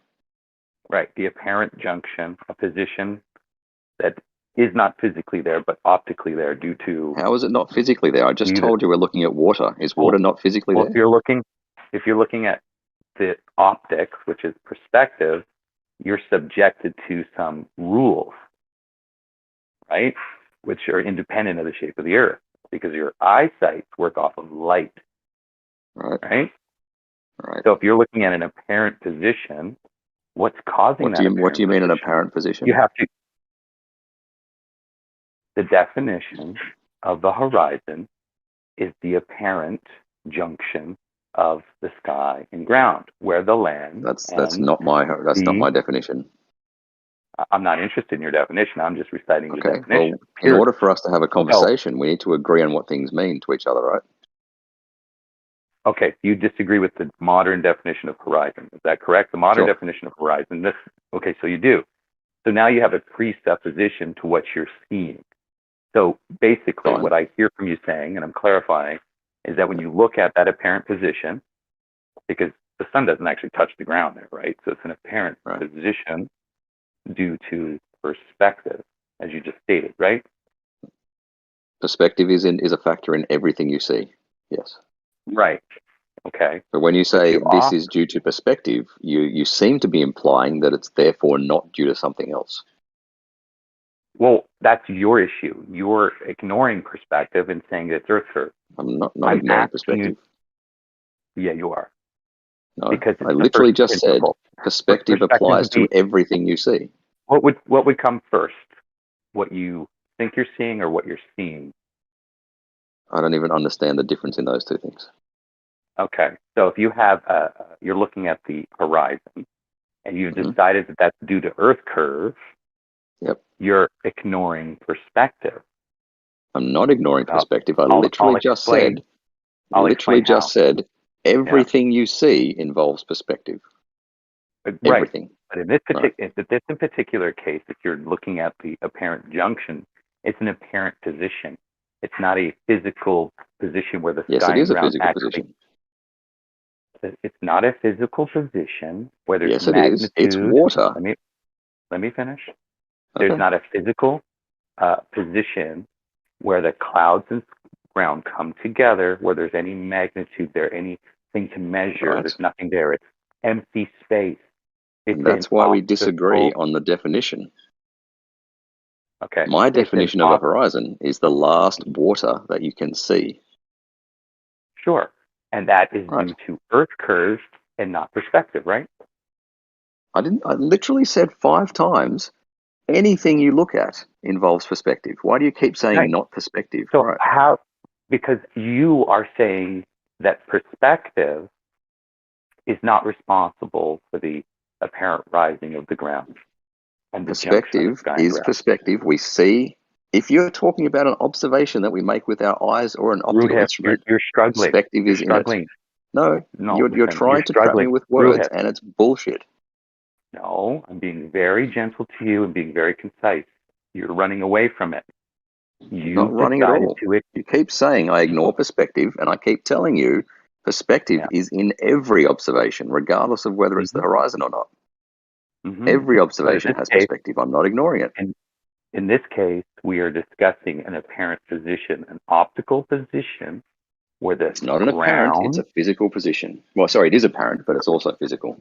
I got to go So the outside for a ground, sec. the ground is physical, the sky is physical, yes, but they do never come together physically. That's an apparent position. It's an optical convergence point, not due to Earth curves, Rufus, like you want to think, because you're attributing the physical attributes of Earth curve to cause that, because you can't have perspective as a cause, which is an apparent effect, and call it something physical. Perspective You doesn't understand? cause anything. Perspective is not a cause for anything. It doesn't do anything. It's a concept. Perspective, you can force perspective. You can force geometry to the human eye. You can force illusions. So perspective is everything. And the sunset, those are optical illusions. The ground is not touching. The sun's not touching. None of that stuff's going on. I'm aware It's that the sun is not touching the ground because it's blocked by the ground. Well, blocked by your limited angle due to the surface of the Here we go. Earth appearing to rise up to your maximum 90-degree view to the surface. Your horizontal angle of view that's parallel to the plane. That is an optical effect that's consistent, repeatable, and demonstration. You can demonstrate it. And not only that, you can use mathematics to find a perspective point based on the diameter side, or the 57 rule, 57 times rule. I think one of the rules you could use, which is taking the diameter or the size of any object, timesing it by 57, right? And then dividing it by the angle, and then you get the distance to it, or angular size. Oh, so you're talking about radians then, right? The whole point is when you're looking at optics, it's in a circle. It's not a 3D circle, it's a 2-dimensional circle, right? So when you're looking at that, you're looking at angles of light converging into an optical cone of vision, because it's all based on a circle. So you keep when you're talking looking at about that, this stuff, you keep talking about this stuff and never being able to make any sort of calculation or prediction on it. well, here's the thing with word salad, optics. They're optical illusions. And so the apparent positions and the apparent blockings of objects, they're optical illusions based on atmospheric. Nothing's being blocked. Nothing's actually disappearing. You have atmospheric interference and angles of those objects in a distance being, acted upon by the atmosphere and the angle of the observer to the distance to the object. That will cause the apparent positions of those objects to converge or apparently vanish where the information is still there, because the angle of light is too acute to resolve the information. That subset angle of light is now a line, a blur, converge. You have a vanishing point. That is due to your angular limitation and not the Earth curving up into that point of that 90 degrees to the observer. This is why you're in a paradox here, Rufus. Have you finished? Let me know when you finish. Yay! My boy only just got on his bus. I've got another 10 minutes. the only thing I need to say to you is that if you understood what you were saying, you would be able to use it to make predictions for what you should see. Well, here's the problem, is that the math is already there. It's the hijacking of perspective that they conflated into a geometrical feet and inches value. Because technically, You're saying there's no way to distinguish between globe and flat? Yeah, just fly a plane. Forget about a 6-foot tiny person on the ground. Fly a 150-mile triangle. It doesn't spin, doesn't rotate. Look at all the practical FAA documentation that claims the Earth is stationary and flat for practical reasons. So spare me that. You're talking about a tiny Ruhif. You're talking about a tiny little person. The Earth is massive. What you're either going to deny, which I think I've clearly called out, is that you are ignoring perspective. You say that everything is perspective, but you ignore it. You ignore the effects of it. And then at the same time, you're saying, well, if you know it's perspective, you should be able to calculate it for it. They already have done it. They've just hijacked perspective and put it in geometrical, physical, feet and inches values. That 1.22, it's oddly strange that I can use that 1.22 and get an angle that gives me a distance to the horizon, right? Without doing the square root. Yes, it's in miles. And the interesting thing about miles is actually related on the ratio of a man's footsteps. So these calculations are based on man's ratios. For instance, 0.666. The average calculated 60-degree view of the human eye is 60 degrees. If I divide it by the 90-degree field of view on the horizontal plane, I get 0.666. I stopped listening about 3 minutes ago, Data. I'm waiting for you to finish. Yeah, if I get 0.666 and I times it by the distance squared, that quadratic equation, if you will, then I get something that appears to match camera optics or visual optics. Because keep in mind, a human being looking at objects 10 miles away can see part of it, but you use the aid of a camera, which also now increases foreshortening effects, the size of the buildings, the effects like that. You don't calculate pixels properly because of the barrel distortion. So there's a lot to discuss, Ruhif, that you want to ignore. All right, finished? Okay. So at the start of that, where I did try and interrupt you, sorry, but I asked you whether you could distinguish flat from globe, and you said go up in a plane. All right. Are you able to predict? Hang on. Are you able to predict what you should see on a flat Earth, what you should see on a globe, and then we will compare it to reality? Are you able to do that? Okay. So here's the best part about it, Ruhif, is that you want to predict something, but you're not willing to understand that the formulations that are already before us are the actual hijacking of perspective. Again, I just told you, if you look at all the math of the human eye, they use a 60-degree cone of vision. If I take that 60-degree cone of vision and divide it by my 90-degree horizontal, I get 0.666. Now, if I take that 0.666 and times it by the mile squared, then yeah, I get exactly what the globe teaches. So what am I supposed to do? Find a calculus formula, find another alternative derivative for it? It's already there, plain sight. Again, your math has now been conflated into a geometric orthographic side view that shows you a physical location due to Earth curves. Nowhere in that description shows you the angles of limitation. None of it. All right. So again, literally 5 seconds in, and I didn't listen to the rest. When you said the maths has been hijacked to fit the globe, I just disagree. That's what happened. But the way I would phrase it is that the maths, the predictions made by the maths match reality. All right. And you say it's been hijacked. If you say it doesn't match reality, that's a fallacy. Hang on. You can't say that. If you say, hang on. I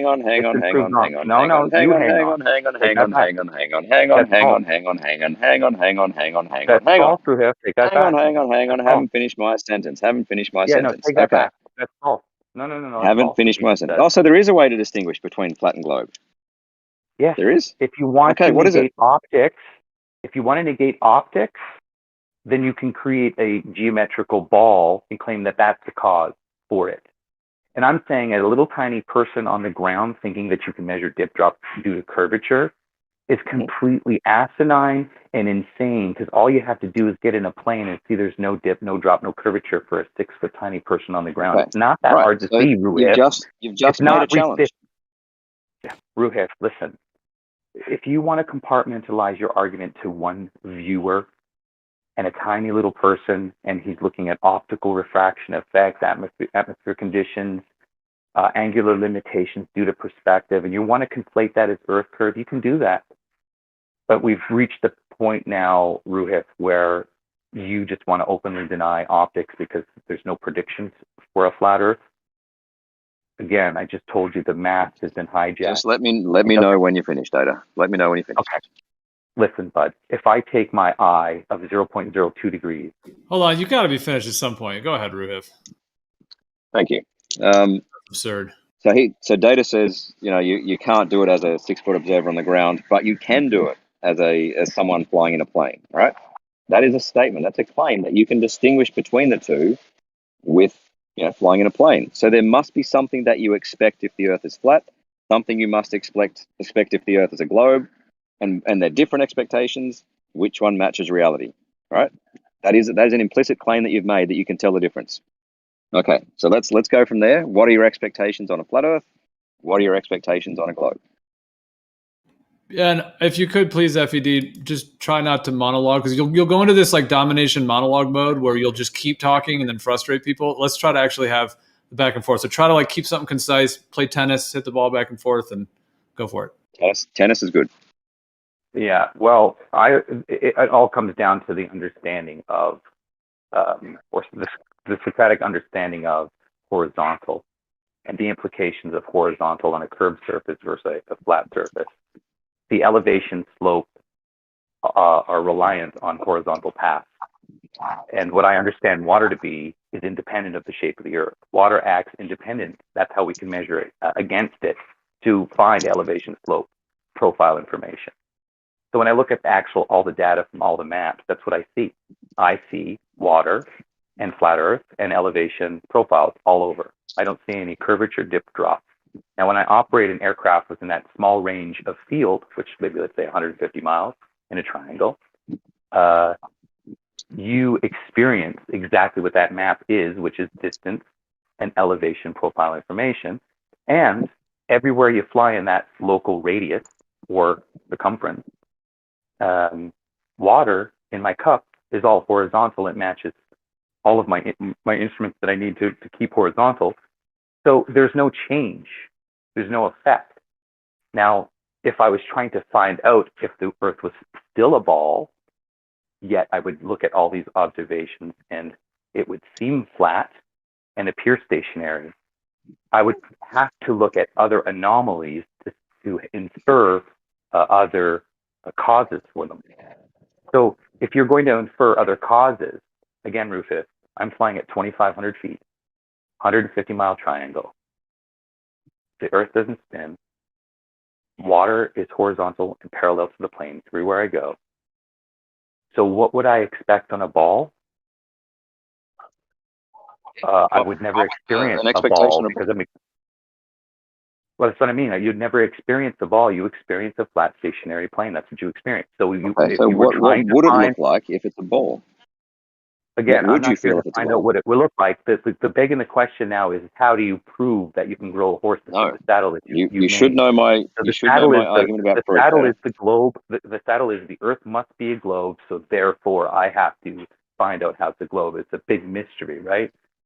But the process, the actual practical process, an observable reality that matches the map that navigate in this present, like you can be in the moment in that map, and it represents the reality, which is distance, elevation, and all the water is horizontal and parallel to the plane.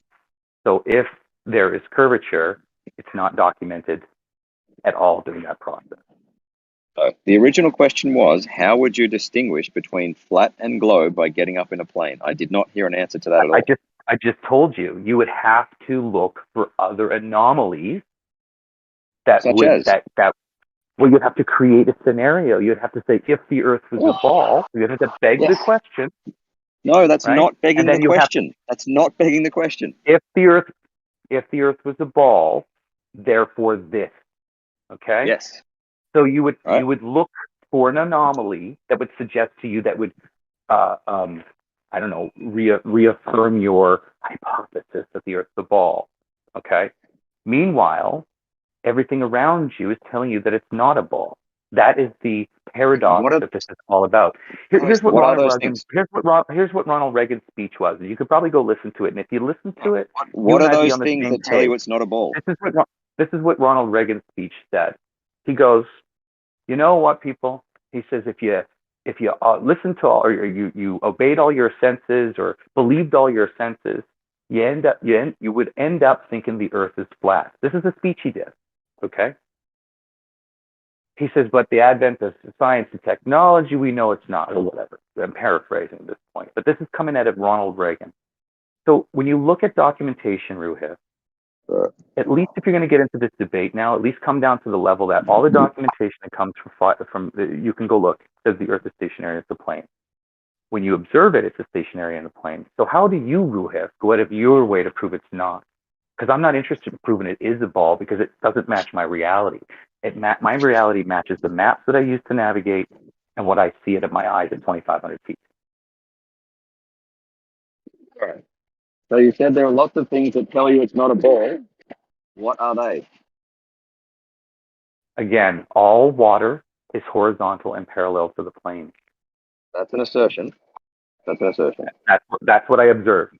That's what I observed. I have not observed anything Observed other differently. than I have not observed anything like that. When I fly, water is horizontal and parallel to the plane. That's how we get distance, elevation, and slope information. And it's measurably not.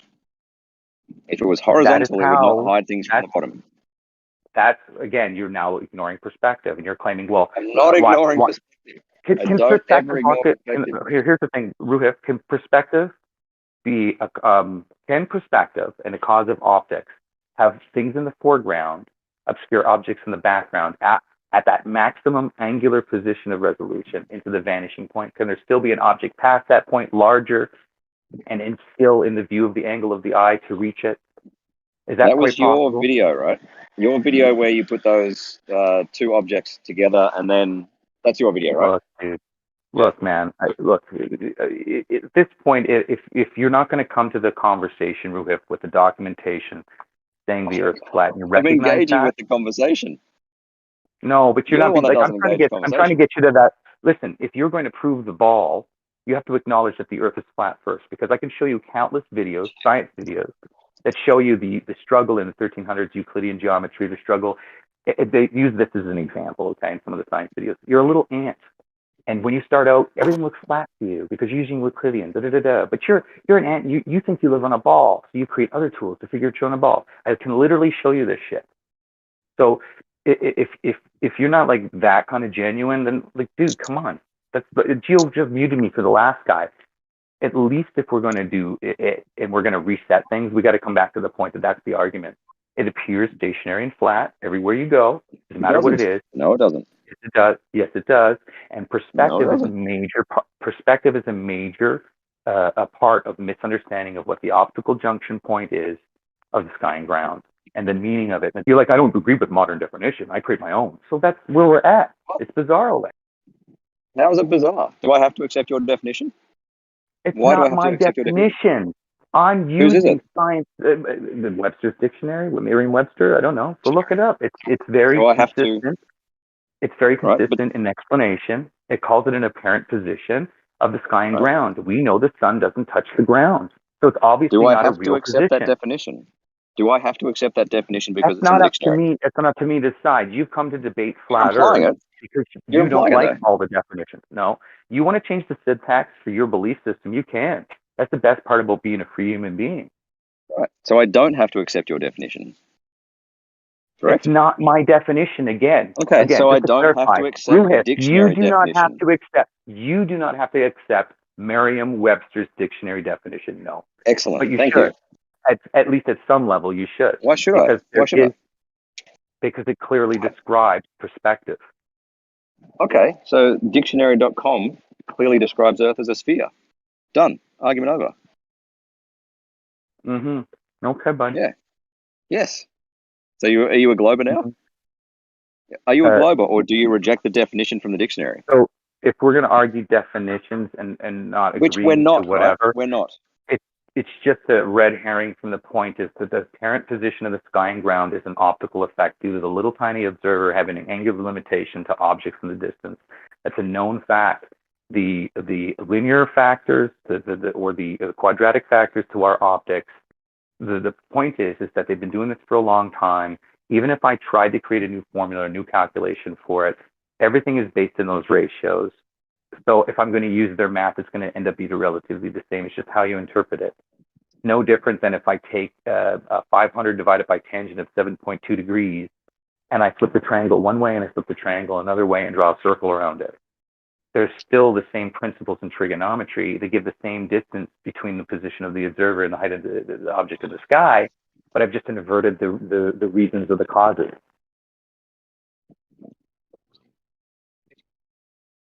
Hang on, one sec. Where is my boy?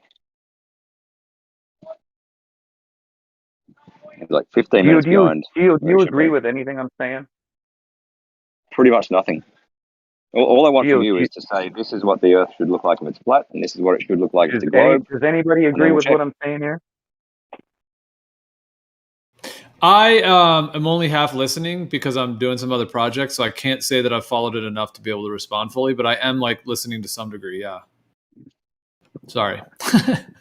I'm listening, but I'm still waiting to hear anything. Yeah. How do we determine the difference between globe and flat?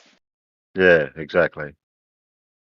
Well, it's based on what the horizon is, right? And with that angle to the horizon, you know what you're going to say that apparent position is, you know, what it means to the individual and what's causing it. I can demonstrate that the sun sets due to refraction into that angular point. I can also show through optics that objects in the foreground, as they move away, will move up into the neutral point of the lens of the camera. Meanwhile, the object behind it will squish into it due to the diffraction limit. Yeah. And as it does that, you can see that if we continue on, the object in the foreground will block the bottom of the object in the background. And as it You mentioned the away, horizon. we're here to go down. Yeah, I've got a question, really. Before I go, you mentioned the horizon. Like, if I can predict using globe geometry the angle down to the horizon and flat Earth can't, all right? Who do you think has the stronger model? It's not whether a flat Earth can't. It's that your model is not based on reality. So again, when I can prove, that's not the question. What I can if I can predict the angle to the horizon and you can't, which one has the stronger model? So what I can prove is your model hijacked perspective, and I can use the same math. I don't care. Then hijack it in flat Earth. Hijack it in flat Earth. Do it. Let me finish. You don't own the math. Okay, you don't own the math to it. The point is that I can show that it's a quadratic equation due to optics, and that through even the slope, the linear equation too. So there's derivatives that you can use to get thereabouts. But then again, you're still having to negate the fact that you're talking about an optical position, right? And not a physical one. You're so nowhere that's near where an answer to my question, Data. Sorry, nowhere near an answer. No, my question is, if I can, I did answer you, dude. You didn't. I did answer you. Yes, because if I can predict the angle down to the horizon and you can't, who has the stronger position? So very simple question. Yeah, what I can do is I can show you how you hijack perspective to do that. That's what I can do. Okay. So you can you can predict an angle on a flat Earth. So what I can show is the 1.22 and the diffraction point, how you can derive the apparent position of the horizon from that angular point. Now. It's going in like 20 seconds. Listen, you got 20 seconds. This is what I can do. I can use the 1.22 to determine the apparent size of the Earth. Okay, not based on your geometry, but based on optics of diffraction point, getting the direction. Yeah. Yeah, I was waiting for the showing part. It didn't happen. What's that?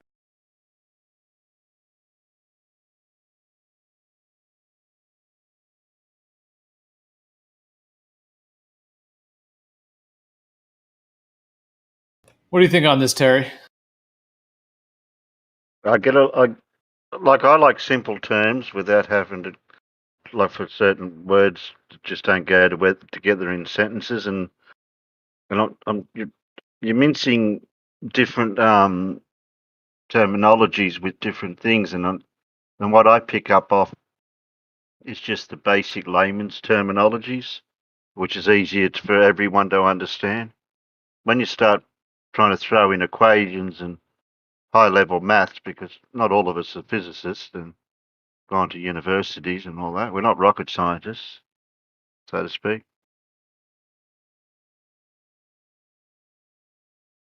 But the question I wanted to throw out when Ruif and FED was talking was, why do we see an horizon in the first place?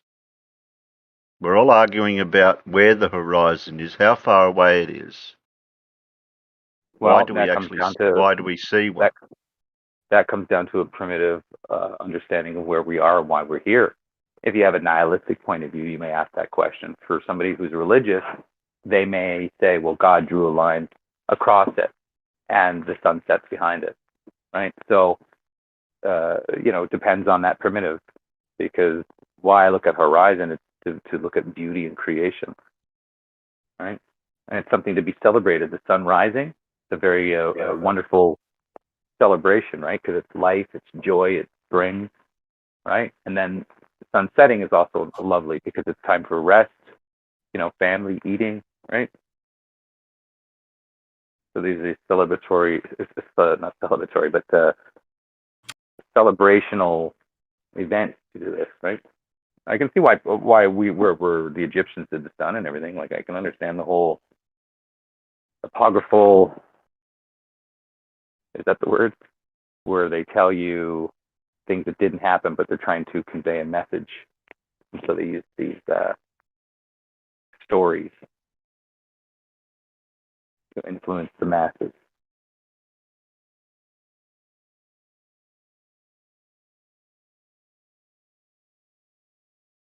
So do you think it comes from creation, or is it just random? Because I don't think the sunset's random.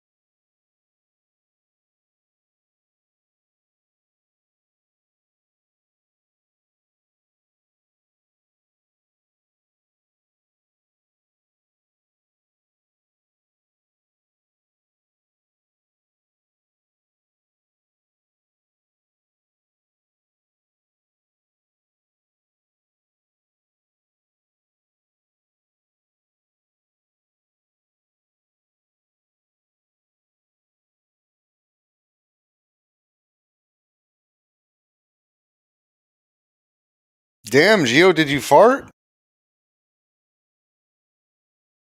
No, maybe my push to talk button was getting. I wasn't farting, no, but I'm typing and doing stuff. I might have been. No. I think you cleared the room. They all left. Oh, that's what you meant. I thought I was hitting my push to talk button. Did they? I'm not even looking at the chat right now.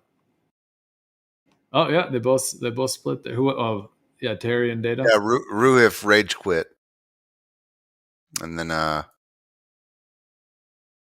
yeah.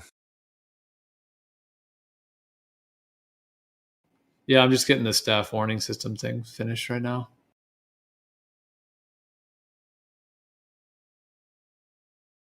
But yeah, this should solve a lot of the. Yeah, there's just a lot going on because. Yeah, today was pretty rough. A lot of people got muted.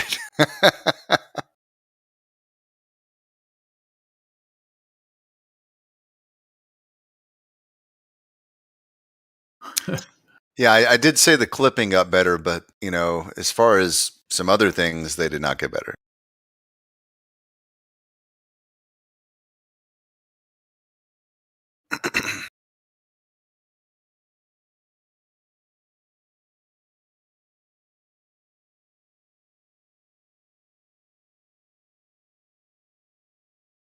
Yeah.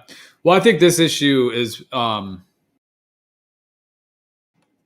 yeah, just with some of the moderators. I mean, you know, having the sort of guidelines that we're really holding people to has been interesting. I think a lot of people actually appreciate it. They appreciate like the integrity of it. So I have so many people that just like message me and are apologizing, like even though it wasn't even anything I did, you know, like they're just apologizing and they seem authentic. So I think that it's all going pretty well. And I've seen a lot of people, yeah, just like being able to get along with everyone in a better way. And so I think that's good. But yeah, like the moderator staff, you know, if they're not held to it as well, then yeah. So, and then the only way, like I said before, to do that was for me to like individually DM people and be like, hey, you know, trying to kind of walking on eggshells, trying to like, no, I'm kidding, but you know, having to like, you know, yeah, like bring, you know, share screenshots or whatever, you know, in that way, and then try to get a DM thing going. Or there's like the whole staff account limited, which is kind of that's like a major move to pull because, you know, not major move, but you know what I mean? That's kind of like yeah, it's more of a intense kind of thing to do because then they won't really be, well, yeah, that's like for kind of only rare situations. So with the warning thing, yeah, I think that's why the regular warning system has worked so well, is because once people get 1 or 2 warnings, they kind of get it, and then it seems like they're pretty much all good. I mean, some people have gotten a couple more, but with the staff, like there's not really a way to do that. And yeah, I have not been like individually DMing every person when I get a complaint about them. But I also haven't been doing the staff account limited thing, which is kind of too big of a thing. So yeah, the warning system should really help, because this way, if there is a screenshot, I mean, I have people, I even had Rumpus today was messaging me specific timestamps of when apparently Bev and some others were throwing insults and when it was getting wild. Like he cares that much to be sending me timestamps for it.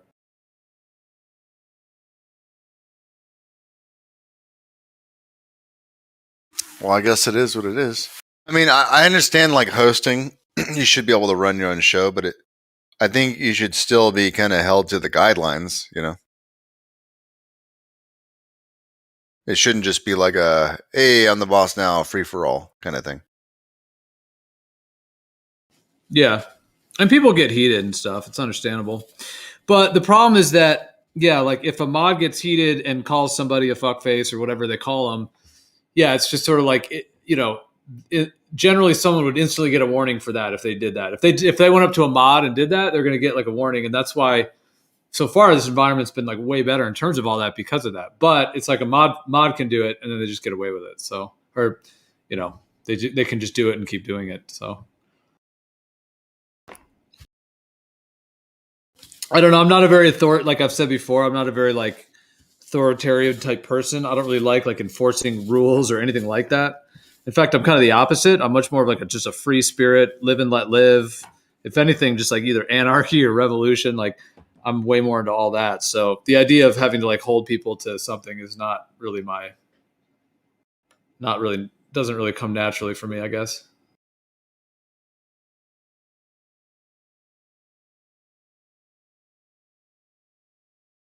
Yeah, it makes sense.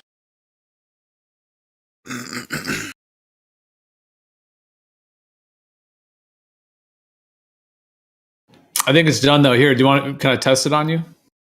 Yeah, I fuck you, asshole. Piece of shit. You garbage pale kid. All right, can you still talk? Dick. Yeah, okay. So I gave it to you. You should get the DM. You have like the warning roll and then a staff warning roll. But see, that's the thing. If you're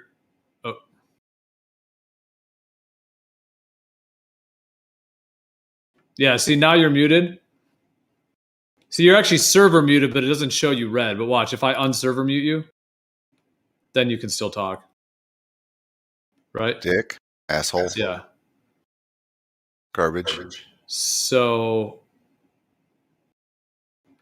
yeah, but that's just kind of the way the regular warning system works too. Like if you see your DMs, hopefully the DM looks good. I haven't quite tested it all yet, but.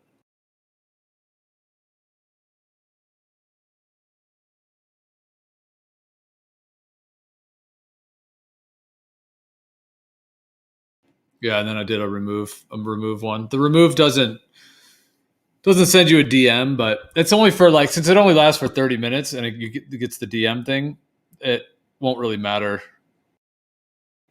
like to get a DM when it's removed, because that's only the only reason to do that is that like if somebody did it totally by mistake or something to where it just needs to be removed from that person. 3 of them.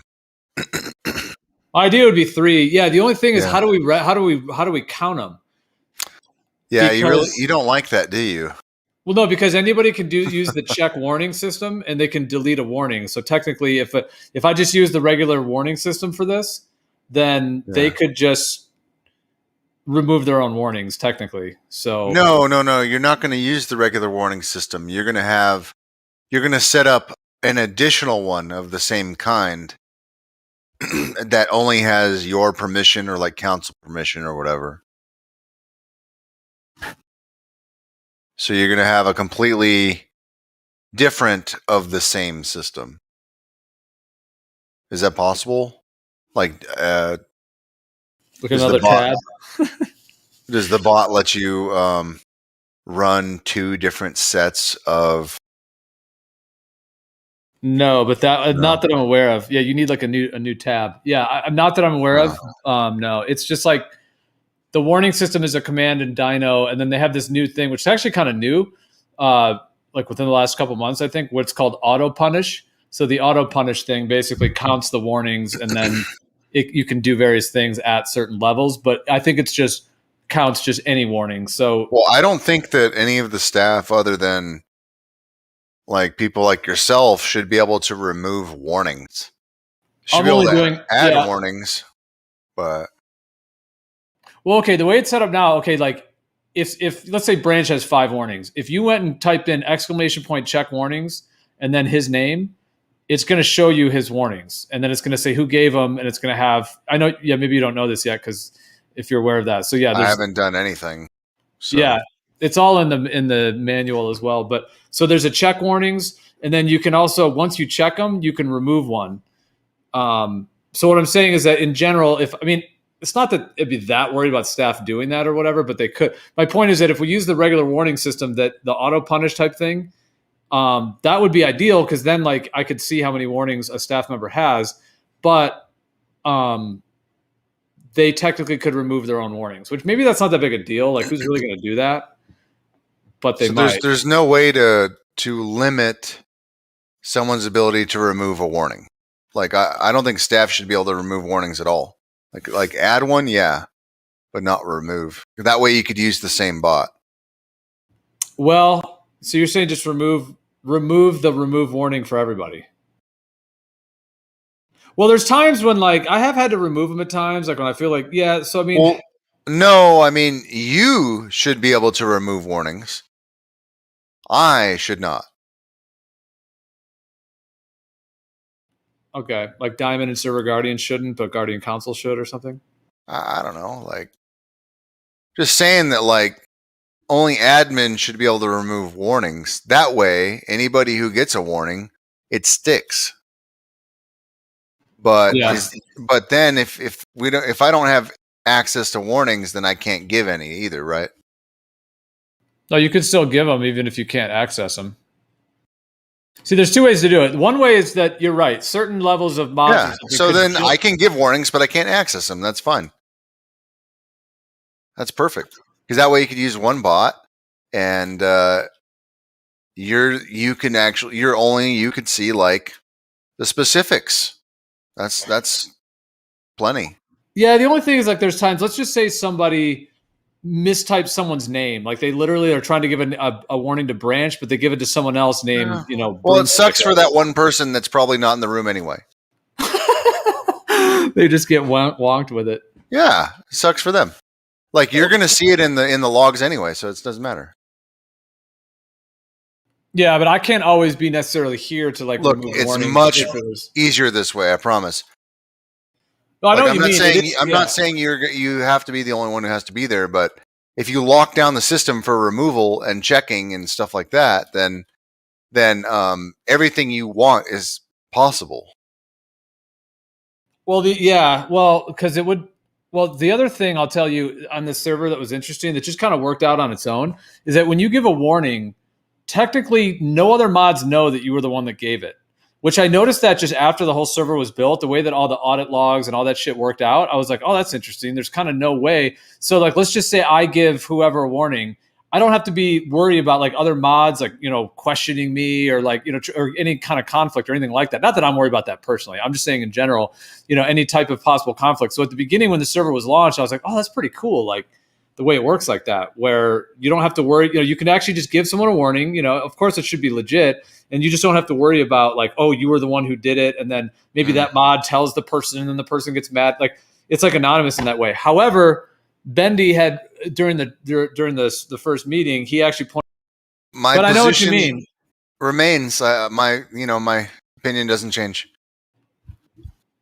I think that only admin should be able to remove warnings because otherwise, don't give warnings.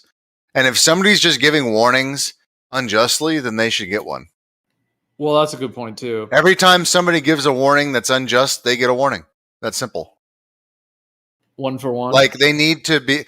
Well, it just it holds them to the intent, right? Like either they actually attempted to manage the situation, or they were lazy and corrupt and just gave a warning just because. Because I could have escalated with Brenda. I could have escalated with Funk or whoever comes in here, but I don't.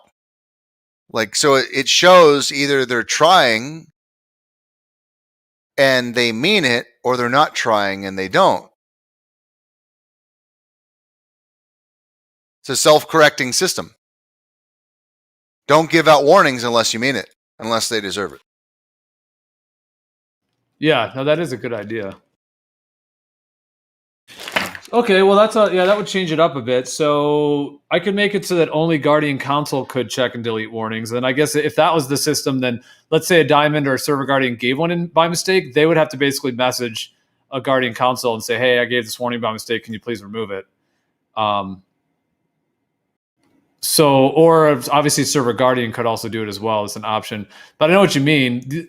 The good thing about doing it this way, well, because the only other way I thought of registering the warnings when a staff gets it, what I was actually just setting up, is I can make the command send a message to a particular channel. So I just made a particular channel down in the mod logs, which right now only me and Guardian Council could see.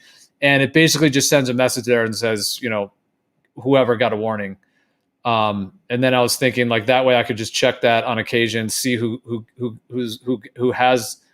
was given a warning, and then I guess like I would have to almost have a little spreadsheet or something, or I could just let that channel rack up, and if someone really seems to be getting them frequently, then I could go back and be like, okay, that person's already got 3 or whatever it is. I don't know. I think the warnings should only be managed and monitored by admin. That the mods should be able to give them out when necessary, and upon your review, if you find out that they're not giving them out necessary, then that mod gets a warning as well. Like it's a self-correcting system. And a mod getting a warning is 3 times more potent than when a regular user gets a warning. So it's incentive to not give it out unless you mean it, unless it's deserved. Right, because technically if you give a warning that's not deserved, then essentially at that point that person is breaking the So like I go out of my way, I warn somebody, or like I try to correct the behavior, and then if they do it again, I give them an official warning. Like I can just be nice to someone, say, hey, don't you think that maybe you could have said that a different way? Like I'll just say it like that or something. And then if they walk past me or they don't acknowledge me, or if like they're just rude back to me and then they do it again, I'll say, look, this is me giving you a verbal warning. If you do it again, I'm going to give you official warning, and if they continue that behavior, I'll give them a real warning, Like, because I know I can walk it down. If they don't take it serious and they walk it up, then I give them the warning. But if somebody's just giving out warnings, like that's not cool. Well, that could be an issue too if a mod starts to have some vendetta for someone and starts just but you'll find out, and it'll be present because, like, obviously a mod getting warnings is way more potent than if a user gives warnings. So like it'll be apparent in the behavior. Like like I said, it's self-correcting. Like that's the way to do it. I'm not saying it'll breed lenient mods. What I'm saying is they'll be more articulate and they'll actually try to resolve it instead of just like give shit out. Right, and they'll have to stand by what they did as well instead of just exactly. It'll be like one of those, obviously they deserve this thing. Yeah, so I mean that system could even be in place as well. Like if a server guardian gave one to a diamond, and if it was for some reason not warranted, then that could be the same for them too. Well, and like you said, if I remove the ability to check and delete warnings from at least diamond, possibly server guardian, depending, but if I do that, well, it would kind of have to be, because if server guardians can get warnings, then of course they shouldn't be able to access them. So I guess it would be only guardian console, which is kind of, I guess, considered the admin, could actually do that. And then that probably won't be that big of an issue. I mean, the times that someone does it by mistake, it's only like a 30-minute warning and people get 10 of them. It's not like that big a deal. But yeah, I guess I would have to change that up though, because it's all in the manual and stuff. And then some of the diamonds that are already using that would have to realize that it's no longer available. But on the flip side, yes, it would allow for the warning system to register all of the warnings that are happening on the entire server, whether it's staff or without being fucked with. You could actually just see what took place. Right. Yeah. Exactly. That's the point. Like you want to have some kind of paper trail, and you don't want people to be able to modify it. Right. And that needs to be done automatically too, because this other idea where I was sending the message to another channel, I might still do that just so I can see who got a warning. But yeah, that's not really ideal, because it's sort of, I'm not going to be able to every day keep a spreadsheet of stuff. Not that I just figured there's not going to be that many of them. So I kind of figure like if they happen, I'll probably hear about it or know about it. But because that's the other option, is I could kind of just track those individually. Like I could just have a spreadsheet with all the mods names, but that gets pretty tedious and kind of hard to update all the time.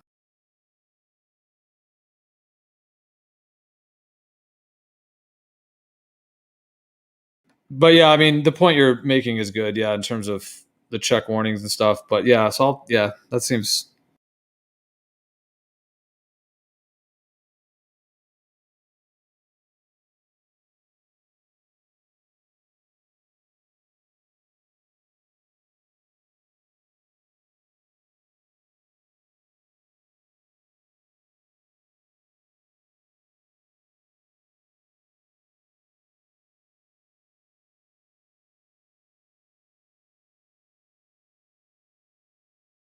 Because I can bring it back unless you want to just talk you and I. But I don't care. It's just I didn't have on the server. I didn't have the Discord screen open, so it was clicking somewhere else. What do you think about that sunset argument? Because they love to throw the idea that, oh, the sun's underneath the clouds, globe. Like I think I killed that argument dead, man. To be honest with you, like after I brought up that second video, it was like game over. Like Action Lab just knocked it out of the park.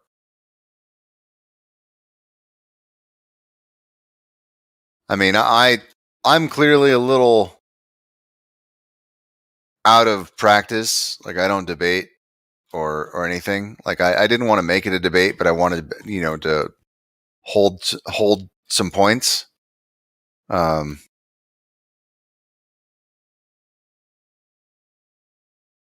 I don't know. It seems totally it seems like a good argument to me. I just wonder what you thought.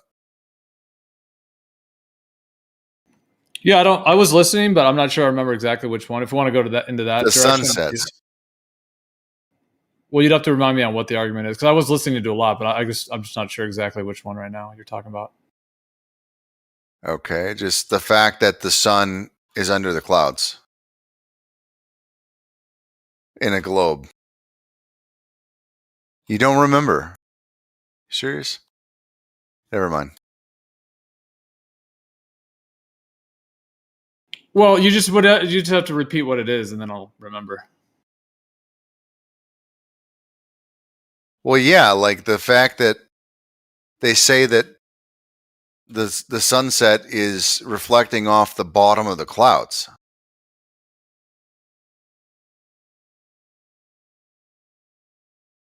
That was the discussion.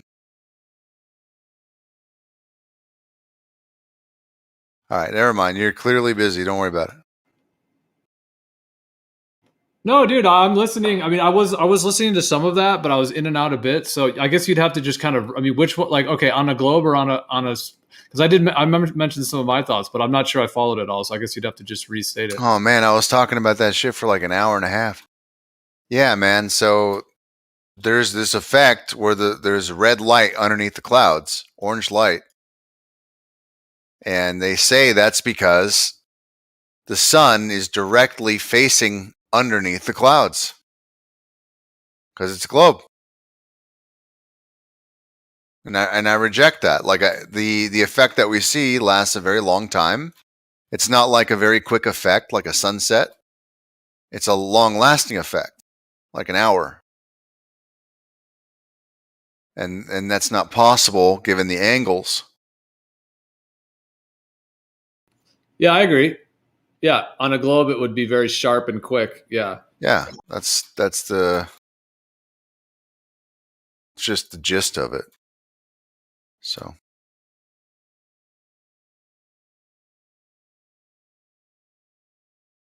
yeah, I think it's a kind of an argument that people don't touch, but it's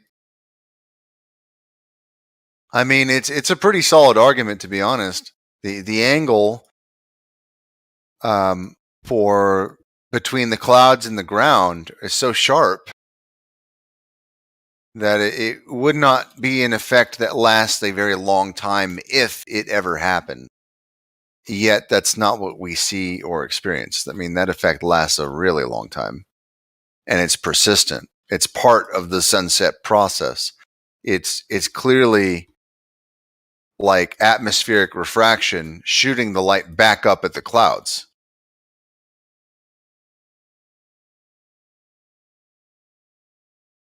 Otherwise, it just wouldn't have the same kind of length in time.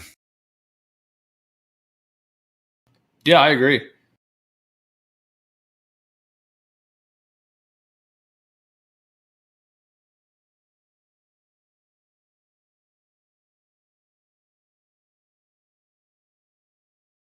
I mean, we could even go further with it and make some solid illustrations,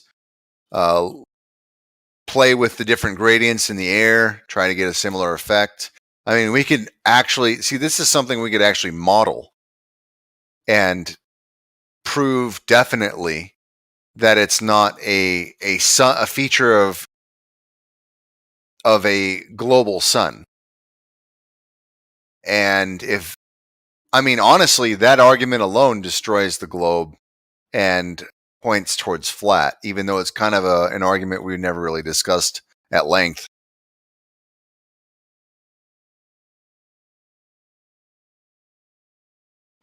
Yeah.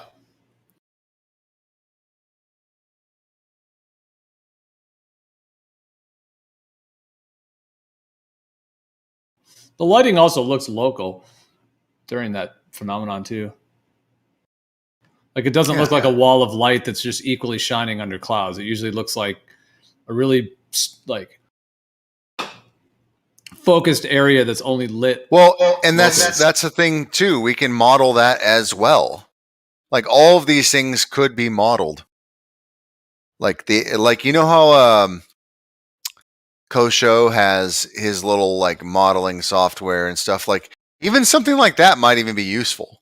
I'm pretty sure these effects can be modeled and proven one way or the other, or at least disproving the global preference for like what causes what we see.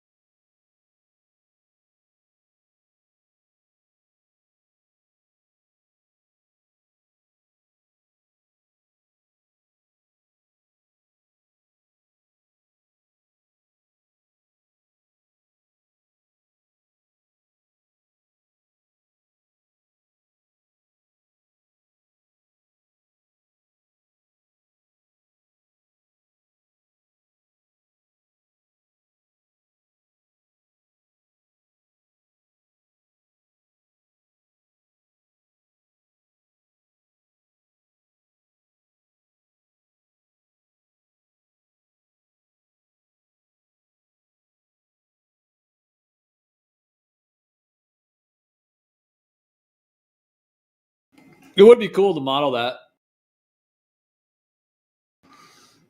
I'm sorry. Who are you?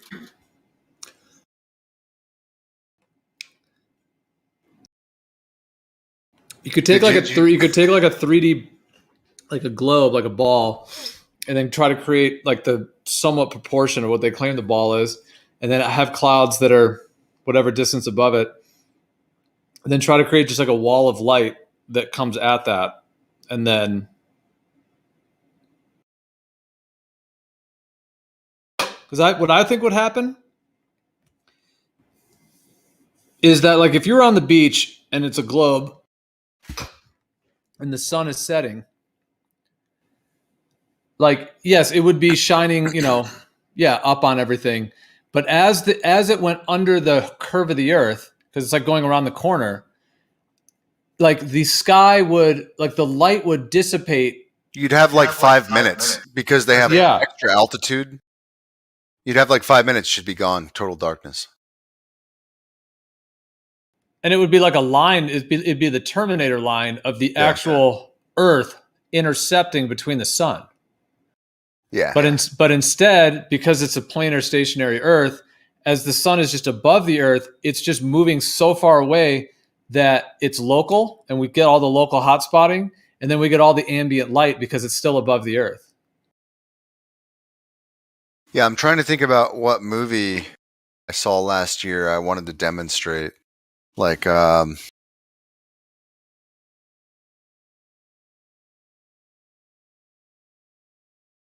old movies with aliens. What's it called?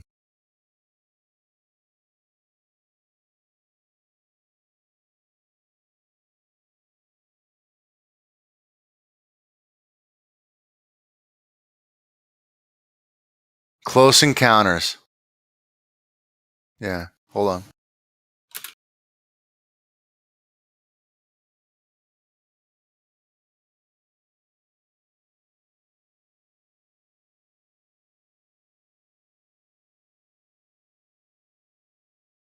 I think there's like a scene, and maybe I've got it wrong, like Close Encounters of the Third Kind. Like, is there a scene where there's like all these projector lights shooting over a mountain?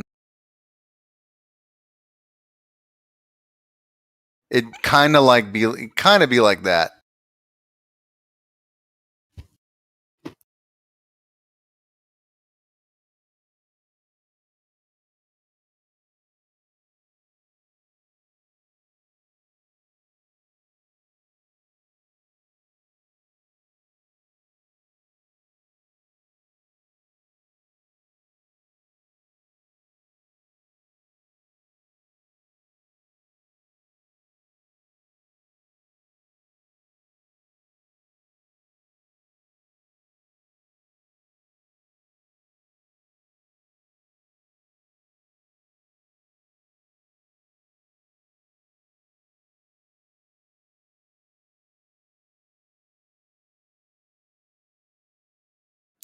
You know how the sun, actually, this is a really good evidence for it.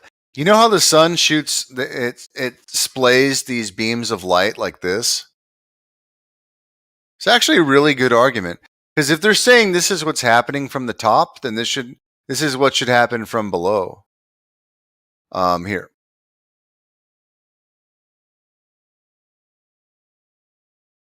Open new tab. That didn't work. Okay. Well, I'll find another one then.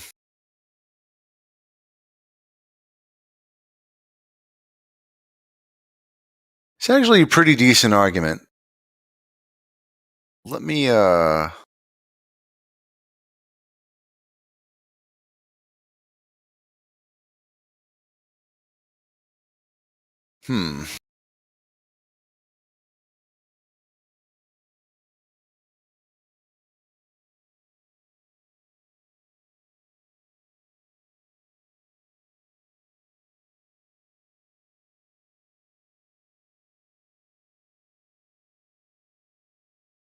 Oh my God.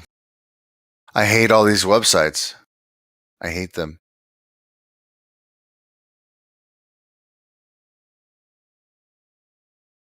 Okay, right here.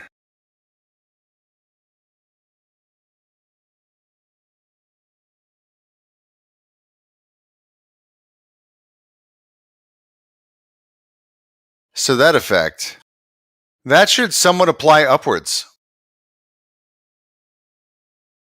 Or at least at an angle upwards, any kind of upwards. Don't you think?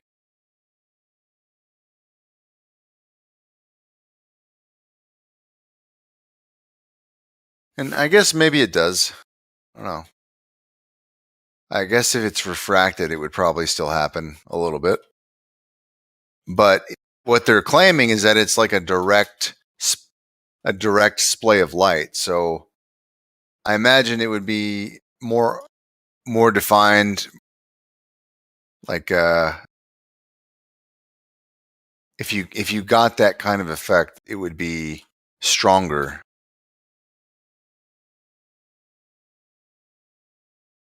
Well, stronger than none. Man, I really hate how they've kind of fucked with everybody. This is kind of annoying.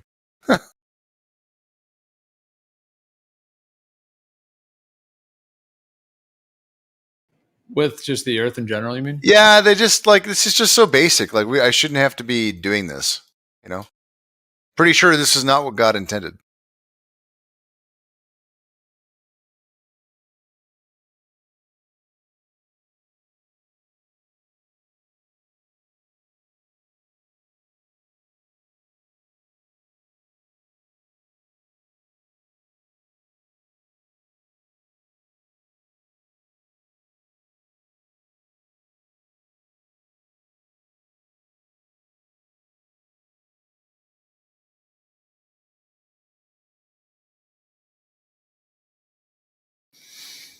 Well, I think in order to create the modern world the way it is today, I guess the creator felt like it had to create the globe model, yeah. Because humans would not be this out of balance and just in disarray and all, yeah, the way that it is, and believing in others so intensely and stuff without like what they've done.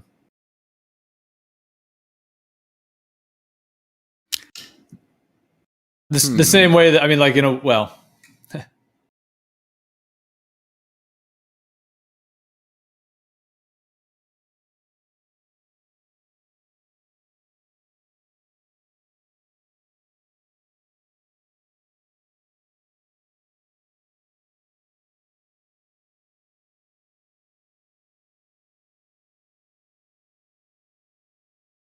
yeah, I'm putting it back on. I just wanted to say the V word. Vagina. The vajuger. Oh man. But yeah, so yeah, they're doing what they're doing. But no, I think it's cool. I think it's interesting actually. I think it's like it's very traumatic the way they've lied to people so severely. And I think it is very profound. But I think the awakening that's coming after it is gonna be amazing and worth it. So oh yeah, can you imagine the bounce back? Yeah, like exactly. Like if they love space now, imagine how much they're gonna love Earth after. Like they're gonna how am I gonna say it? Like all of that energy that was going to space, which is at like 5%, it's gonna be, I don't know, maybe like 60%, 80% with like reimagining, reanalyzing, like re-loving, instead of thinking about up there all the time, thinking about down here. Like the focus is so different.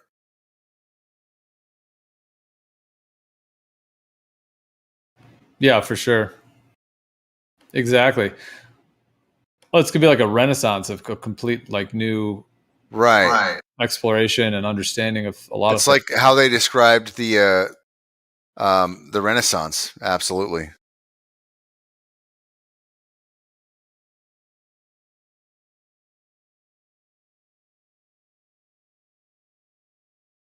And maybe that's what they tried to do is like, let's make it super dark, fuck everything up, and then we'll make everything nice for a while. Maybe that's what their goal is. Well, I think that the people in control now don't ever want it to be good because they're like evil at their core. So they've just hijacked what we already had going, which was a lot. Yeah, like I mean, the human potential, like free energy, all that stuff. They just jacked it all. They just kind of came along and I think literally, yeah, took. Well, I think they did a lot of stuff, but yeah, I don't think they want it to be good. I think they just want to crush what we already had that was good, and then try to hijack it and then use it for their own benefit, I suppose.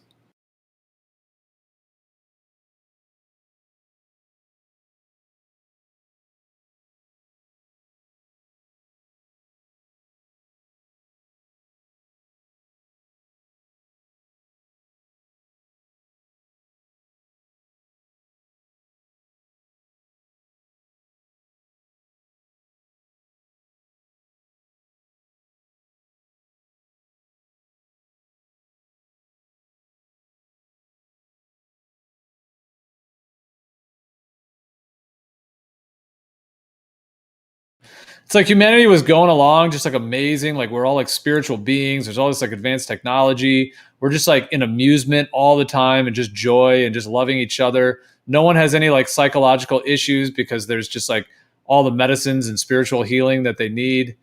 And it's like these dudes come along and just completely. They're like, dude, where's my car? Oh, it's on this globe.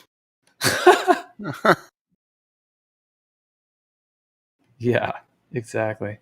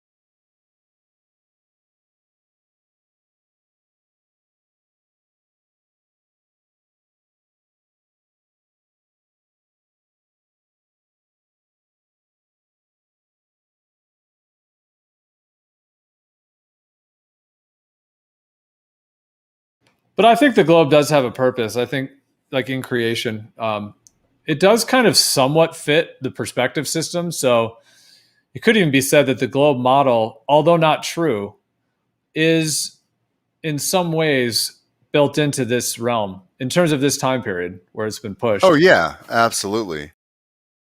Absolutely. It's it's just like it's a consequence of like limiting off certain areas. And this is what you can kind of see from where you're at.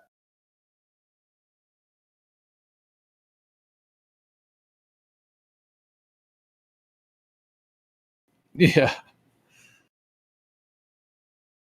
I mean they have to limit areas. Otherwise it's like, oh yeah, that's bullshit. So controlling the land, controlling what land we know about, what we have access to, absolutely necessary.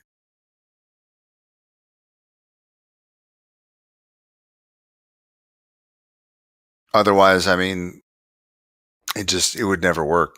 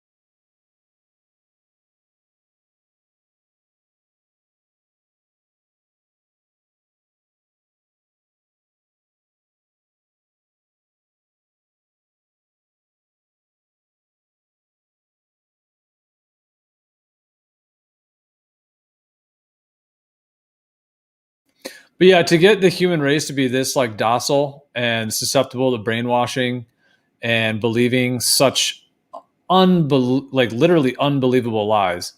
Like you can't even believe these things, but somehow people do. They're meaning they're unbelievable.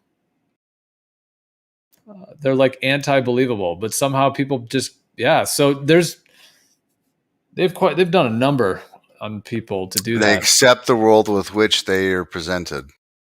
What I mean, they literally they said it out loud in that movie. Like it's really obvious. Well, I mean, how they pulled it off. Yeah. They accept the world with which they are presented. That's simple. Pretty much, yep. They present a glob and everyone's like, I'm on a glob. What do you think of this idea though? Like, you know, Tartaria, the old world, like all these different ideas. But what do you think about this? What do you think about if these people came in, they had just a total operation? Like they came in, basically kidnapped. I'm talking about, let's say 1820 or 1800, something like that. These people come in. It's a big takeover. Big takeover. And they literally just start putting people in boats and cars and vehicles and just breaking up families, splitting everyone apart, sort of like FEMA camp style, you know, just got, and with whatever aggression, like just a full on like war operation of just, so they pulled a lot of people like, you know, out, caused a bunch of other destruction, and then took those people, like crossbred them with each other, did like a bunch of MK Ultra, like who knows what, like 20 years of just like full on MK Ultra like stuff on these people, and then crossbred them, and then repopulated the cities that they, you know, had like the kind of world that they were trying to rebuild. So they repopulated these people, you know, into the cities. And it's interesting to look that like apparently like if when we look at our family lines, you know, like our great grandfather, great great grandfather, there's like a really high percentage of them that end in orphanages. So it's very strange. Like there's not very much like memory other than all this fake history we're told, but like what really was going on before 1800, you know, like nobody really knows. It's like this mass brainwashing. And then along with that, they repopulated these people with this whole new thing. And then there were all these fires and earthquakes like all across the US, like in the late 1800s and early 1900s. And there's a great World Fair and stuff. So anyways, it seemed like that there was some huge shift going on. And then if that's the case, then it's like they literally have like possibly done that to the point where people are like humanity is like literally MK Ultra traumatized right now. Like all this belief in like the globe and like defense, just all these different things. Like people are literally under a spell. And I think it may have to do with something as deep as that, like a full on takeover, mind control, repopulation agenda, crazy eugenics thing. And then now we are just like the aftermath of that with these people that are continuing doing their thing, which is lying to us, telling us fake history, stealing all of our free energy, trying to suppress our spiritual nature, trying to poison our bodies, trying to control humanity, etc.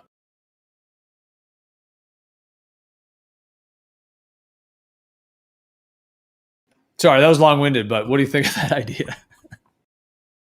I mean, it's possible. I don't have any hints except maybe like the same several families culling the herd for like the Titanic. You know, like it seems like it's always the same people, just more like let's say there's 10 families. They cut out 5 of them. You know what I mean? But it's still the same people running the shit. Just less variety. Like everybody gets vanilla. That's what it seems like to me. It just seems like the same people with less flavors. Like the ones that are in control now, they're the fucking nastiest of the nastiest. You know? That's why they were able to maintain. Yeah, exactly. They're just willing to do that super psycho like stuff. Anything that they have to do. Right. Even if it involves killing their own children.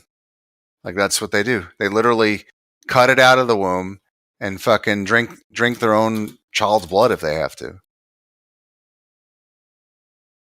Like they sacrifice their own, man. Like they'll do anything.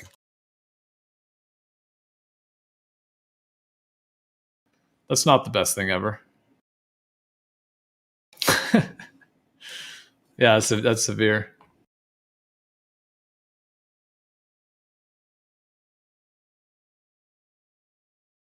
Yeah, they're definitely cray. Actually cray. But yeah,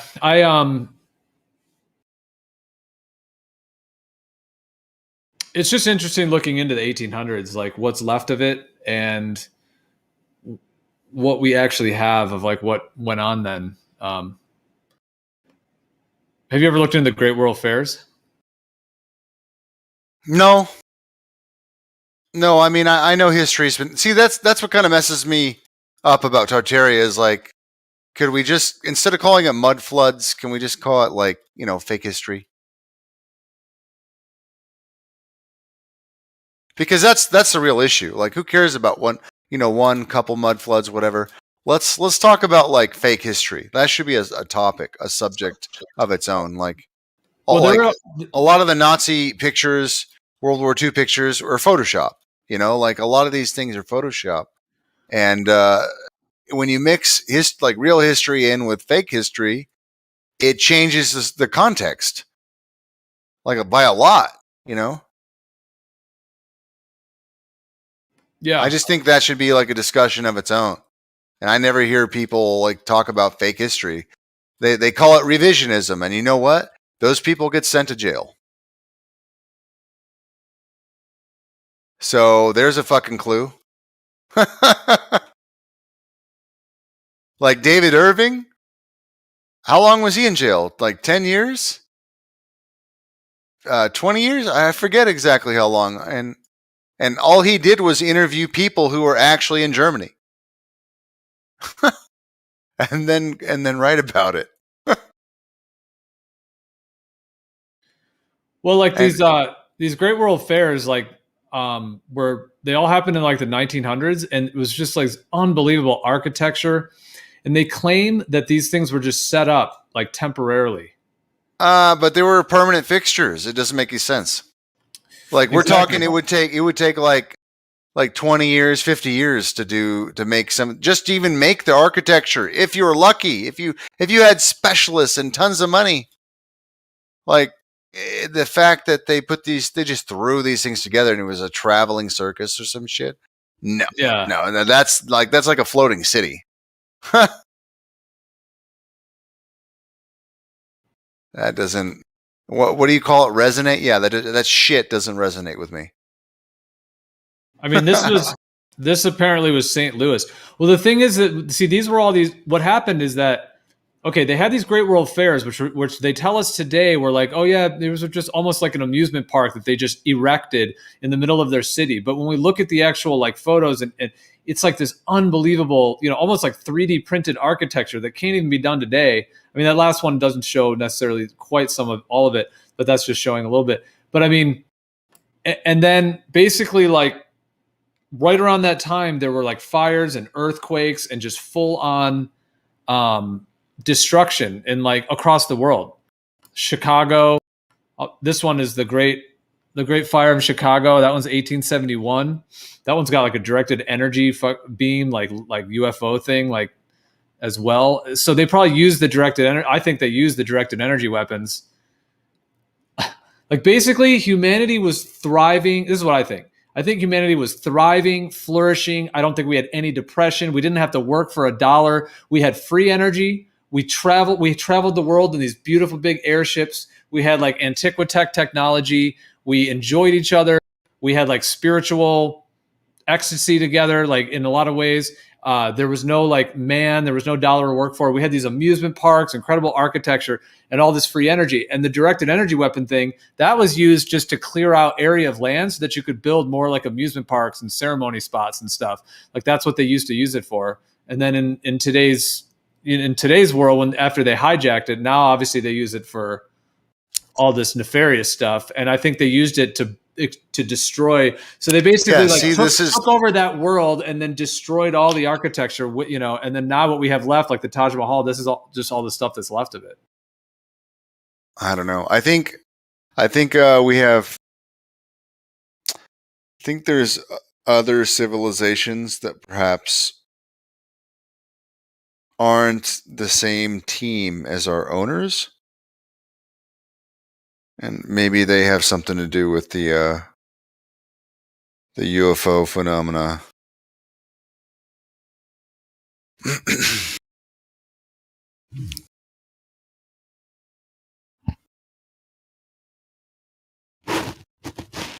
I don't know, man. I really couldn't say. I have no idea. Palace of Electricity and the Luminous Fountains. World Exposition. Paris.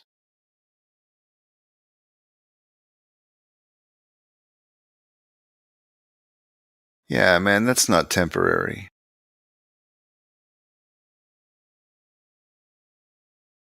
I don't know, man. There's just...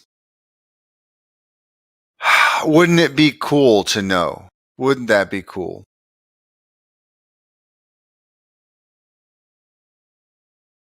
Wouldn't that be cool? Yeah. I couldn't tell you. There's so, like, even people, like everybody in the truth community, they often just kind of like throw out these ideas, and and some I can kind of follow, but most of them I kind of don't. But then there's still all this, this history that you have to sift through, and it's so easy. It's so easy. Like you're like, for example, let's take an event like the Challenger, right? And then take out the context of them having an escape pod that actually goes to an escape chute that goes to the basement. And then what do you get? You get, oh, this event was real. This is a huge day of sadness. And then all of the stories that come after that. Like the JFK assassination. I'm 99 percentile, if not more than that, confident he didn't die. But even today, still, we're getting new material from that loss. So that is massive historical manipulation.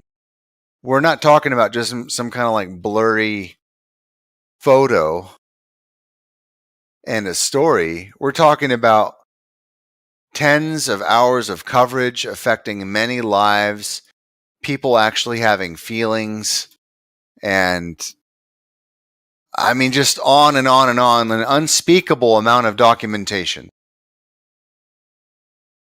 And had I not known that that was fake through very particular research, I would be left only with the opposing evidence. So the world fairs, okay. I guess it's as real as JFK's assassination. I don't know. I don't have enough information, special information. There's no like eyewitnesses or counter testimonies or like, I don't even have a hint. I got nothing, like it's too much speculation for someone like myself. All I can look at it is just kind of like look at it and wonder, and it kind of agrees with what I always thought, is that people have always been smart. It's not something that we evolved into. It's something that we always were. Like humans have remained their same potential and intelligence. It's just a matter of our expression has been reduced and manipulated.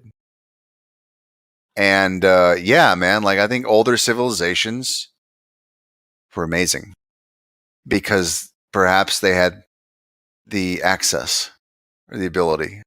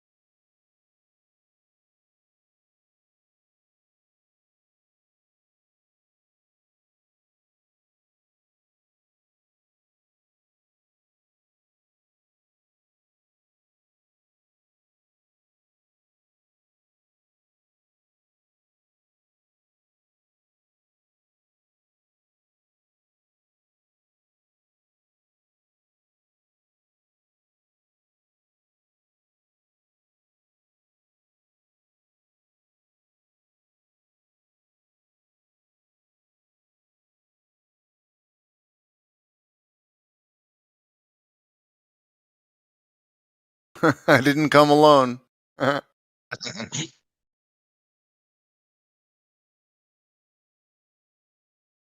Hey, Dawn.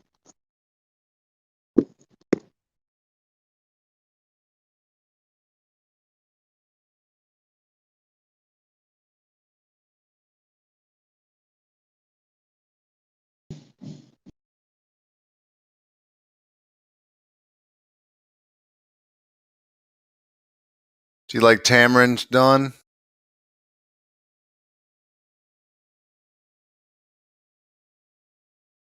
Don't know.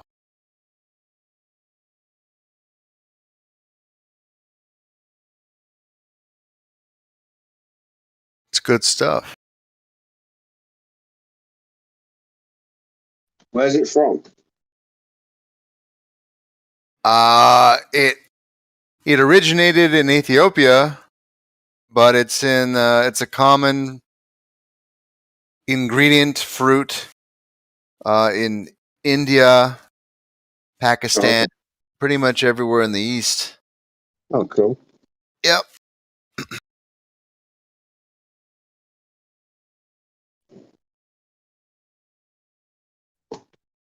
Is that Carlos? Me? No. Oh, okay. I didn't hear your voice enough. Okay. Oh, okay, no.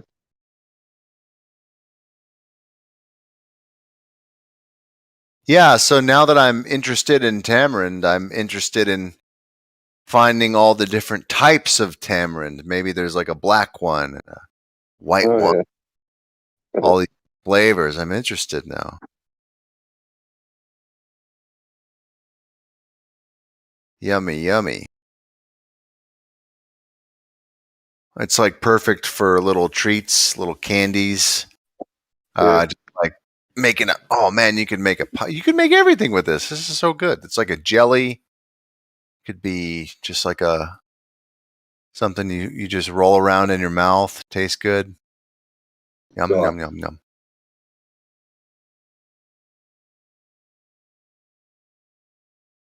But it's also the right kind of taste to maybe apply a little bit of spice to. Like if you want to put some chili pepper and make like a sauce, that would be. Oh, yeah. I'm excited. Tamarind is very versatile. Very good for you. Never heard of it.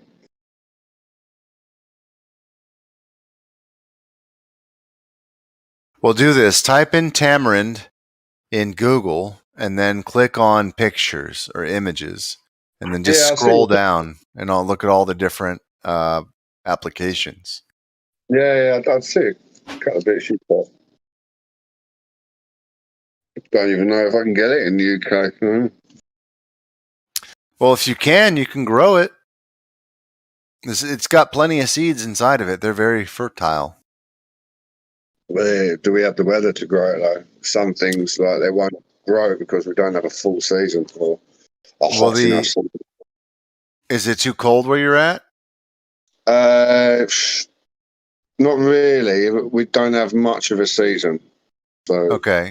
Well, can't really find corn and things like that. This appears to only be sensitive to frost. Oh, okay. And we don't have much of that. if you don't have frost, you're fine. Also, you just need to make sure that the soil drains pretty well. Right, Other than that, yeah. you're good. It'll grow in everything except frost. Cool. Yeah.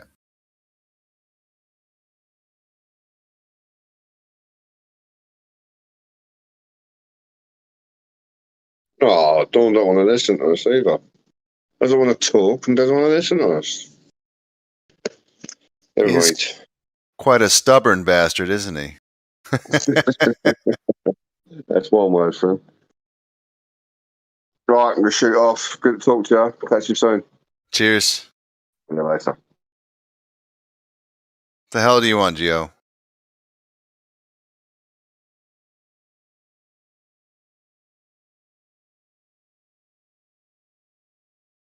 And I'm geeking out on this tamarind stuff.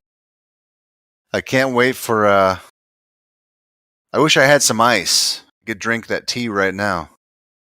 Just don't have any ice.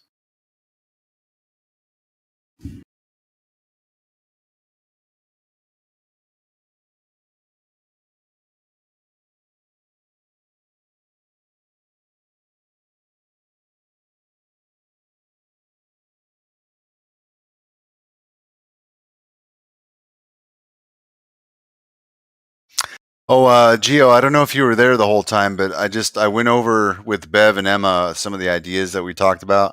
They seem to be pretty on board with it. So, yeah, I think there's a way we can make all this work. Just we need to be on the same page, I think, and that should help.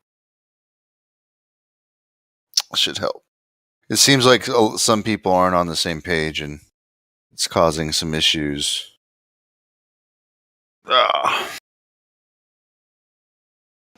Yeah. What ideas in particular? What are you referring to? Well, if you're debating, you're not modding, and also if you're hosting, the host gets to decide who they elect to mod their show.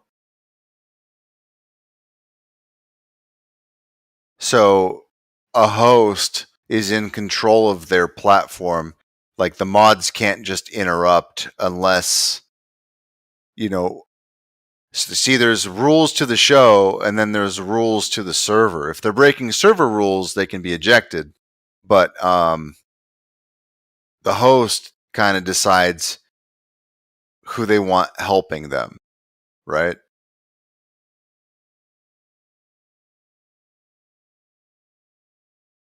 Also, the other idea I kind of like floated was, well, what if only admin could look at the warning count and modify warning counts so that there's a log that's kept and nobody can mess with it. Like you can warn somebody, but you can't remove a warning or check the warnings, something like that. They seem to be really responsive to that, because the most important thing, from what I understand, it's not necessarily like we need to maybe ignore some of the conflicts in this server and focus on content creators. Like if content creators, like what could we do to facilitate somebody who wants to do a show? And how can we make that easy? And how can we make the rules transparent? And if we focus on that, then everything else should follow pretty smoothly.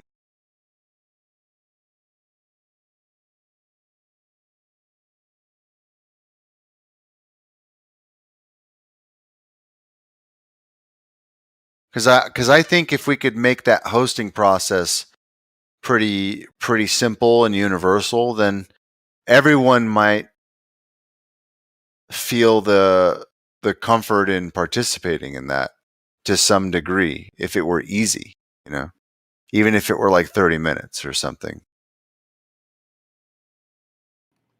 Yeah, I don't have the systems fully set up quite yet to have like a temporary or guest live stream hosting, whatever the name's going to end up being. Yeah. But because I still need to do some things for that. I mean, it could still be done now, but as time has gone on, I've thought it needs a couple more things because I think some people don't quite know what live stream hosting is exactly. We're flushing it out. Yeah, because when I first started introducing it, I was trying to kind of get it going to some degree and get people with the live stream host role, and then start to get it going a bit. But yeah, there's a couple more things that need to be ironed out as well. Well, here's the thing though, if somebody has a temporary host, then they're essentially a temporary mod, and so then they can mute people in other areas. It's kind of a weird thing, right? It's like a extra problem. Well, it'd be nice if Discord had some kind of way to only mute in a certain live stream. Yeah, there's that actually could be done with roles, but there is actually a way to do that with roles to isolate. Like there technically could be a way, like let's say Livestream host is hosting. Well, it's a little bit tricky, I guess, to do it that way. But there's a way to do all of this. It's just what's the easiest way and what's the most automated way and what is the most secure way, and like how can we kind of mesh those things together, you know?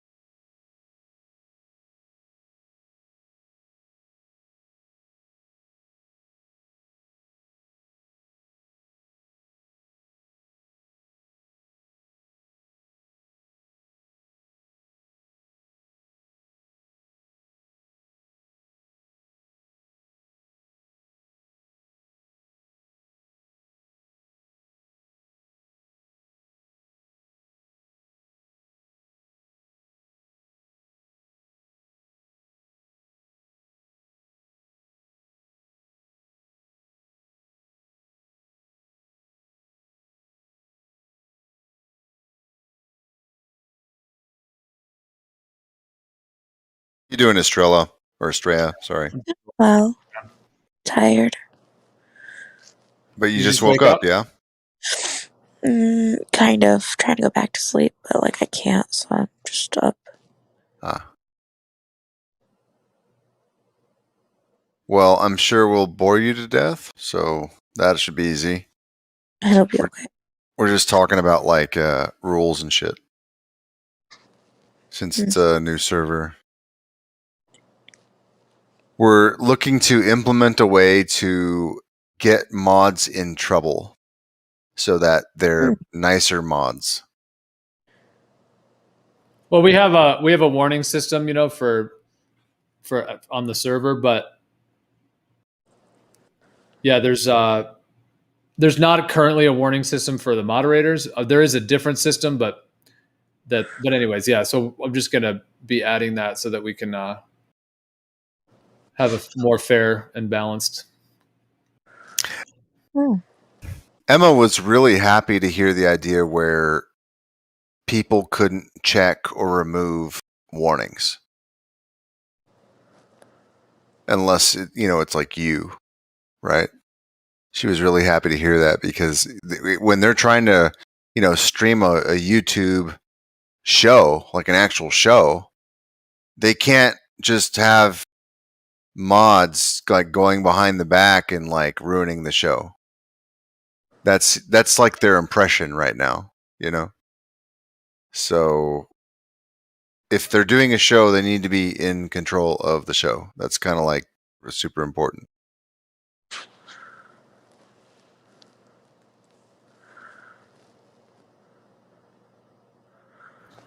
What? Yeah. I don't know how much of an issue that is that people are going in and removing warnings because people. Well, I guess it happened once, but then there's a couple people who didn't realize that if a show is happening, and if they're a mod, yes, you're a mod, but if there's a show, that doesn't mean that you just interfere with the show because you're a mod. Like you should be elected to participate and help them if they want, but don't go behind the back of the people running the show and like remove warnings, unmute people, allow them back in the show, etc. You know what I mean? And kind of like making it difficult to control. Yeah.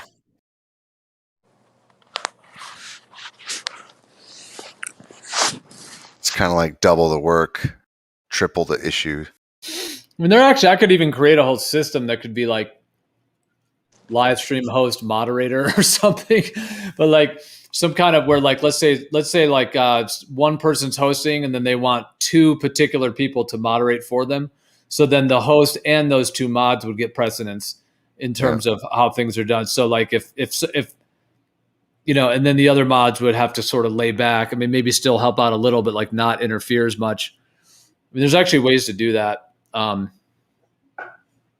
Yeah, but that's like more coordination. But yeah, I can see how that could be useful.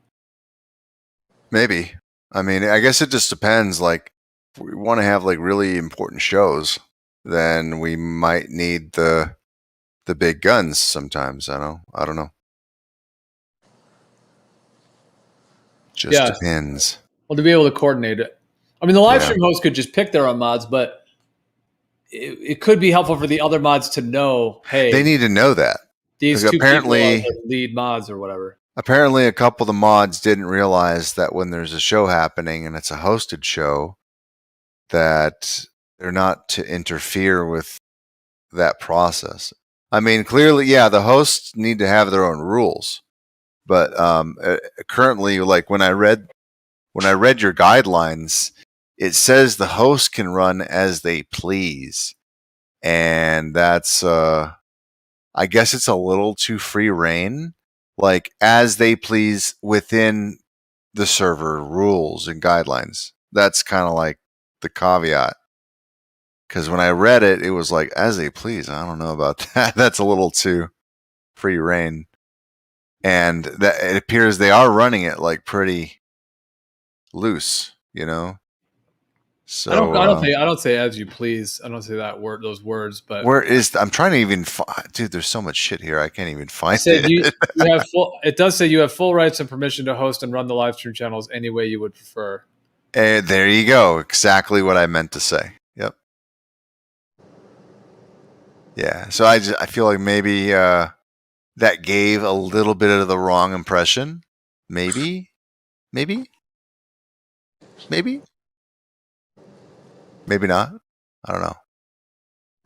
But yeah, Shines and I think someone else had no idea that they were not supposed to interfere with the production, and that became an issue.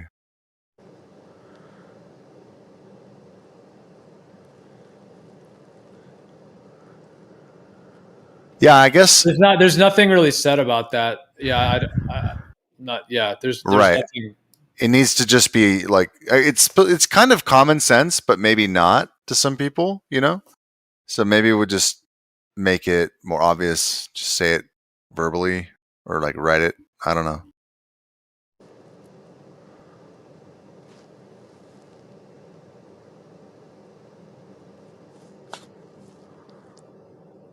This is why I made a server that was just like really, really basic, because it can get really complicated because Discord is so proprietary.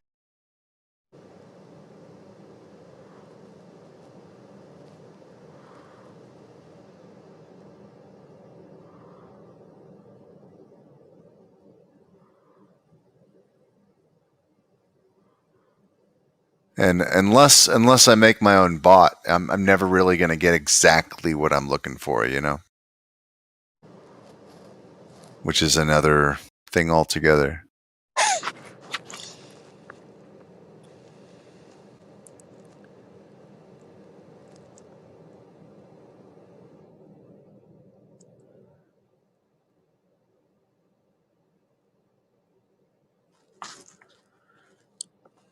My nose is so stuffy. Are you, is that allergies or are you not feeling well? I think it's just allergies. You coming down with the vid? No. God forbid. Uh-oh. We're going to lose her. No. She's a goner. She got the sniffles. Yeah, for real. Like it's like this time of year every year I'm like dying. Oh. Yeah, I get it. Yeah, as soon as it got cold here a few days ago, like I just could not stop being tired. Like I just wanted to sleep all day, you know, just get in the covers.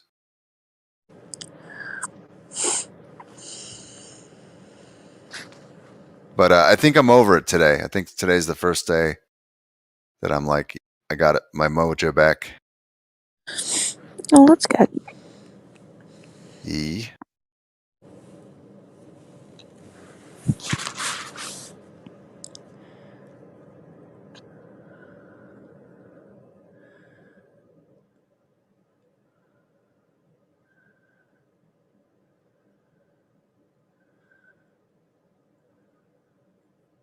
Okay, I'll read this out. Maybe it is like when a room is created for discussion, there are people coming in to try to change it into a debate conscious or conversation or not. Sorry, Lightwater, I didn't mean to bastardize that. I'm trying to understand it.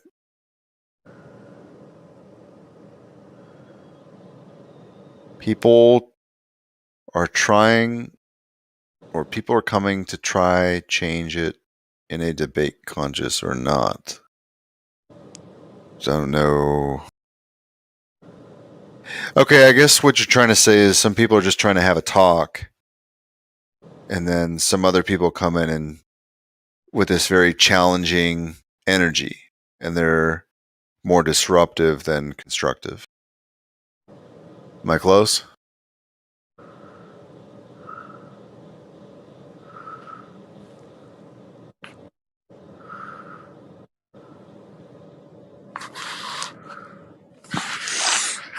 I don't know if they're even there.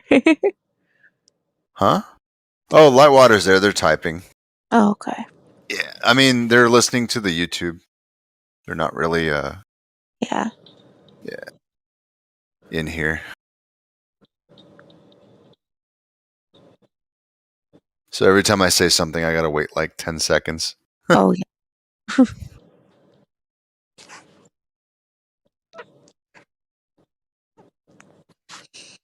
Do you take anything for your stuffy? I have Claritin, but Oh, is it allergy? I think so. Yeah. Yeah. My eyes are also watering really bad, so yeah, that's definitely allergies. Yeah, it does sound like it.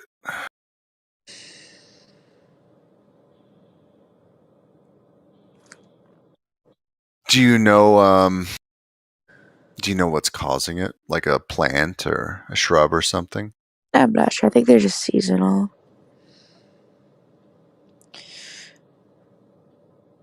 Yeah, I tried Claritin and that I mean it worked a little bit, maybe 50%.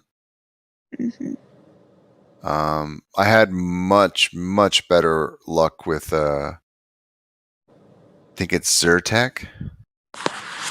Oh yeah, I've heard of that. And if you go, I think it's Sam's Club and Costco. I don't mean maybe you've got a membership, but they've got these knockoff brands that work really well. I think they're only like $10, and I got a whole bottle for $10. It's like a year's worth. Oh, wow. Yeah, it's a lot. It's really good. When I guess the normal one costs like $30 for like a month or two or some shit. Wow, that's a lot. Yeah, it's a big difference. I know that when my brother had poison ivy when we were kids, buying the poison ivy like cream was like $30 from Walmart. Like it's expensive. Oh my gosh. Things. There's got to be, I mean, for allergies, there has to be some kind of trick. So someone told me that if you find a way to eat like the plant or whatever's giving you the reaction, so I guess your body learns to not be so sensitive or something and like not be allergic to it. I've always wondered if that's true. Like I got all these plants over here that like really fucked with me this summer. And I'm thinking about maybe mixing it with some water or something and like eating it, but I'm afraid I'd die. I don't know. When I I don't would know. like I would get into like weird grasses and then I would mow over it and it would make me break out. Yeah. Yeah. My skin's pretty, I don't know, man. I've always had I've always been a little sensitive to things with my skin. Mm-hmm. So I hate that. I hate that I have sensitive skin.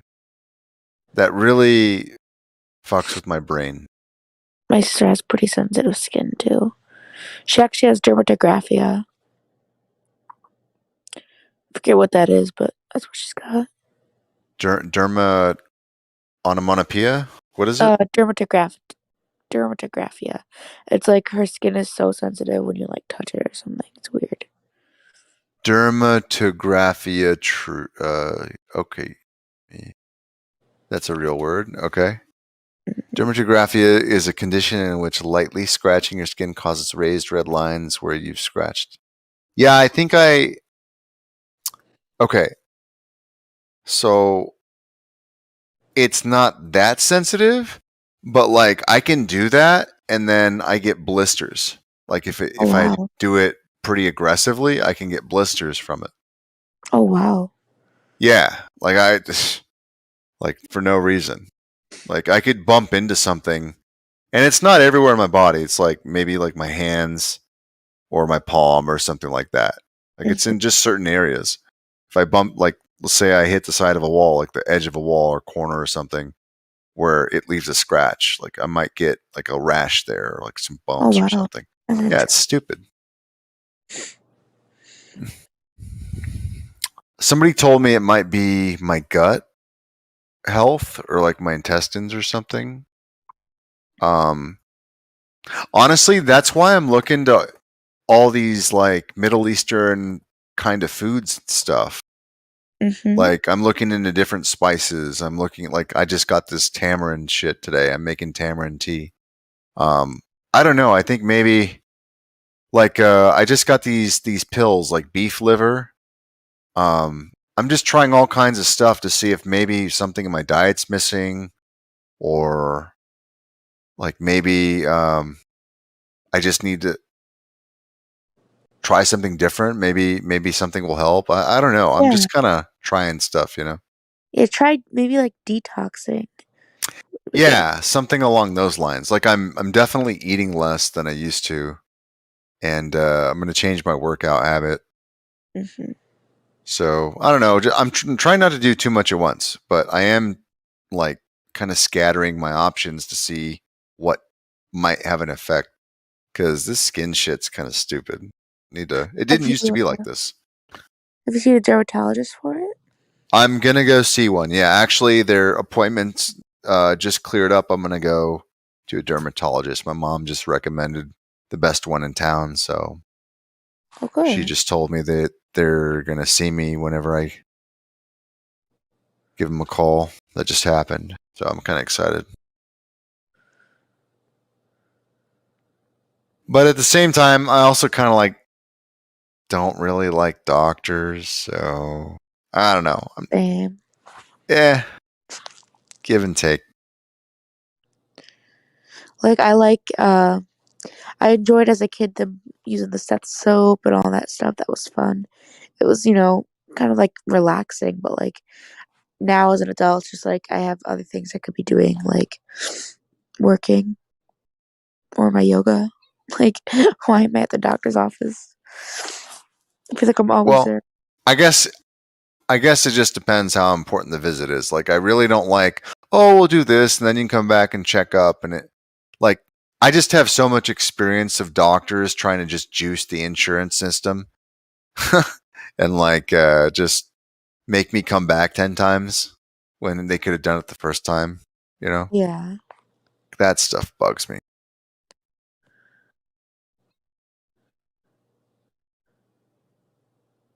I've had to play my own doctor a few different times, and it's worked out well. There's just a couple things I'm still trying to iron out. Mm-hmm. I saw Eggshells come in here for a second, and then he left. Really? Yeah, he dropped in for like literally 5 seconds, and then he left. like just now? Yeah, just now. Oh.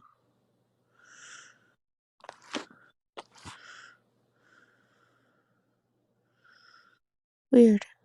Huh. Yeah, but we've been trying to reach out to him because he opened a support ticket, so he didn't respond to our messages. But he came in here. Interesting. Let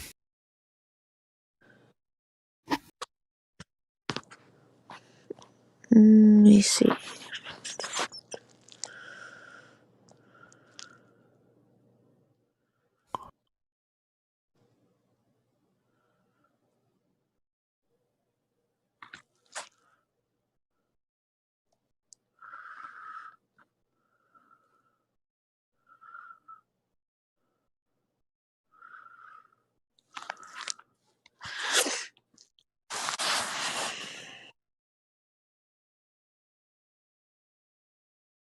Yeah, there's nothing I value more than my health. Like, it's really nice to feel good some days, you know? Like where everything just feels good and you don't have to worry, but then maybe you don't appreciate it enough sometimes, you know? Yeah. Especially like mental health too. Absolutely. That could change the whole thing. That's like a filter on a picture. Like you can have like it could change everything. Right. Have you I mean, you don't have to go into detail, but have you struggled with any of that? I used to a long time ago, yeah. I mean, of course, there's some days where I'm like, fuck this shit. But like, you know, not nearly as bad as I was a while ago. I think a lot of it had to do with my family. And then once I got out, things got better. Oh, did you change your name and everything? No, more like, you know, just I got a job, you know, once I graduated and shit, you know. Yeah, I Just, got you. I was just making a joke. you know, you're good. Because, you know, when you're like a kid or whatever, like, you can't just like leave. You know what I mean? You're kind of stuck. Yeah. There's like you gotta plan things in Yeah. advance. Well, glad you made it. Glad you appreciate the value of having a fucking job, which is more than most people these days. Yeah. Definitely. Not to say that you need one, but I mean, there's just so many people who they just, I don't know, they don't like to do anything. Yeah. A lot of them, unfortunately.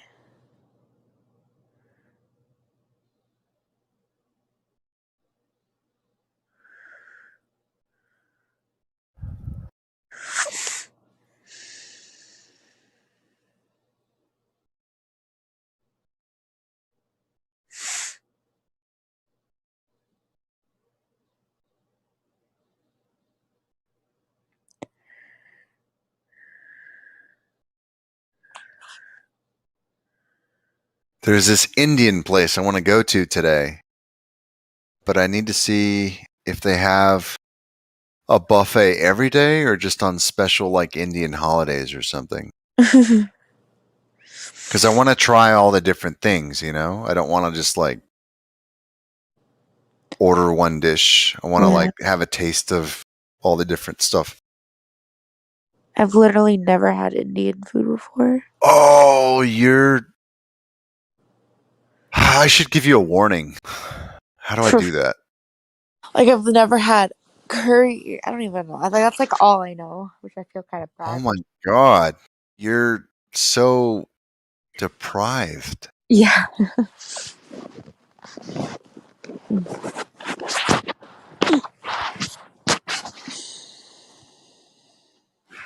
Oh, I'm looking at that skin condition, and people like write their name on their arm and stuff. Pretty funny.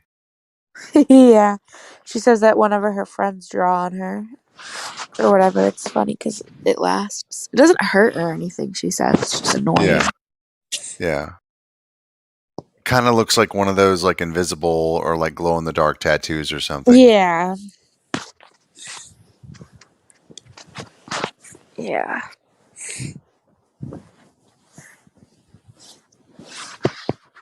Have you ever seen people who have been struck by lightning? No. It's the same kind of effect, but here, let me put a picture in the chat. Let me find it.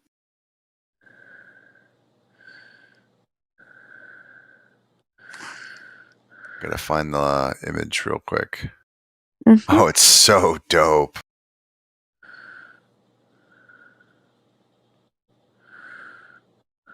Check this shit out.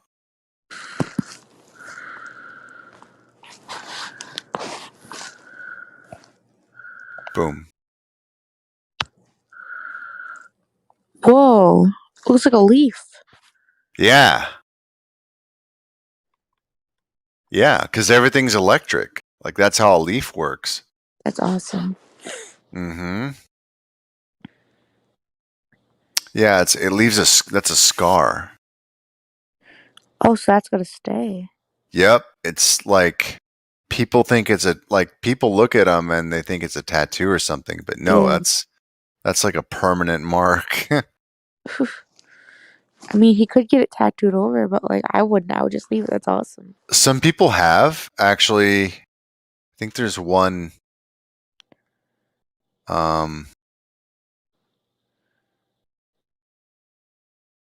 Yeah, here's one. Here. Woman survives lightning strike. And she got a tattoo. That's pretty.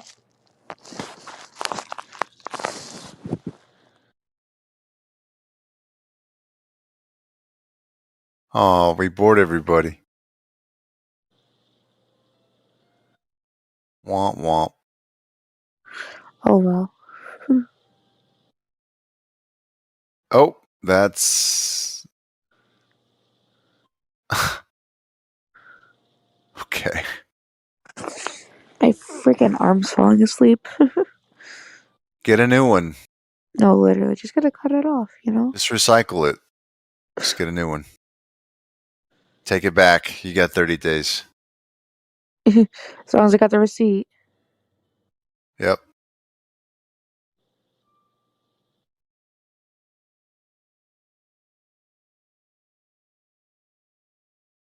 Man, some of these images are graphic. Holy shit.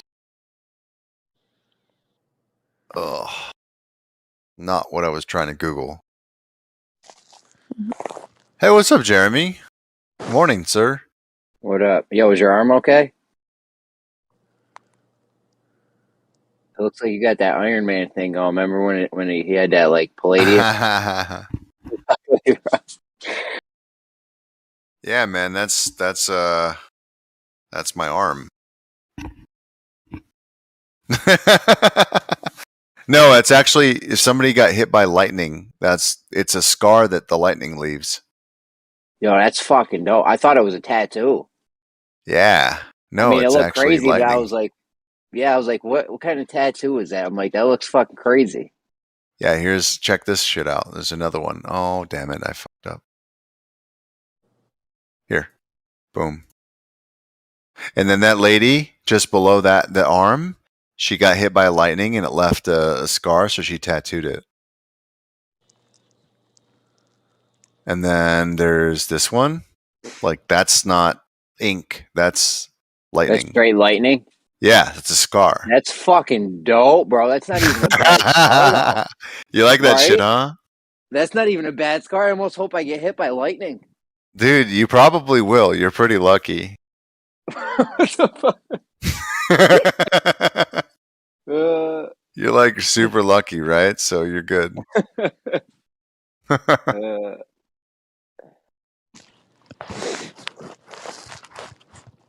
I'm trying to find another good one.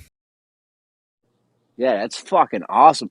Not only can you be like, yo, I got hit by, people be like, yeah, right, you didn't get hit by lightning. And then you show them that, and it's like, oh, shit. Yeah.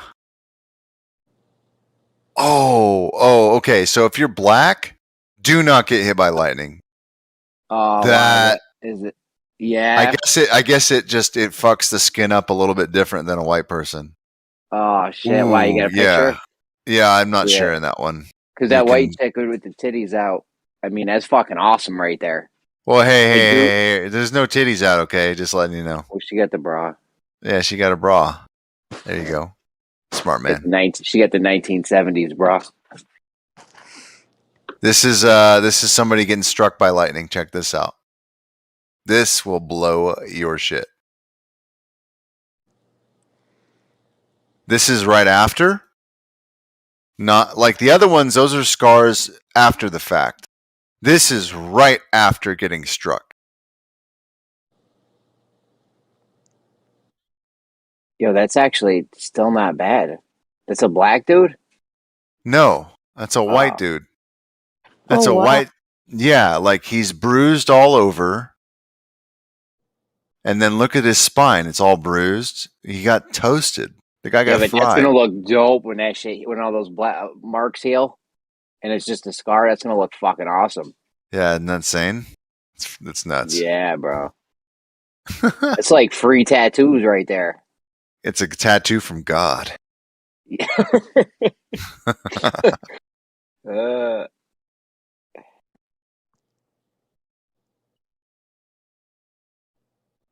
I can't even imagine because when you just get a little zap, I don't even like getting a little zap. You know what I'm saying? You get hit with a lightning bolt. That's the biggest fucking zap you could get, probably.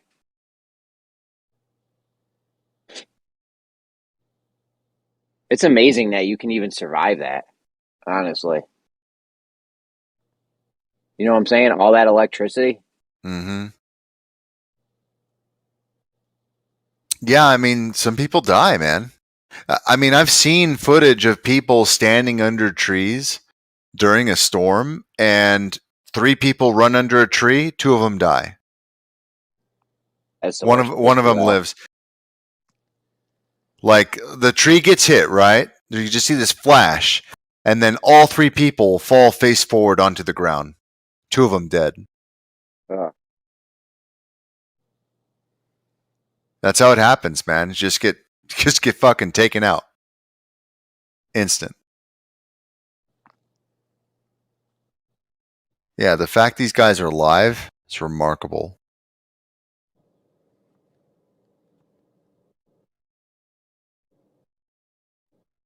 Imagine being pregnant and then being struck, and then you're the baby, and the baby has like all these markings all over it. Bro, That would be that's superhero shit, bro. that's superhero. That's what I'm saying. Dude, Like the baby comes out like Raiden or some shit from Mortal exactly, Kombat. like the whole baby's covered in like all these like lines and shit.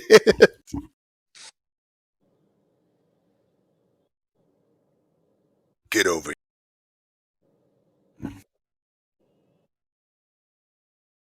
Yeah, I'm gonna Google that. Baby struck by lightning.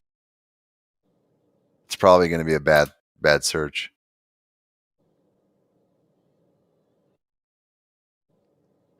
Oh no. Baby struck by lightning recovering, has static hair. Oh no, it's Raiden.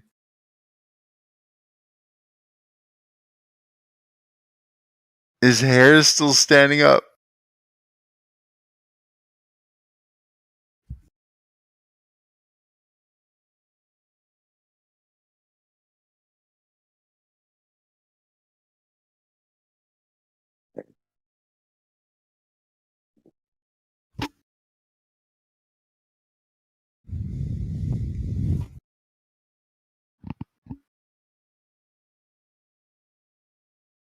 The baby will jump out.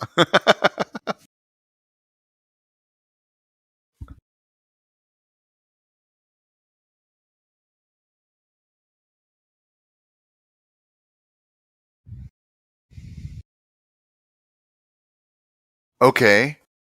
Nearly full-term baby born after pregnant woman struck by lightning has died. Damn, that's not what I wanted to read.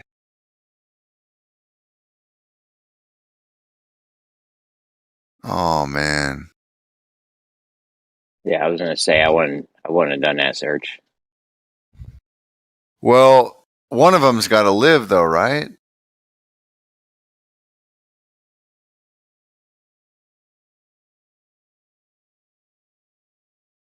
That wasn't the search I wanted to read though. Yeah, definitely not.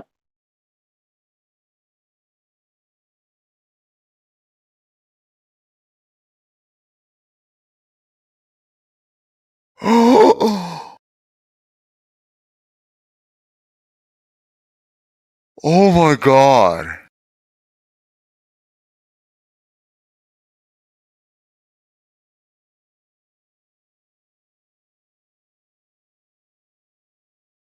That video is insane.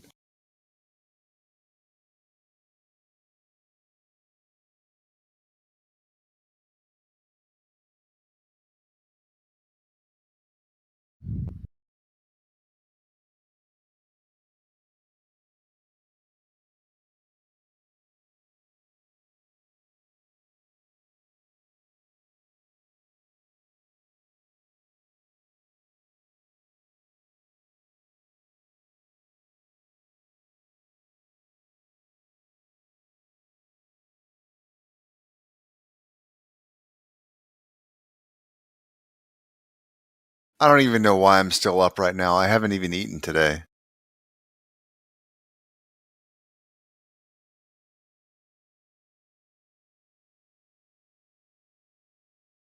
I'm probably just going to go for 2 days. Just be up for 2 days.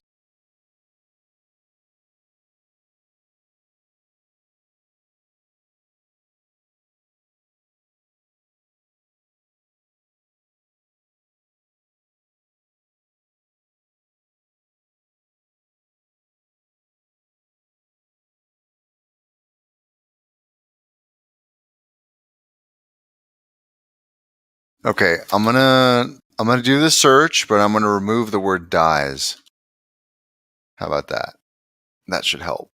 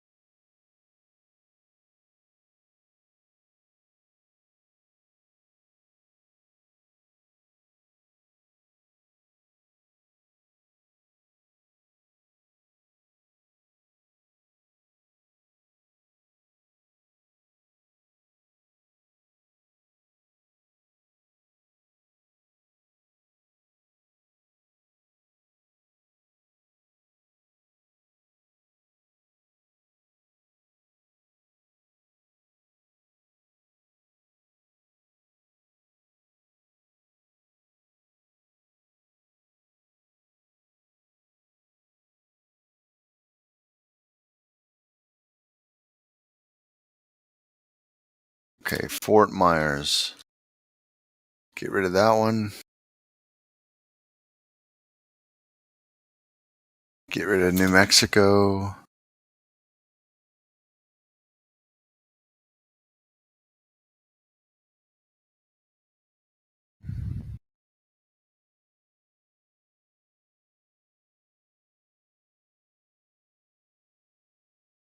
Did you do any DoorDash yet? You know what? I didn't even know, but I just found. Okay, so check this out. I signed up for this shit like a month ago, and only just now, like right now, did I just realize that I didn't have the dash button, so it didn't let me log in. So I just got a message this afternoon that says, "Congratulations, your account's been approved. You may now dash." So this whole time, I thought I was already in the system. Apparently, they just approved me today. Did they send you the? Oh, so they didn't send you the red card yet? I have the red card because I ordered one. I just didn't know what it was. I just went over the website and looked at it, and I got it. So I have one. All right. Yeah, I just don't know what the hell to do with it. I've never used it or anything. No, it's normally auto. It's normally already paid for, and you don't even have to fuck with that card. But once in a while, you go to like a rinky-dink restaurant or something. Yeah. And you might have to swipe the card. That's all. It's just good to just keep it with you though, because Exactly. Yeah. you never know. Yeah, when I went over their website, because I was looking at like you could buy like a hat and a bag and like all this gear and stuff. Like one of the things you could buy was a red card, and it says $0. I'm like, the hell is this? So I Googled it. I was like, oh, I probably need one of those. So a month ago, I ordered one. So I already got it. Yeah, like I said, bro, if I could just sign on at will, Yeah. whenever I wanted to, I wouldn't even bother with Uber and Lyft anymore, just because, like I said, DoorDash is a little bit less money, but the convenience of not having to deal with people, and you don't have to keep your car clean, and if your car's making a noise, it doesn't matter, and you can smoke in the car, and there's so many benefits to DoorDash. It's not even funny. The only drawback is you're never going to get those $200 rides. Like, I brought people to Connecticut and back, and fucking the Adirondack Mountains and New York City, like all over the place. Sometimes you don't want to deal with people, though, you know? I went to Jersey a couple weeks ago. Here, Yeah, check out that. I just sent you a picture. This just opened up. I've never seen it like this. This is what I can see now since they approved me. Like, that's a lot of work. Hold on. Don't die. Fucking nice.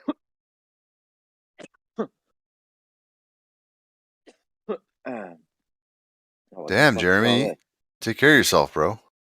Oh, these are the things. Oh, wow, that's some good bonuses right there. $4 a delivery. That's what I'm saying. That's every day I see that. Bro, that's banging right there. Yo, that's fucking dope.